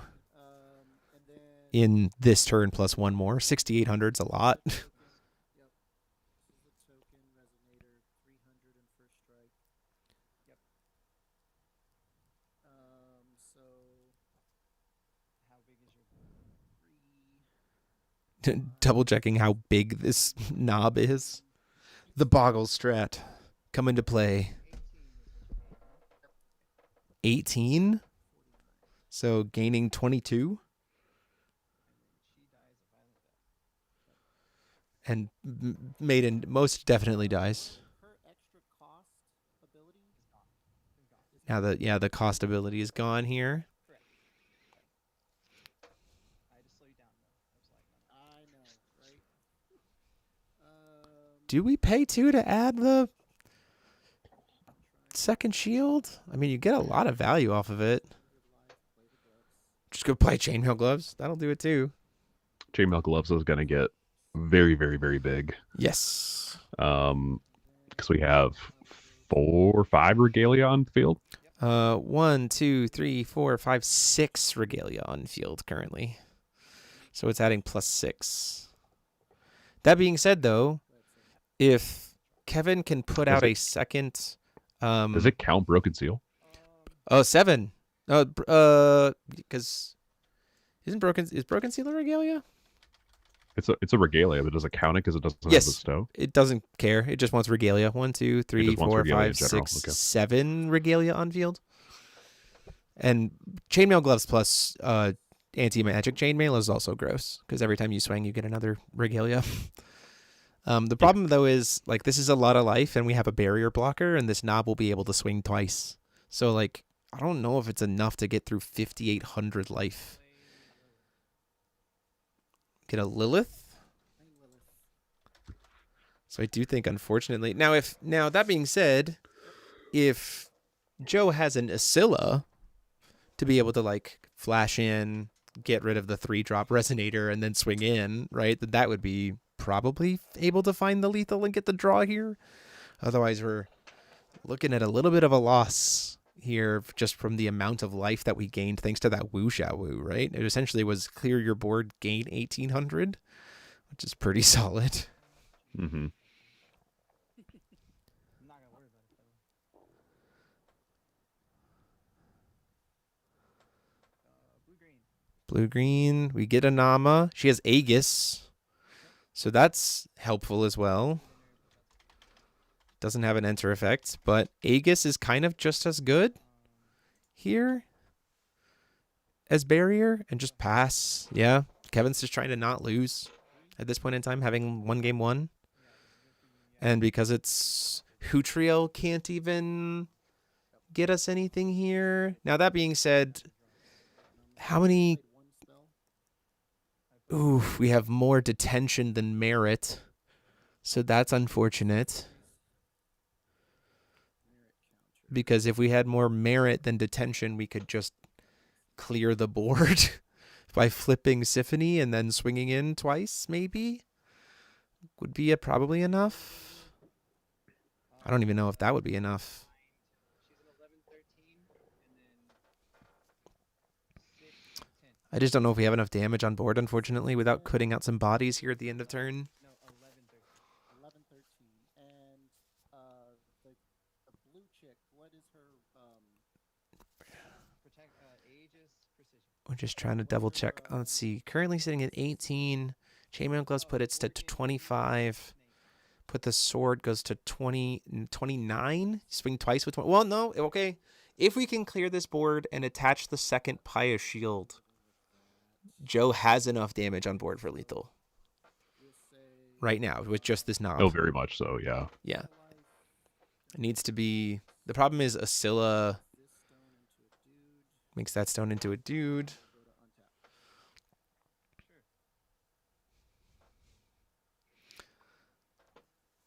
The problem is that we have to get rid of 2 things that have essentially barrier, and we have 58 seconds to do it. I've never wanted Rook's feather backpack more, just to have More in this flying. moment. Yeah, just to have the flying.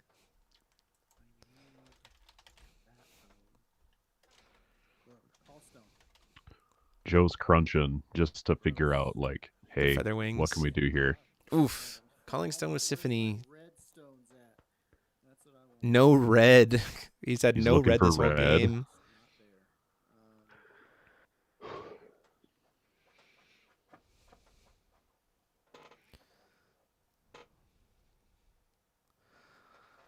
Not there. Gotta find it. Unfortunately, we're gonna run out of time.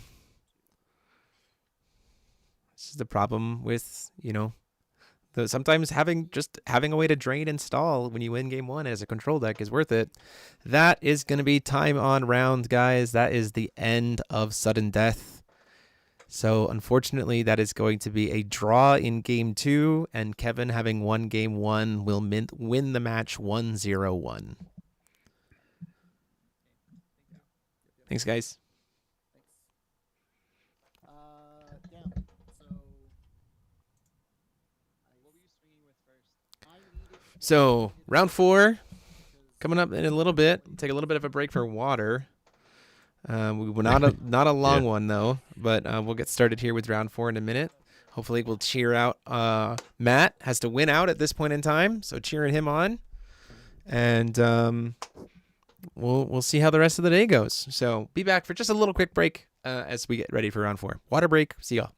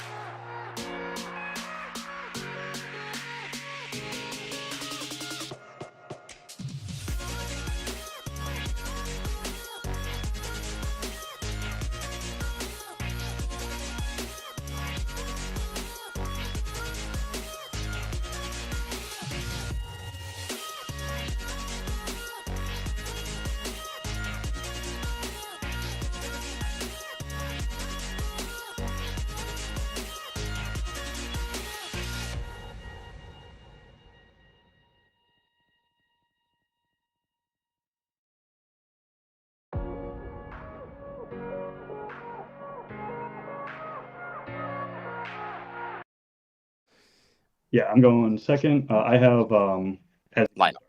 Yes, you do. You have both 60 minutes on the rounds. Welcome to round 4. You may begin. Okay, so just so you all are aware, these two have decided to ID this round, but they were kind enough to still play it out for the stream. So we're just kind of planning a little exhibition here. 2 decks we haven't seen yet before, Aisha Soul and Iris Lionel. The decision to ID here was because they both would have to win the last round of the event anyway, so take some stress off of your day and just see how things go in the last round. And yeah, so Iris Lionel, which we've seen, Paul, that's your deck. And Aisha Soul, which I have been playing a little bit too, takes some extra turn stuff with Zaki, I think, if that's what they're playing. Yeah, I mean, that seems to make a lot of sense to me. I am personally not trying to take extra turns with Aisha Soul, although that might be something I try and do in the future. All being said, there's some really cool stuff going on here with this particular with these particular decks. I've played both of them. Yeah. Yeah. Also, I definitely need this this calculator for life. So you don't have to use your phone all the time. Turn 1 mistress. First mistress of the event. At least on stream.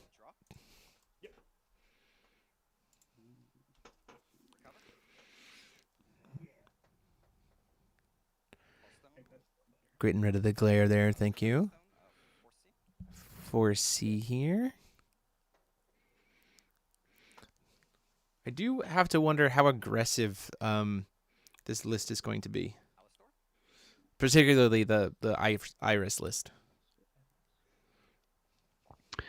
Given that we're already producing additional mana, I would imagine it's relatively aggressive when it wants to be. Otherwise, it can just hold back and play reactively. We do have a lot of reactive tools available to us in this particular pact. Yeah. Alistair kind of nice for us, given that we already have 2 bodies on field, right? That Stone of Knowledge getting to be omnicolor at this point in time. So, you know, it does mean that our mistress can just kind of poke in for 400 damage. Did you do Alistair's effect? No, you're good. You're good. You're good. We expel a journal. Oof, we lost you're expelling a journal. That being said, yeah, that's not surprising. Against a white deck, we're seeing a lot of the white decks play Engraved Rune of the Setting Sun in the Rune deck. Which is problematic for a lot of the things, just because you then like pay 3 for a thing that doesn't do anything, which is kind of rough.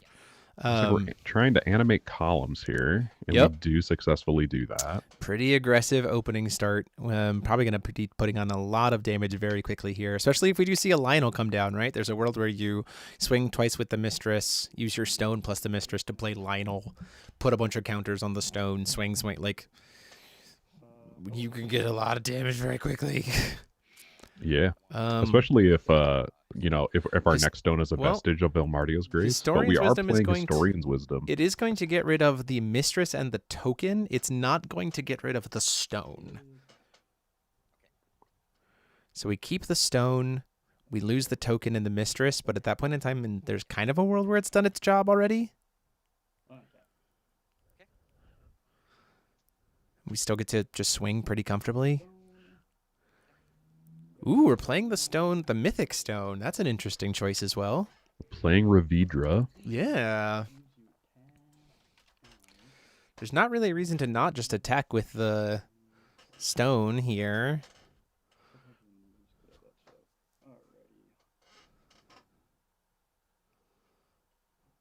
So you wouldn't want to do Lionel first, like, because you wouldn't get that much value from the +1/+1 counters at that point in time. I mean, you'd get to swing 8 twice, but like, I'd rather make bodies off the Lionel at that point in time.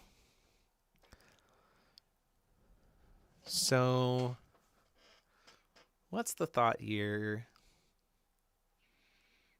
Alistair only... Oh, we're burning coin. Playing Able. Okay.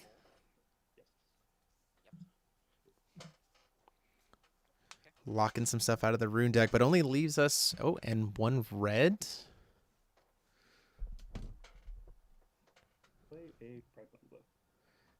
That So we're going for Anathema here, it looks like.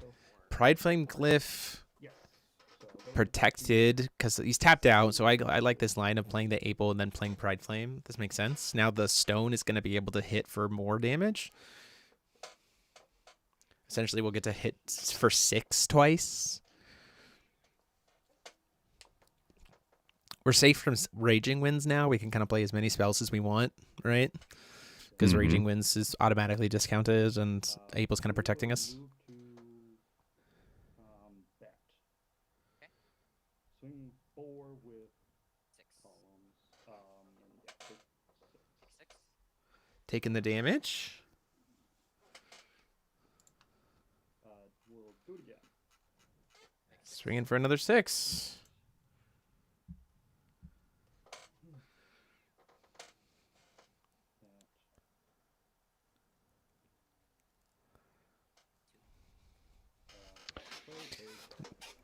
Is that Gark? That is, in fact, a Gark. Has Blood Trail. Activate Pride Flame. And we're going to crack Pride Flame Glyph here, and that's going to allow us to discard 2, draw 2 more. Oh no! Are we gonna play the? We still have. We don't have any floating red here, but we can still just cast for free.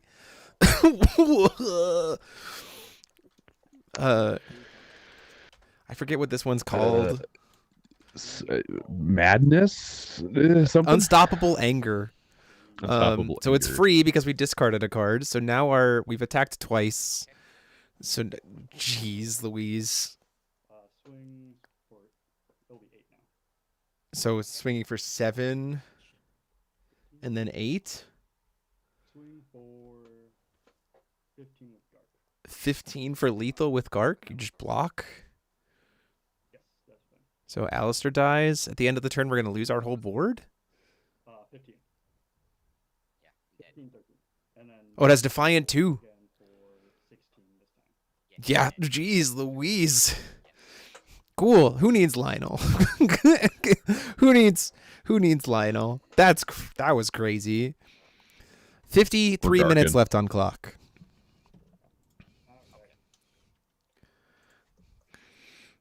Well then, Gark. Garkin. Somebody get Mike Rance. We Garkin. The Able there, very nice for that level of aggression for sure. Yeah, you are super dead.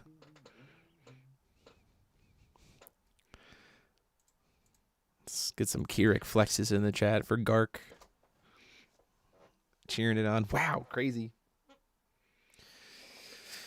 Oof. Could be a very fast match. Potentially, yeah. I mean, playing that is one of the advantages of, that white has going for it a lot in this environment too, is this Pride Flame Glyph.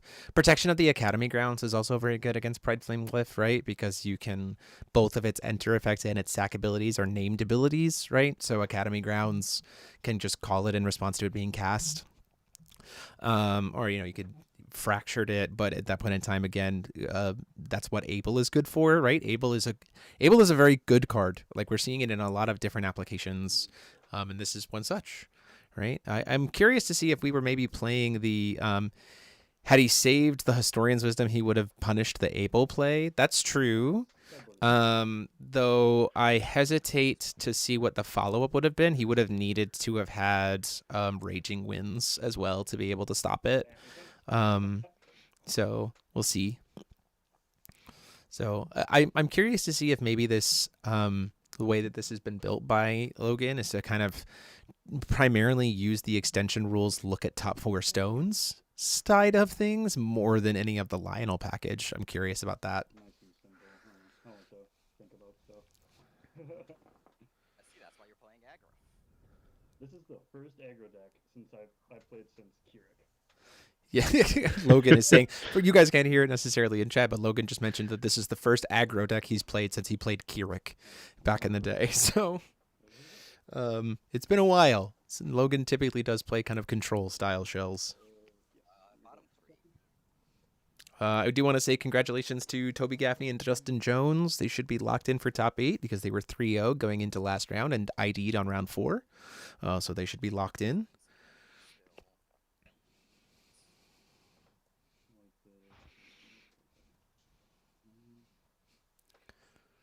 I'll go 1 sec. Half. Yeah, just half. Yeah, just 5 and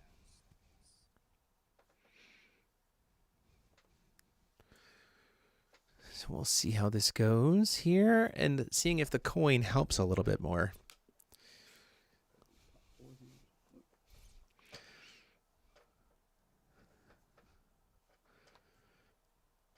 Looking at those top 4 stones, setting it up, all rearranged.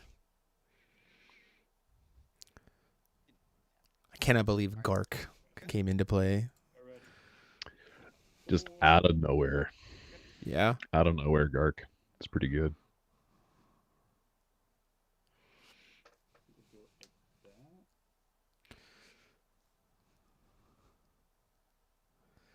We're getting into it. We might have a pretty big a meal break before the last round of Swiss. Takes 3 off of the stone. Get a priest token. Turn 1 mistress. That's the other thing here about, Iris decks, just in general. They get to use Vestige very well. They also get this really nice light stone that, is a guy, but also just gives you the token that you want. And yeah, that's very advantageous for a lot of decks. Oof, crown stone here. Probably going to see a coined out Alistair.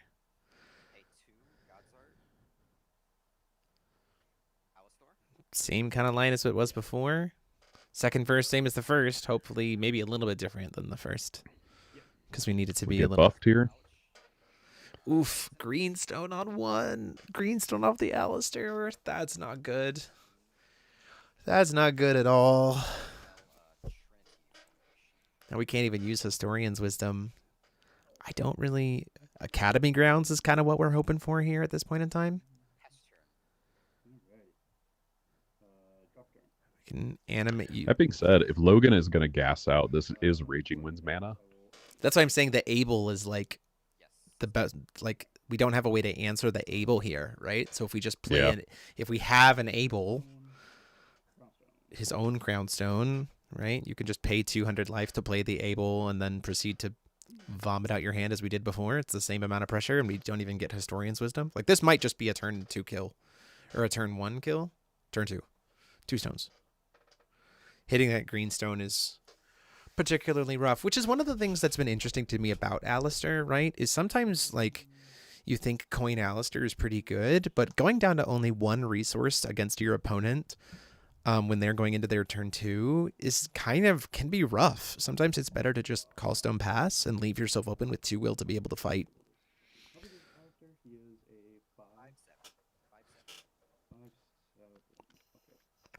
Your stones have first, all of your light resonators have first strike in Eternal, so there's like no reason to not just swing.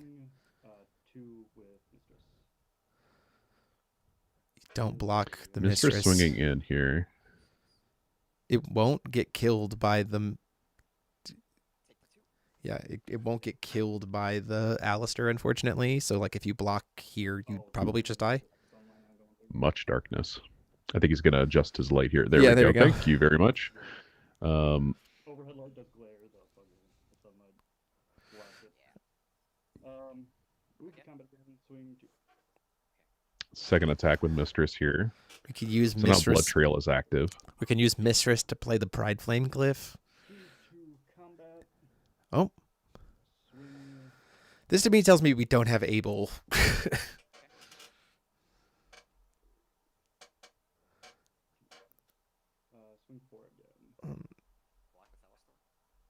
The Alistair's blocking this one. The second attack. That's definitely fine, I think. Oh, yeah.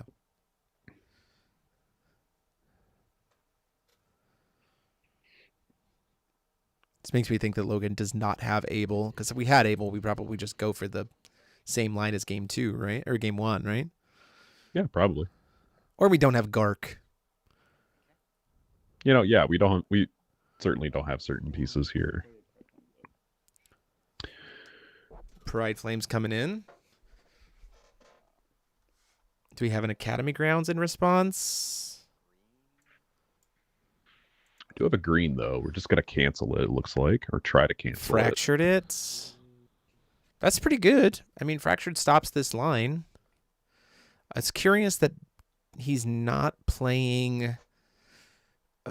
the interesting thing to me is that he's not playing... what is the Magical Fraying? That is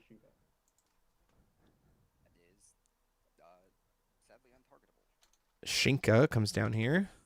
it. That's going to be wild. So he gets to produce 2 red because 2 other Resonators have attacked. And it has Blood Trail.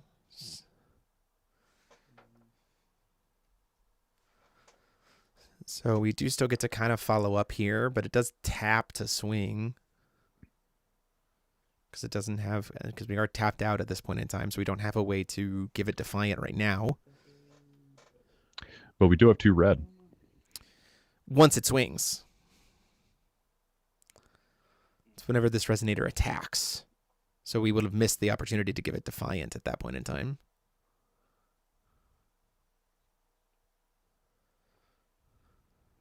I'll swing into your Alistair. Killing the Alistair makes a lot of sense here just to maximize your value.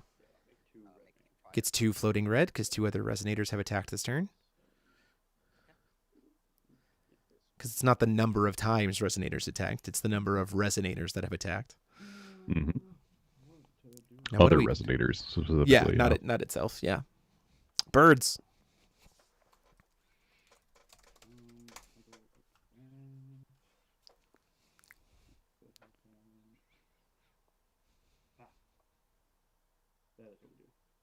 Birds for sure.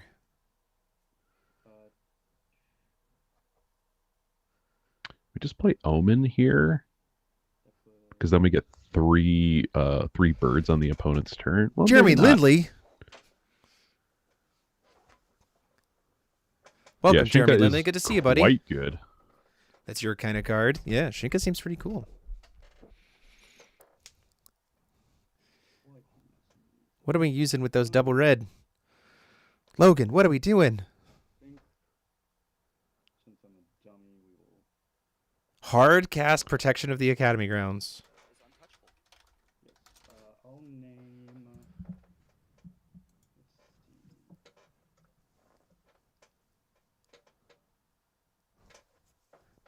What are we naming? Journal and Alistair? I'll do.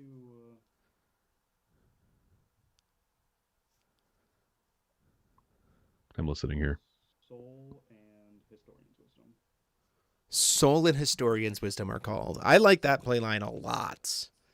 Historian's Wisdom now costs 3. We can't even use the Soul, like, Warden anymore. That seems pretty good. Wuxia, we win a power suit.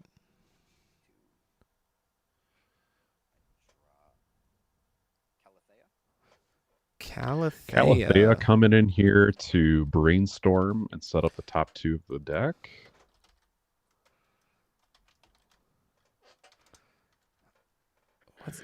How do you spell her? I've got her right here. I found it. 2 L's. I was doing 1 L. Kalli. I found it. It's on screen. Calathea. Brainstorm on a body. That's a bubble golem card if I've ever seen it. Mm-hmm. Just doesn't have quick cast. If we're playing in It also doesn't have the Dan enter. Dan. Yeah, that's true. It also doesn't have the enter if we're playing Dan Dan. Flipping 2 arms here. Okay. What are we grabbing?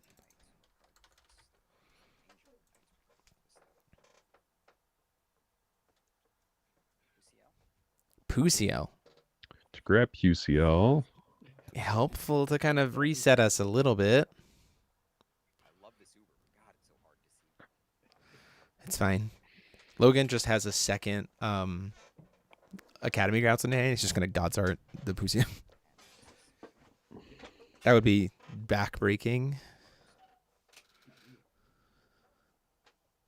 Robert, you're definitely you missed game 1 where there was certainly some justice for some aggro. We did have a Justice Punch. We also had a Justice Punch earlier today. That is true.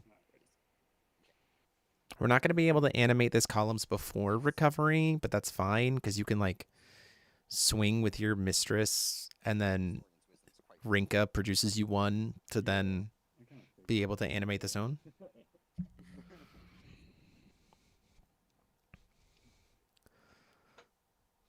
What was it? I wonder what our third stone was.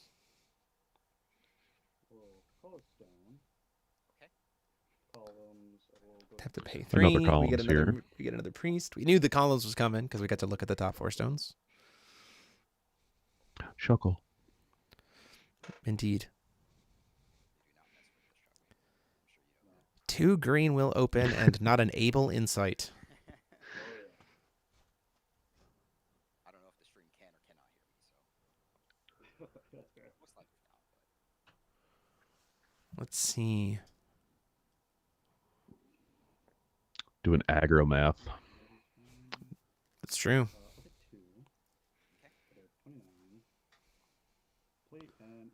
There's the able. Okay, cool. Able is here.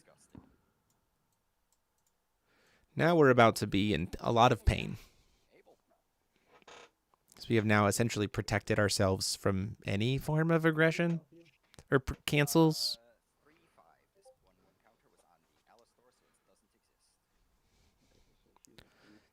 3/5 on the Calathea. Mistress can swing twice.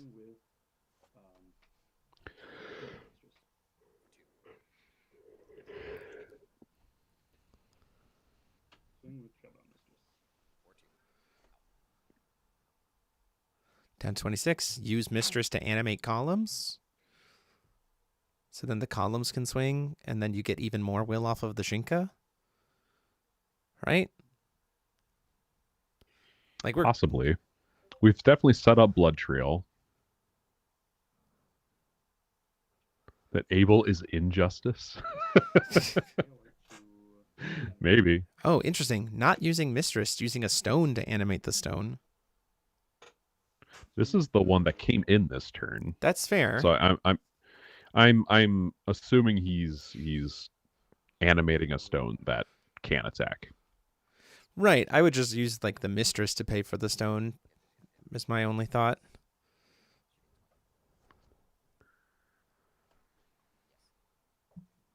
you have me at 20? I had you at 30. Swung once. Did you To get my 28. crown stone? I think you might have forgotten your crown stone. There's track and math here. They're 'cause, only trying to track their different- own life totals. Yeah, life totals here are a little wonky on both sides. 32 to 30 at the start of this. Just doing their math. 28 to 26. 24. 22, sorry. 26 to 22, and then 22 to 18. Okay, so we'll go down to 18. Okay. So Okay. we're down to 18. They found it.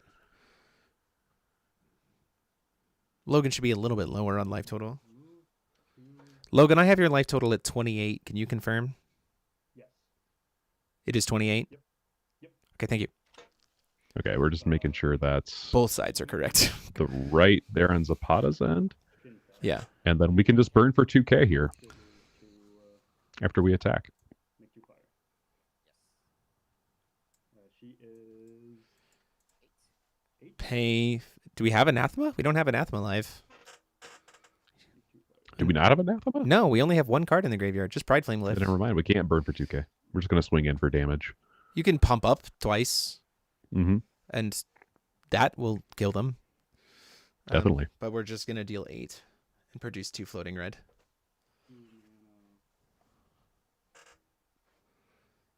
I'm just playing Great Rune. Ah. Now I know why we didn't use Mistress, because now the stone and the Mistress can both attack 2 more times.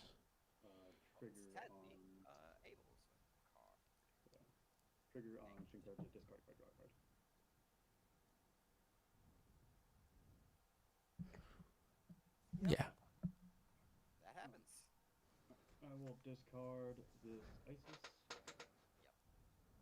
And draw a card. Enter on engage. We've seen Unstoppable Anger be used before. Swing with Trailbound. I've swung 2, 4, 5 times, so this is the 6th time. Swinging for 8. So 8. Okay, not too. And can't block because of Mistress's solo mode effect. 1 cost cannot block it. Godsar Pusiel to go back up to 3,000. Then take another 9. Go to 21. You're at 7. Now, interestingly enough, we can survive this turn, which I think we can. Swing We lose even the stone? for 12. Okay, take 12. Go down to 9. Swing with columns. Block. Yeah, that's Althea is dead. Okay. Anything else? yeah. Tap Gark. Mistress. Courage targeting Shinka. To untap her, give her Defiant 2. So she'll have. Abel doesn't eat that? It is a pure rune. It is a pure rune, so Abel doesn't delete it. And I also have a Shinka trigger to discard. Recover a Resonator, give her Defiant 2. Hurts. Well then, pure runes get around Abel. Yep, that is a trick. That is it. That will be the game. Ready. I have Raging Winds. Aggro pile. The Abel was the thing that kept it safe. I did not have Historian's Wisdom, so you did successfully lock down everything that I had. And that looks like double Glyph of Rejection in hand just to be Yep. able to spy and prevent some damage, but definitely spy is the reason we're playing that card. Well done, And you guys. do get to Thank you cheat it very in with the much. God's Art. Again, just be sure to report it as the ID, but thanks for playing for on stream for us. Thanks, guys. Yeah, that's a big piece there about Abel is the fact that he only stops chance. He doesn't stop pure runes. So, we've been making use of that in a couple of different decks. And so it's not the perfect it's not the perfect thing, and you can kind of use it to your own advantage. So cool to see that card from the Matilda starter deck coming back in. Yeah, absolutely. Always been a pretty good card. It's nice to have a slot for that in some decks here. For sure. Absolutely. That was a very, very cool showcase there for Logan, showing us that red still goes burr, which is, we talked about that on Monday on the podcast, that there was still very much a world where red gets to go burr. So, and it used a bird. So bird up.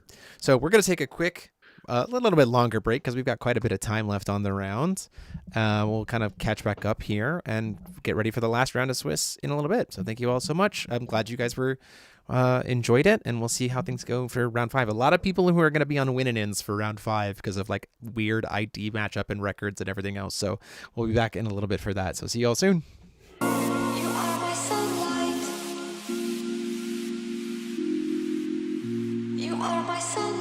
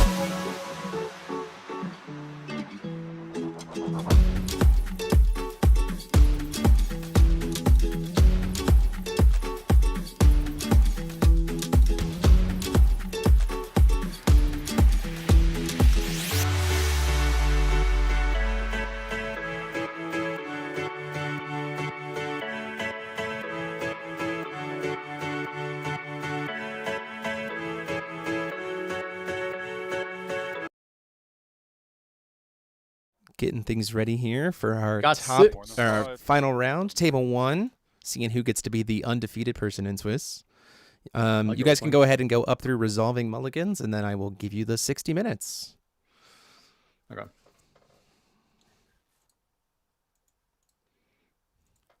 Paul, welcome back. Hello, hello.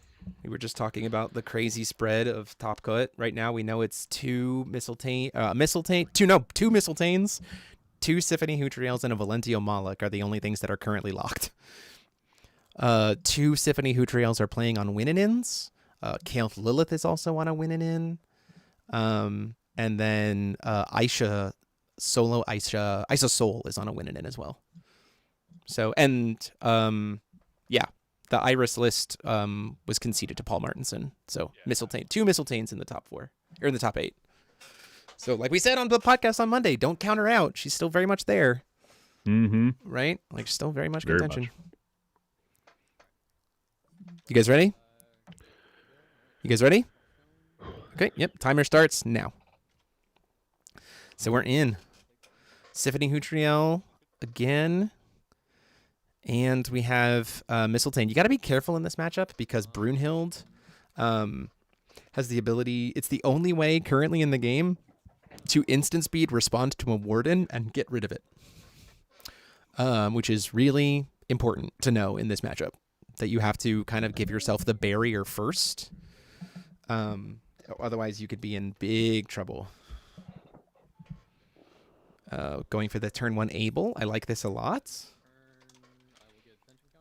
Because this does mean that like we have the ability to, mess with Call of the Valhalla, right? We can successfully like destroy Valkyries during our turn, and then Call of the Valkyries doesn't matter, right? Because they'll just get removed from the game. So a turn 1 Able is pretty solid here as well. This also means that the little amount of divinity that Brunhild does or Mistletoe does get is pretty much worthless, as long as this is on field. So pretty strong start here. Double red sources for Ayush here. Yep. Down to 33 life. Probably just pass. I'm not sure if Ayush is playing Great Shield mainboarded, but that's a card that like if you can get it out fast enough really helps you a lot. Paying 2 here. Going for Chainmail. Anti-magic Chainmail. Which will trigger Able. If he remembers the Harmony trigger. Yep. Nope. Missed the Harmony trigger. But this is nice because we can start generating the Regalia that can rest stuff. Oh, caught the Harmony trigger. There we go. But I mean,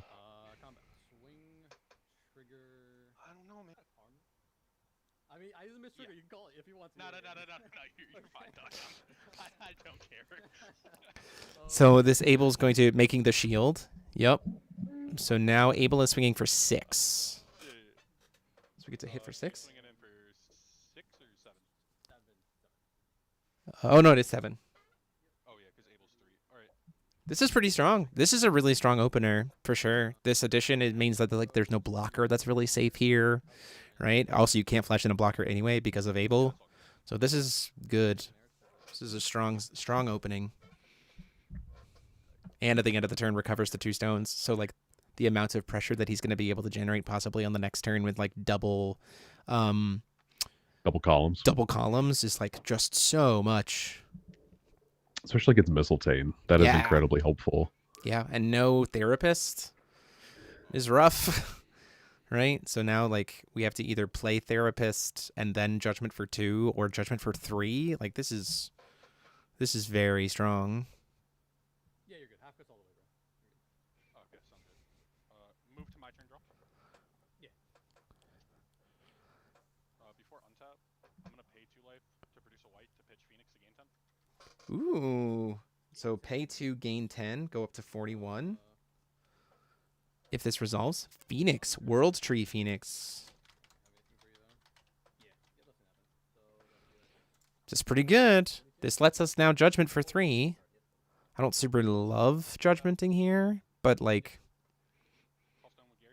but clearly we are going to try.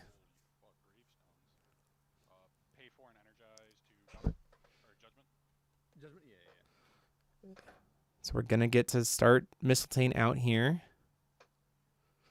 Let's get Misty out.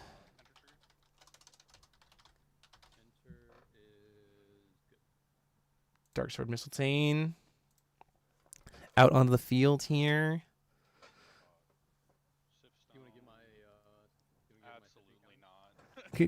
Jokingly offering if we can have the Raven's Order Stone give Siphonie more counters. Hilarious stuff. When you have people who know each other just kind of bantering and knowing that they're both in locked in top 8 just playing for like seeding, like you get some fun stuff. Not dumping a Nana is interesting here too. I don't think we're he's not playing that. Yeah, I don't know if Dustin is playing the Inanna here.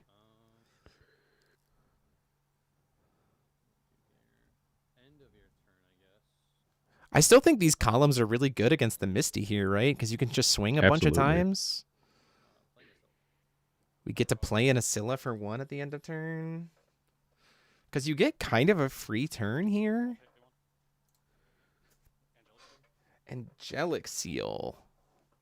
Oh, it's 36. I had to pay 4 off. I had to pay 4 off these things. Interesting. So Angelic Seal, right before the Asilla comes in, means the Asilla gets RFG'd. Oh yeah, wait, sorry. Army trigger.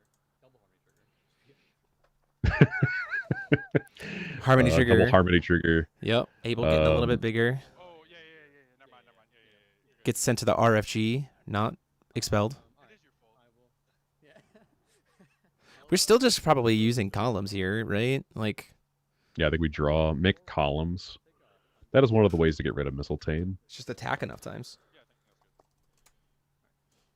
think that's good. Recover? Yeah. Demise Weens once the card is sent from field to graveyard. 3rd columns. Doesn't have to pay for this one, though. That's incredible. We can do a lot of work here. Probably attack with columns first, right? Apparently, man. No Darkness Will is rough. You have how many in hand? I think we can still kill this Mistletoe, though, right? Because Mistletoe... So we have to remember, if the Mistletoe blocks, it does get additional permanent stats. That's true. It goes up to being a 19 or 18, but then you have the ability, it'll deal 4, swing a second time, deal 5, and then Abel swings once 5, use the columns, animate another column, swing twice, kill it, still have 2 will open. How big is Abel currently? Abel's currently... Like, so we kill this Mistletoe here with the number of attacks we have, right? There's like no way. Yeah, we can absolutely do that. Because also columns has Eternal. Back to combat, swing 4 again. Block, Glipnir trigger. So Gleipnir's going to make it a little bit bigger, or the You mean, the addition, the Regalia is going to make it a little bit bigger. But he will have taken 900 damage at this point in time. You use columns, animate the other columns, swing twice. That's 19. And then it's dead. Or Bud Mhm. go be up to 18, yes. Yeah, that's just, yeah, this Mistletoe just dies. And Ayush loses nothing. In fact, gets to float some extra will. And then even swing in with Abel.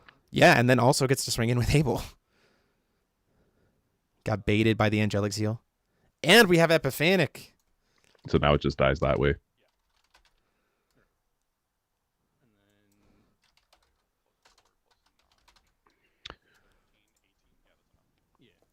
So now we get to just, yeah, this is, You'll gain 16. so we gain some life back. But now we still get to just, I mean, like, there's no reason to not use the Mistletoe columns. keeps the counters, by the way. That's true. I'll remind them. Hey, just a heads up, the Mistletoe still has 4+1/+1 counters on them. Those are persistent. So this is still, I mean, there's no reason to not use the columns to animate the columns that can attack and swing in, because Abel's going to get you a stone. Or we're doing whatever this is. We'll process out the Hootrium. Safely able to do it. This works too. It'll be a bracelet, draw Hootrium, and then Bracelet goes to Archie. That is true. Oh, unfortunate.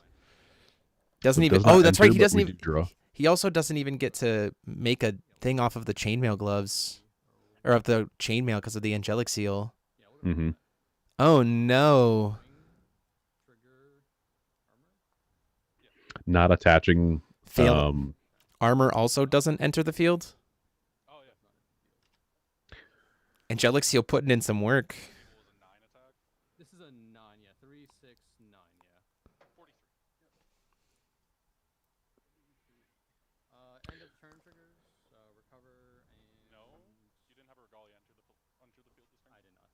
And so now we're just tapped No out. recovery feels really bad. This Just is tapped rough. out. Columns deanimates. Now, that being said, you know, the Mistletoe is dead and we didn't have an Ambrosia, right? So this is not a terrible position to be in, right? But still, woof, blunder.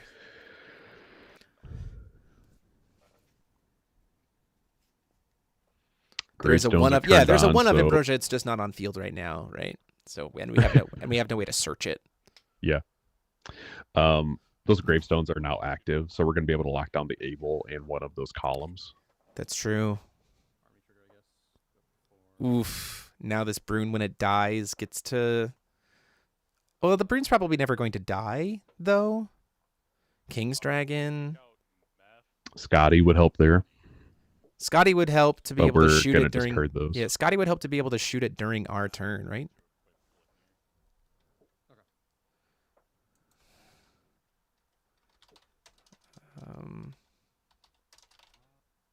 What's the spear's name? Gungnir. Gungnir. Yeah, just tap to bestow. The Scotty would have been nice with the Able on field. We could essentially kill the also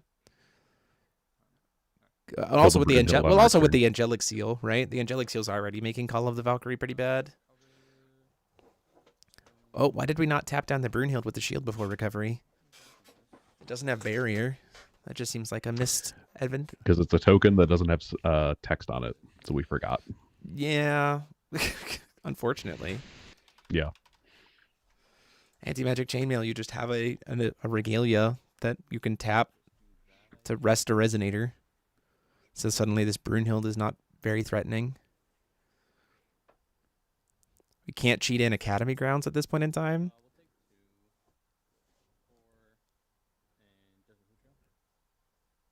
Gravestone is like, yeah, we're going to Judgment.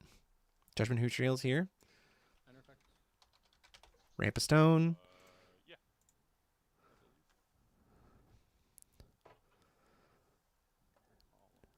This isn't a bad position to be in necessarily. It's not great, but it's not bad.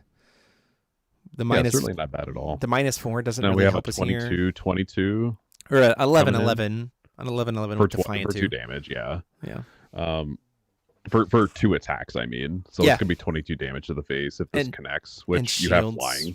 And shields being able to tap down the Brunhild. I actually think the idea of use shield... Well, you don't want to tap down the Brunhild quite yet with Gravestone, but you can lock down the columns on... Well, actually, I think you tap down the Gleipnir or the Gungnir and the columns, right?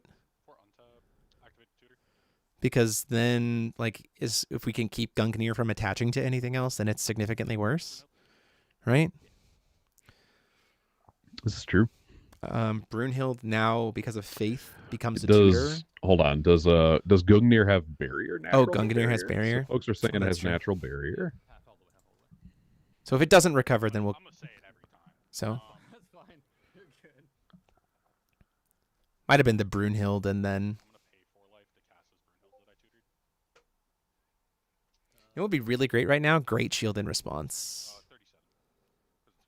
But we know we don't have one, which sucks. Then I'll stack this Brunhild for the mythic trigger. Yep. Just take the last 2 cards in your hand. What? Go to my turn. I disagree with this line. Yeah. I probably would have used King's Dragon, and then we can't cheat in the Raymond anyway, so it doesn't really matter. Yeah, to leave the field trigger, although I think Dustin missed it. Swing 7 at you in air. Glimnir trigger. Response to combat. I'll rest Misty. Yep. Sure. Can Dustin not just kill the board? He could. I'm gonna pay 4 life and Goddard Glimnir. So we're trying to God our Gungnir here, which will blow up our J ruler and our Able. Destroys all J/resonators other than the end. It only blows up J/resonators, the Gungnir. Yeah, so like the regalia that were on field already. So like the chainmail and the shield. That's so fair. That chainmail is rested though. The rip that one. Yep. To end step, graveyard, Important. gravestone trigger, target the rest stone and one of your rested columns. Oh, you talking about this? Yeah, sorry. Yeah, sure. The rest regalia. But this is fine because now we can like animate the stone, attach chainmail to the stone, swing a bunch of times, make a bunch of things. Like this is actually. Oh, that's right. Frick. Or no, sorry, I did. I played 1 card. I played Brunhild and Upkeep. The ins and outs of simultaneously this angelic seal being amazing and also then bad and then also amazing again has been very silly. We can, however, just make a bunch of columns and swing here, right?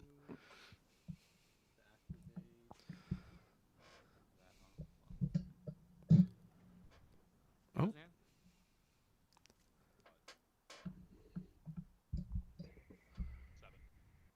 7 cards in hand. Yeah, having 4 columns here is pretty good. Because we can still attack with this other columns, by the way. As much as it doesn't seem like we could, we can because of a card that we're playing. That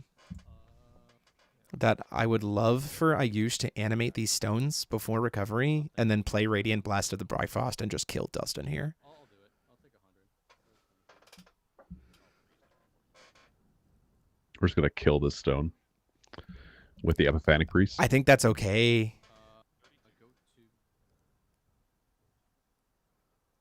Yeah, I don't think you have enough for Bifrost. If we get a second Blackstone off of Call Stone like that. That helps.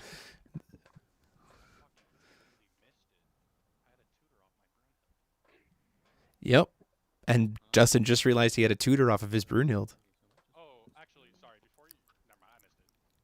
I had something I could do in your upkeep, but it's my fault. Dustin's missing stuff. Playing loose, boys. It's okay. I whiffed like 3 triggers on Symphony, so might be more. I mean, yeah, no other option, I think. You don't play Radiant Blast of the Bifrost here because you don't get to cheat in the... If we had animated every stone before recovery, then we do Bifrost. But we need the King's Dragon to be able to recover all of our stuff. So probably not right now because of that Angelic Seal. Like, that's the biggest problem right now. Is actually causing problems for us. I'm at 8 right now. I missed like 3 of them. I should have been like more. Judgmenting Symphony could actually be pretty decent. Sorry, my camera's like... We can't yet. You can, it just, I mean, like later. Like, you can, it just doesn't do anything. I'm just saying once we get there, it's pretty good. I'm going to pay 5. Paying 5 life. Hardcast Mephistopheles. That'll do it. That helps. This is so wild. This helps a lot. Like, This helps legitimately, a this lot. helps a lot. It gets rid of the This does Brunhild. help a lot. It gets rid of the Brunhild. It helps Ayush replenish his hands. It doesn't get the, like... There's no Call to Valhalla trigger. We've Even already if there burned. was, it would We've just already be- burned Gungnir's God's Art. So like, sometimes you just pay 5. What did he tutor for? He grabbed a soul. Interesting. I don't really like the idea of soul here because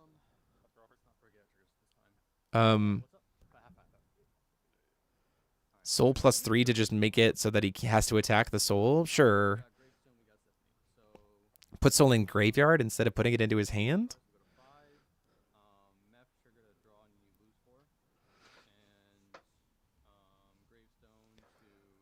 Lock down the other gravestone. Tap your column stone, and we'll just pick your Gungnir.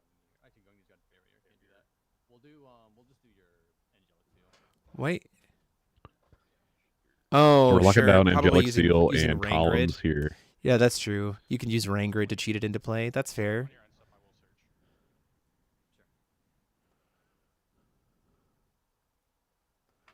I think this is fine though. I have a Mountain Dew in the fridge. Okay.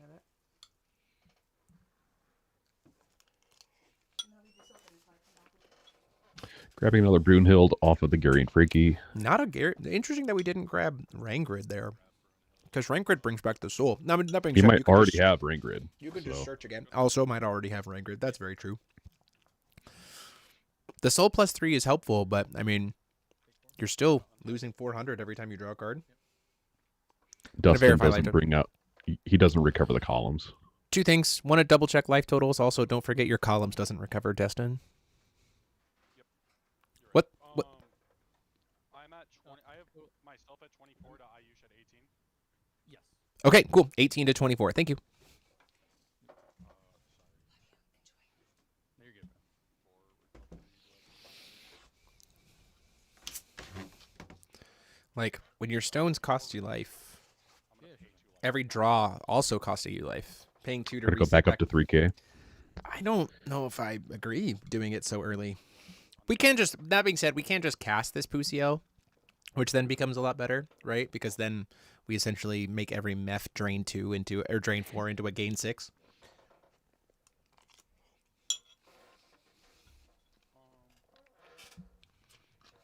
At 21 life, he might have lethal. Oh, that's rare. Well, now he's 3K. Now he's back to 3K. This matchup is so interesting. Love it. It's just to see, because Misty Trigger, if I cast a rune, it just says a 3-drop mono white card and put it in the field. And if I'm wondering if I can target Abel, and if so, if he just goes to war. You mean soul? Yeah. Are you guys doing a judge call? Yeah. I think so, yeah. Okay, I'm gonna pause the I'm gonna pause the timer.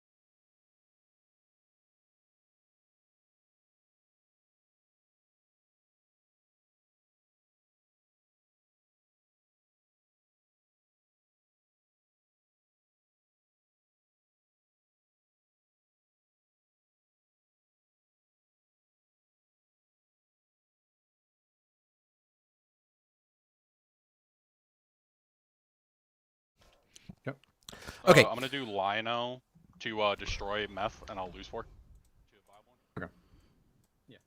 Okay. So we use Lionel's Determination from Rune Deck to get rid of the Mephistopheles. Vileborn trigger loses the 4 life, goes down to 26. Oh, also had to pay 1, so go down to 25. Battle Wolf. The Battle Wolf. Battle Wolf of the Crimson Moon. Love me a Battle Wolf in Mistletoe. We can attach that Gungnir to it. That seems pretty good. Certainly seems okay. Wolf deck, go. Gravestone trigger, same targets. Trigger. Okay. Paid another 100. Yeah, you get a bad hero counter. Right? So Symphony is now at 5 and 5. Yeah, we're probably flipping. Because honestly we probably flip here, and can I tell you why I think we are?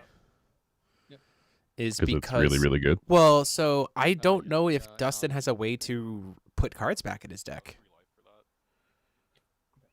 It wouldn't matter anyway. She expels them. No. I meant like, but if you have like cards in your hand that then go to graveyard that then can shuffle back into the deck, right? Engraved of the Setting Sun is really good. You think I don't run Horn? Yeah, that's true. You could be playing the Horn, like the Crystal Slime. But if Dustin doesn't have Crystal Slime in hands, then like it's not great. Take 2, 1, take 3. All Judgment, Tiffany. Does she destroy everything? Yeah. Like even additions?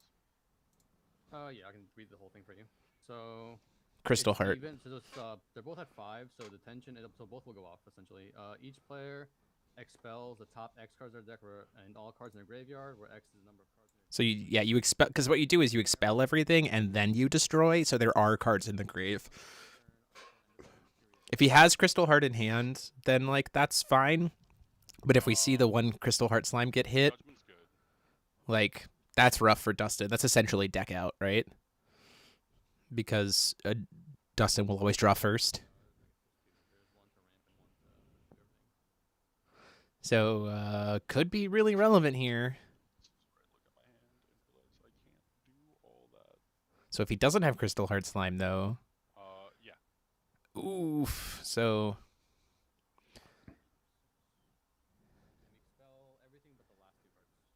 everything but the last 2. So actually, hold on. Sorry, this is really relevant. So you expel so keep everything on field, Dustin. This has to be resolved in a specific order. Everything that was on field, please keep it on field. The Angelic Seal and everything else. It's expel everything down to 2 cards, then destroy. Because it's detention first, then merit. So everything in the graveyard and the bottom 2 cards of your deck get expelled for both of you.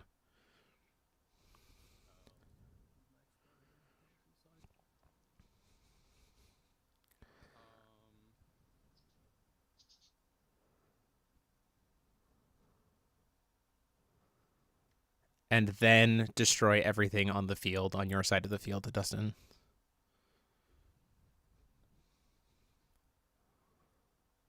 No, and those cards will go to graveyard at that point in time, Dustin. The cards that were destroyed. Except for Brunhild. Except for Brunhild, who gets expelled because of the thing. Look.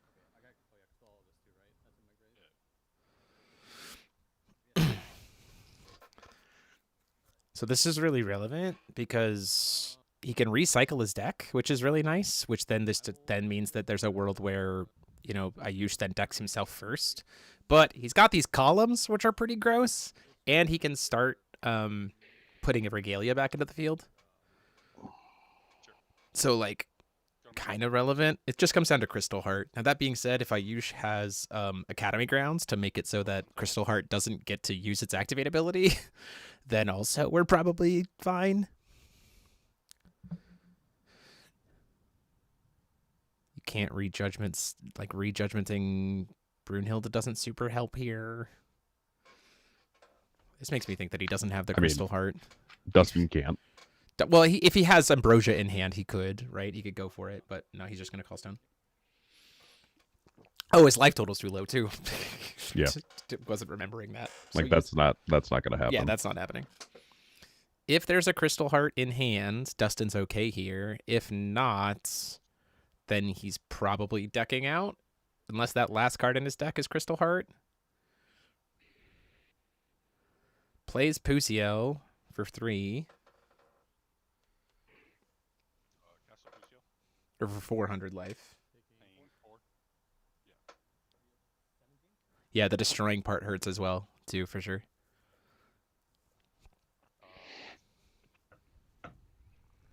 And a pass. And that's his one card he can play for the turn. So he can't play another. He can't play Crystal Heart Slime here. Yeah. Same thing. Yep. I mean, if I were Ayush, I would be asking to see that expelled, because I believe that is public knowledge. It's expelled face down. 6. If Expelled I remember face correctly. down. Yeah. So when you can't stop the Symphony Judgment, this Well, is like I gross. don't know if it does it.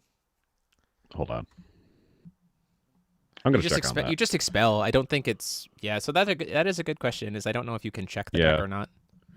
But Symphony, if you can't stop her judgment, sometimes if you can't stop her judgment, and in this matchup where they can't be playing Setting Sun in the Rune deck to recycle, that's actually really good. I'm going to try to animate stones. One of his stones won't recover, so we're going to try to animate columns.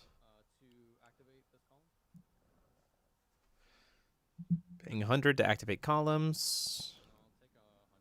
Take another 100, activate columns. Yeah.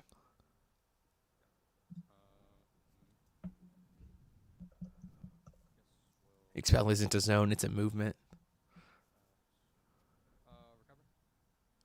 Yeah. Yeah, Symphony and sideboard is hidden. Yeah. That essentially goes back to room.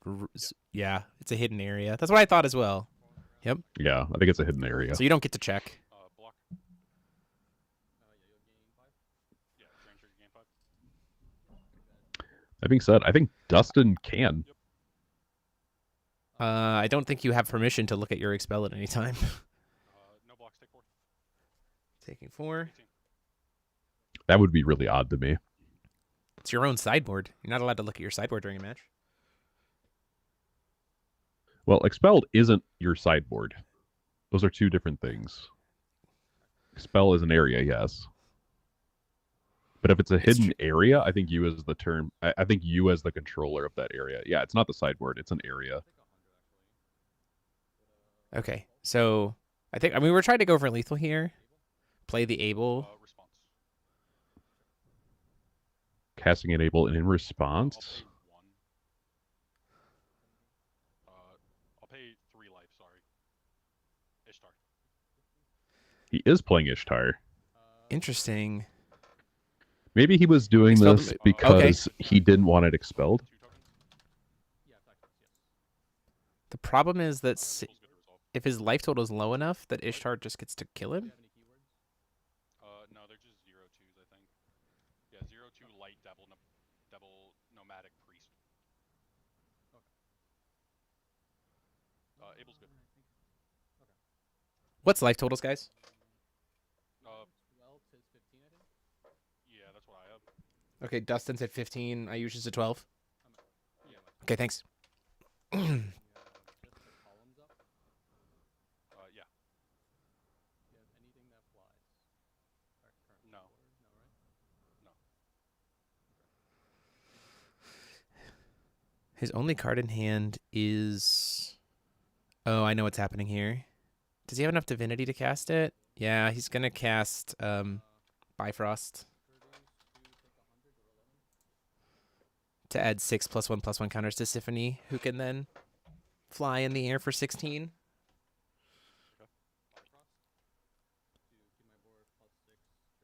6 +1/+1 counters. So then Symphony can just swing in the air because Symphony has flying.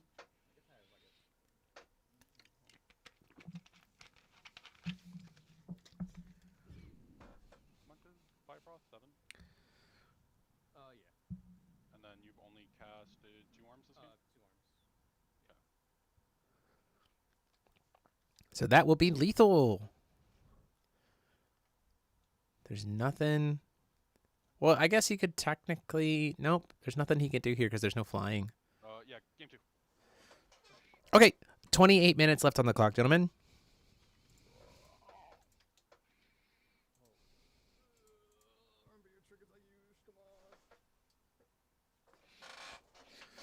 Yeah, Radiant Blast of the Bifrost. Very cool card using the same.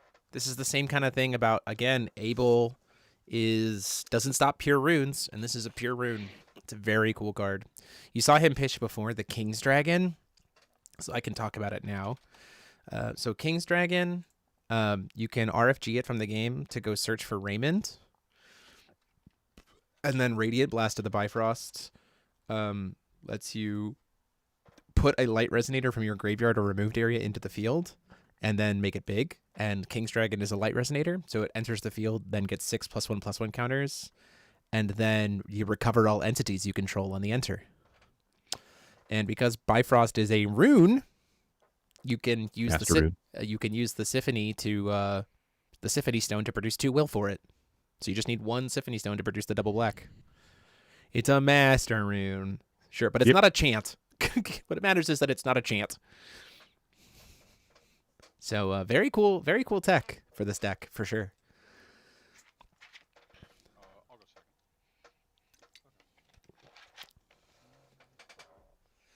Choosing to take the coin again for game 2.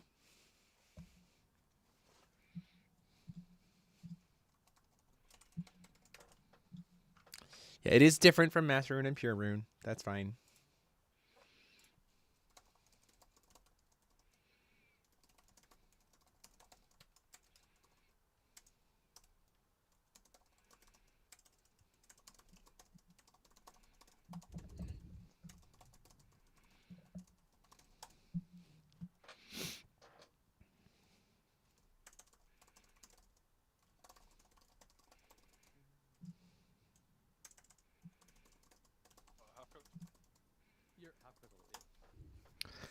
Relevant for the Symphony Stone.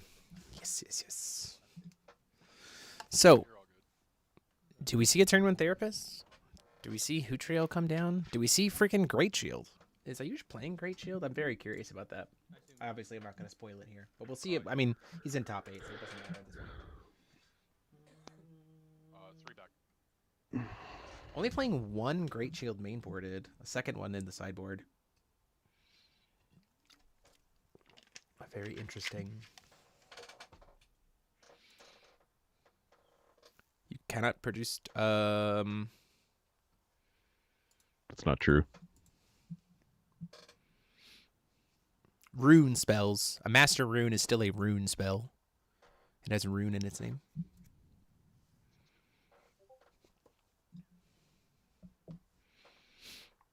The Symphony Stone.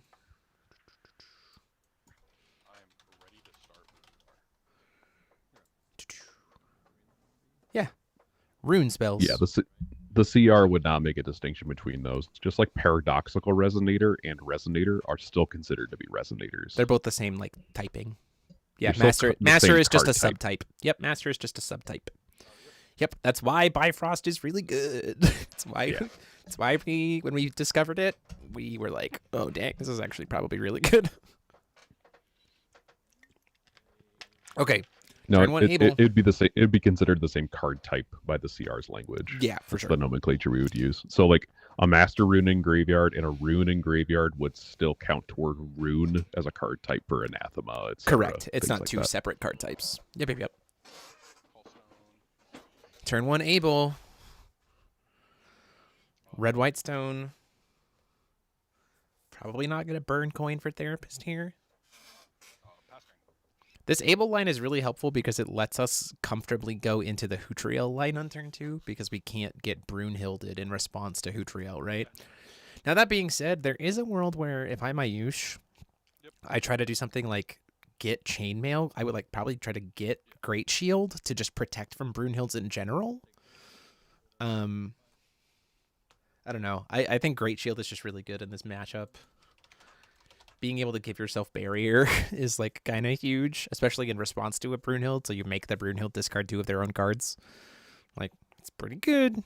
And again, one of the biggest weaknesses is that if you don't have that horn in the deck, or if you don't have a way to kind of recycle, going for 3, then you can just get decked out. Anti-magic chainmail going on to this Able. I'll pay 1 for a red. Probably Epiphanic Priests here. Priest your able.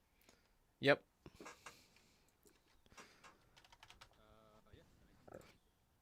This isn't so bad because we'll still get to recover the 2 stones at the end of the turn. But it is a consideration.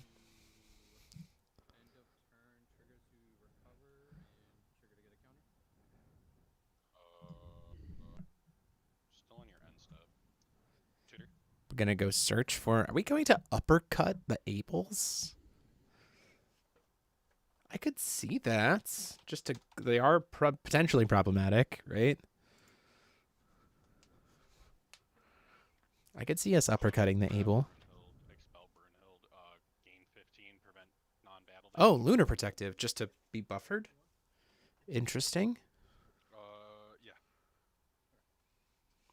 And then counter and recovery good? Yep. Hmm.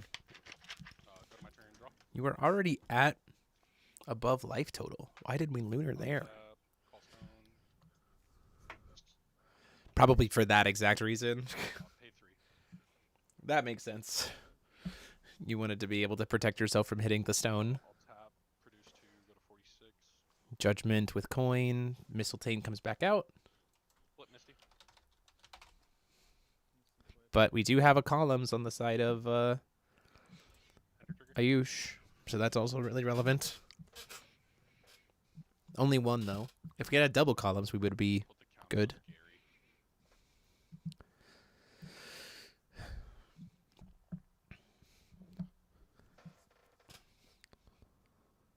Sending the Ishtar to grave and getting the Gungnir this time around. Makes me think that the Ishtar was maybe in hand for a really long time last game. Maybe even from the jump. Equip it to Misty. 1 columns is fine. The problem is, like, you need to do a lot more damage to be able to... Now, if we have our own Epiphanic Priests, then it's the same thing. Before, you know, we can try to kill this Misty just like before. Yeah. End of turn.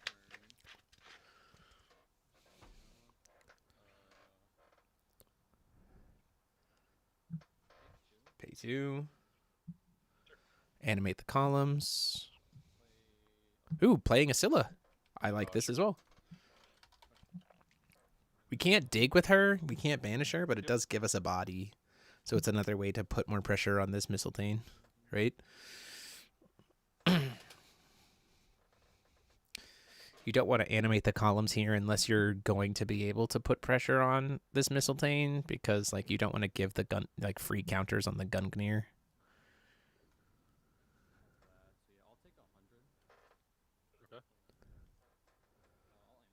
Oh, okay. We're animating columns. If Dustin played Ring of Legend over Statue, we would have been fine game 1. Probably. I think the Statue like simultaneously hurt him. Like it helped, but then it hurt him long enough that it gave Ayush some time to be able to breathe. Which is what he needed. And then same kind of position as we were before.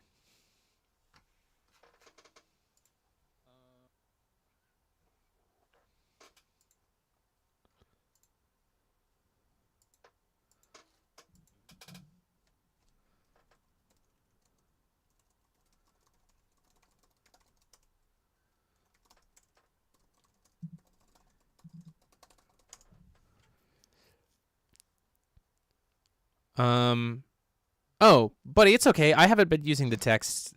I made the cards. I made the card itself bigger, Alex, so that it was more readable rather than using the text underneath. And because I wanted to continue to show our lovely sponsors who continue to give us our support.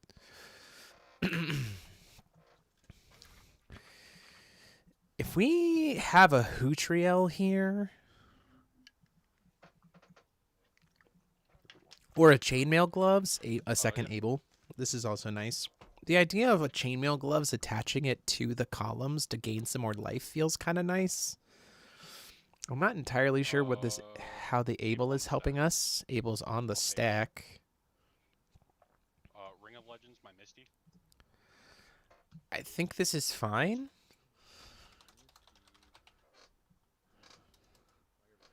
Ring of Legends. Gives her eternal. Just to give her Eternal, but that's fine.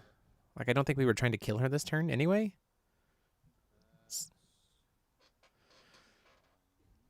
I would love a Hootriel here. Can I be real?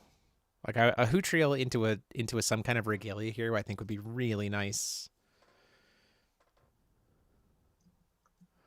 That being said, if we have our own Epiphanic priests, then like we're still good.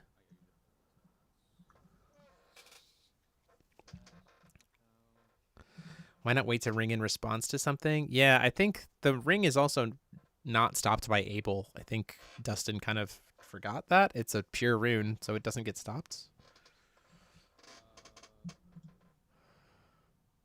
Why would we attack? Yeah. We must have to. We have to have priest at this point, right? Yeah. Yeah. Oh my gosh. So we have priests here? We just took the 2 damage?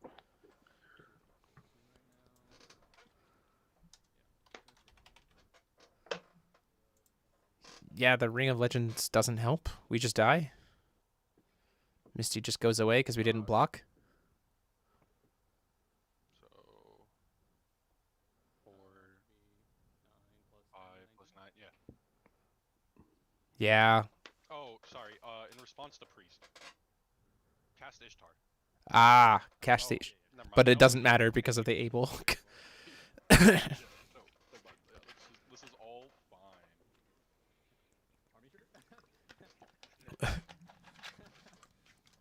You like that? And now the Cecilia gets to swing, hits for 7, and gets us a Rise trigger.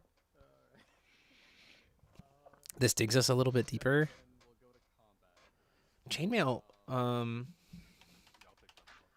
wait, hold on. Anti-magic chainmail only bestows for 1. No, we could have bestowed the chainmail to the Ascilla, getting a free trigger and recover 2 stones.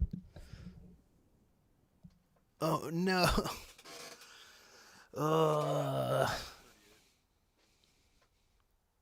That's unfortunate. That actually could have been really backbreakingly good.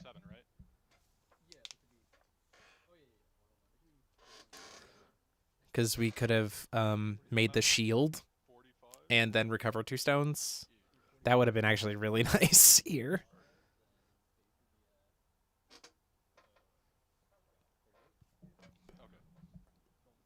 Because Dustin's tapped out, right? So we're not worried about anything else. That being said, if he has a Great Shield in hand, you just cast it now. Just have barrier. Okay, I'm just moving to end step. Interesting.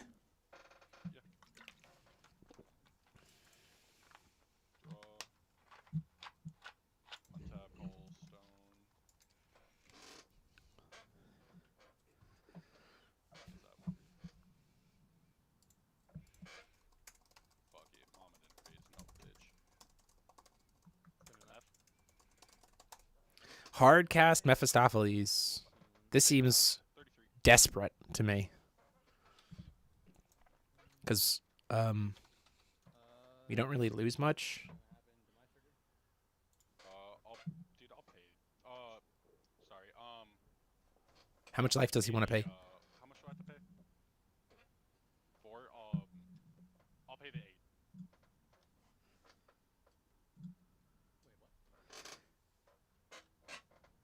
Because you also have Able. Oh yes, sorry, yes. Yeah. He is paying for both demises to keep them both in the grave. Yep. He had to pay 500 life to cast that. 26 to 28. Just to verify, I have Ayush at 28 life and Dustin at 26. 25, 22. I'm 25. I'm 22. Or at least, After, yeah, I'm at 22 after the Valborn result. Okay, sounds good. Awesome. Thank you. And then move to end step. Meth trigger. Couldn't have done it on Ayush's turn because of the Able.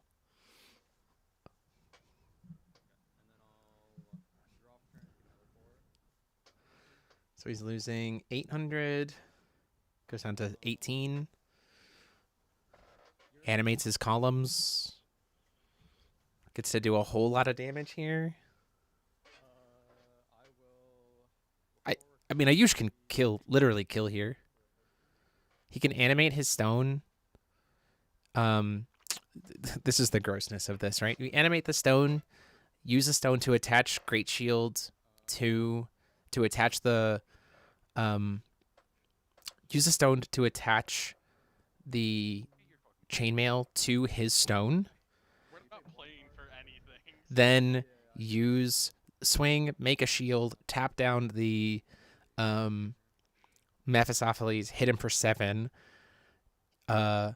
Swing in response to his trigger, use the stone that's swinging, animate the other stone, put the sword onto the other stone, and then swing with that stone for 14. It's like 2,800 damage. So unless there's Lunar Protective Lifeform in hand, which that is also potentially very, very real.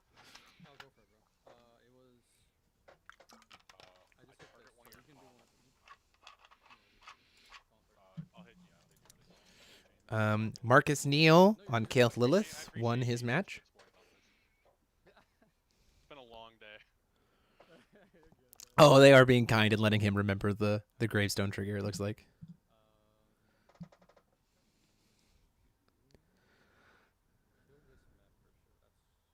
No. This meth ain't doing nothing. He's just messing around. You could also, if you really wanted to, freaking... you could use Bifrost to put 6 +1/+1 counters on this guy and swing twice that way, but like he can gain life. Lunar Protective won't work if he attaches chainmail to it because he gains barrier. Yeah, that's true. His gains barrier chant. Ayush has lethal if we don't overextend. If based on what Dustin has in hand. And the fact that we played this Mephistopheles makes me think maybe we don't have any protection and we're just trying to rely on it. You can just gain 15 with Lunar. Yep, it is pick 2.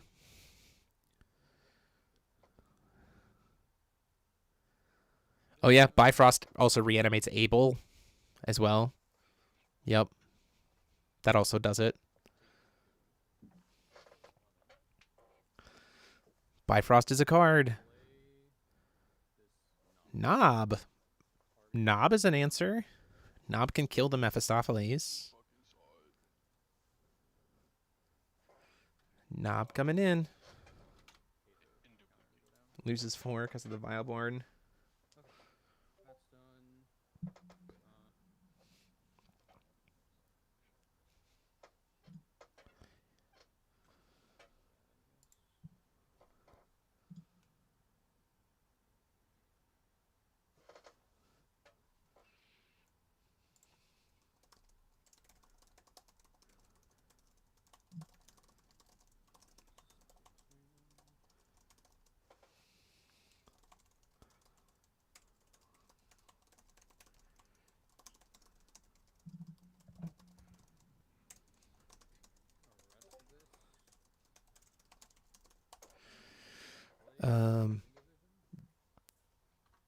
I'm sorry, what is this? Demonic Division?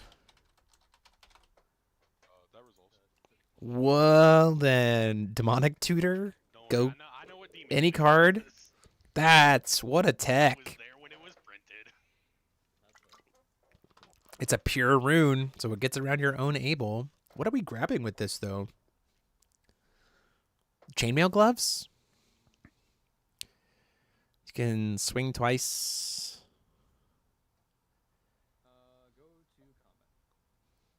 Yeah. I'll take 8. Swing 4.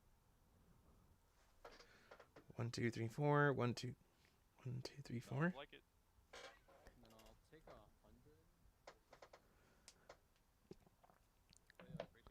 Playing the Great Shield now. Attaching it to Knob.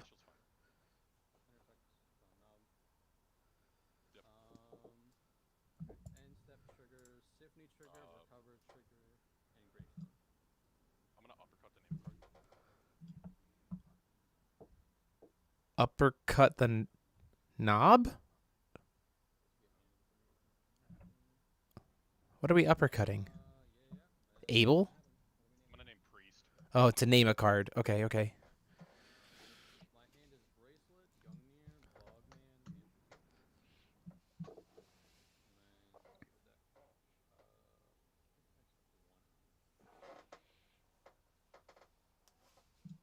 if you mean to like, No, you're good. Getting rid of all the priests with this uppercut.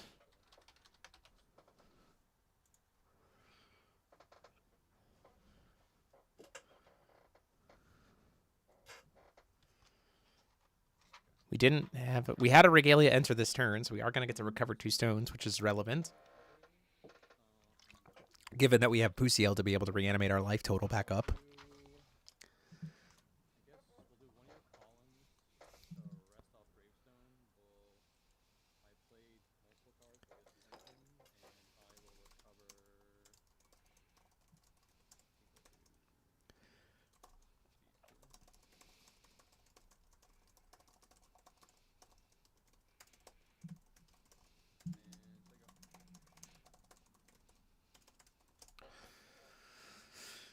recover. Recover 2 stones. Dustin sitting at 18 life to Ayush's 12. Nob survives a Mephistopheles at this point in time. Gravestone is live for both of them. Pay 3 Academy. You respond to this with Pusiel, right? 100%? You're gonna force me to do this now? Probably. You have to. Because... yeah, Pusiel to go back up to 3K. In response, burn you for 6? Nah, you got it. Good games. I say, and at that point in time... That's why I said it in a derpy voice. Okay. Thank you guys so much. Congrats, Ayush, for the 2-0. No, dude, the rest of my hand, I'm not coming back from this at 17. So. Cool, cool. Thank you guys so much. Congrats. And we'll see you guys back here tomorrow for top 8. Yeah, see ya. And with that, Paul, we ended a day of streams. Woo! Yeah. Exciting stuff. Very definitely cool. Symphony Hootriel is very putting strong. in the work. It's very strong. At least 2 of them in the top 8. We're waiting to find out. So half of the top 8 is Misty, and half of the top 8 is Symphony Hootriel. We don't know what else is going to make it. Probably on the bubble right now is a Kael'th Lilith. It's at 9 points. So the cutoff for like being guaranteed locked in is 10, but I don't think we have enough 10-pointers to be only 10 points. So I think 1 or 2 9-pointers make it. So, yeah, Abel puts in a lot of work. Abel is very strong for sure. Abel does a lot of work. Will Miller, with Aisha Soul, gets in, wins his. So 2 Symphony Hootriels, 2 2 Misties, an Aisha Soul, and then that's 5. Potentially a Kael'th Lilith, and then we're Valentio Moloch. Valentio Moloch is locked in. So we're waiting on one more result. So it's either going to be a second Valentio Moloch or a 3rd Symphony Hootriel. So it might be 2-2-2-1-1, or it might be 2-3-2-1. So we'll see. Yeah. How did top 8 win? Matt is locked in for top 8. He finished at 10 points, and 10 points is the guaranteed cutoff.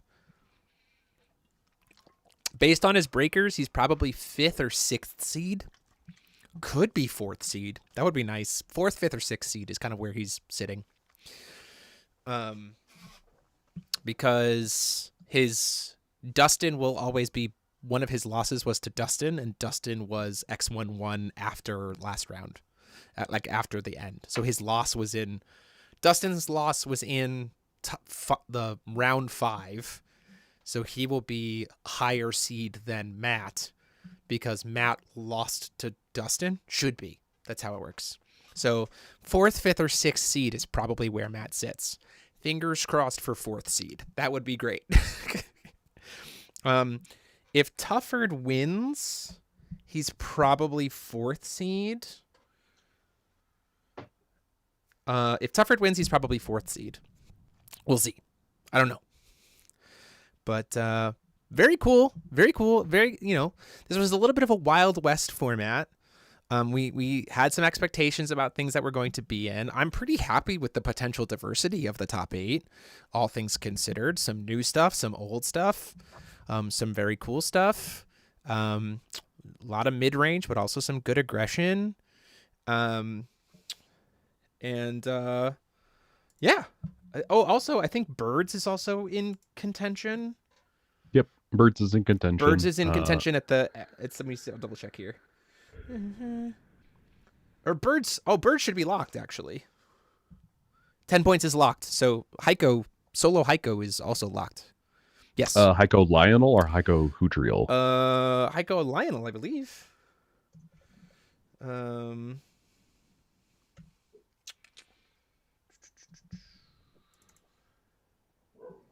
Heiko Hudriel. We are currently waiting to see if Zach wins his winning in. So Heiko Hudriel. So the locked stuff right now is Valentio Moloch, 2 Symphony Hudriels, 2 Mistletanes, and a Aisha Soul.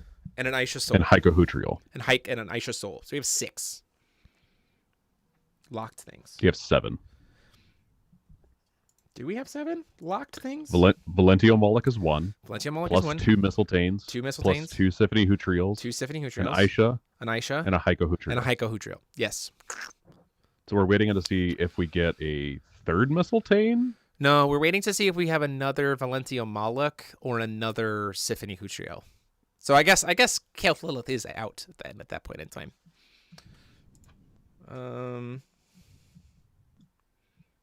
Maybe it is just 10 points is as low as it goes.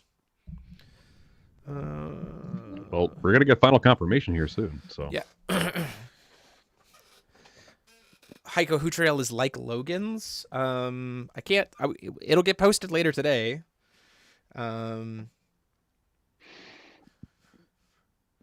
It's playing different stuff. Because it's also playing Hudriel and not it's Birds. Birds. Or Heiko. It's a lot of birds. I'm looking at the list. It's a lot of birds. So yeah, we're just waiting to find out. We have a few minutes left on round. I think they just called time on round for the primary thing. And Daniel Negrete beat Zach Tufford. So it should be 2 Valentio Molochs. All right. So 2 So then our top 8. At that point in time, and Daniel was at 8 points going into this round, so he'll be at 11 points. So that means 10 points and below will be 4th, 5th, 6th, 7th, and 8th will be 10 points, and then 4th through, and then the others will be higher. Although, wait, hold on. That actually might not be true. Dustin was at 10, so 1st, 2nd, and 3rd will be above 10, and then, 1st, 2nd, and 3rd will be above 10, and then 4th and below will be 10 and below. So it's gonna be weird to see how to make it. So one of the 10 pointers gets to be 4th seed, and it's gonna come down to breakers. So we'll see how it goes here. But we'll take a quick break as we're kind of waiting. Cool spread. I actually like that spread a lot. 2, 2, 2, 1, 1. That's 5 different rulers in the top 8 for a Wild West, playing a lot of different strategies. So I'm pretty happy with that. What about you, Paul? Yeah, that's pretty good. I like diversity. Yeah. So it's good to see that. A nice mix. Yeah, very cool mix. So yeah, we'll be right back once we get the finalized kind of breakdown to announce it. But see you guys in just a minute.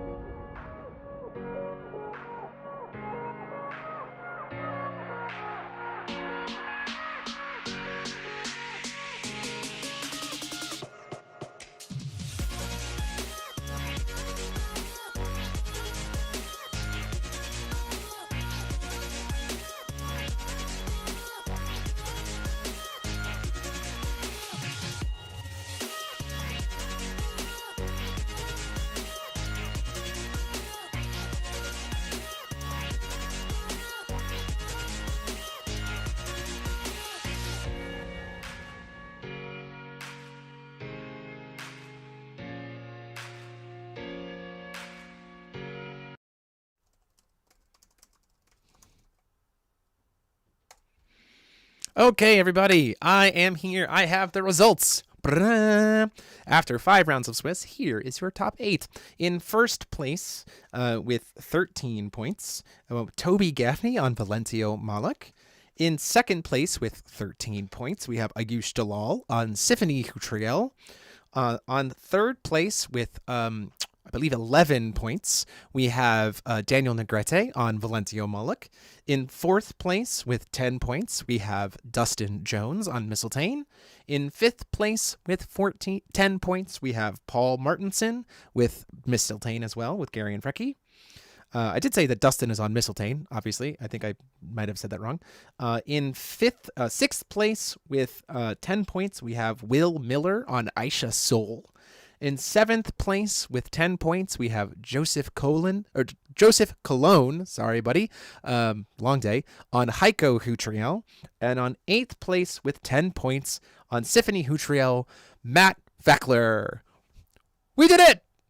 Graham School got him to top 8. Let's go, baby! So this is going to be a really cool breakdown tomorrow. The matchups are Valentio Malik versus Symphony Hutriel, Symphony Hutriel versus Birds, Valentio Malik versus Aisha Soul, and then the Misties have to play each other. The Misties will play each other. And there are 2 people in this top 8 who already have invites, being Will Miller and Paul Martinson. So very cool breakdown for today. Looking forward to seeing what things come out tomorrow. And yeah, we'll see you guys then. So thank you all so much for joining us. And until next time, this has been myself, DMO73, and I was joined by Paul Reisman saying, class dismissed. We'll be back here tomorrow.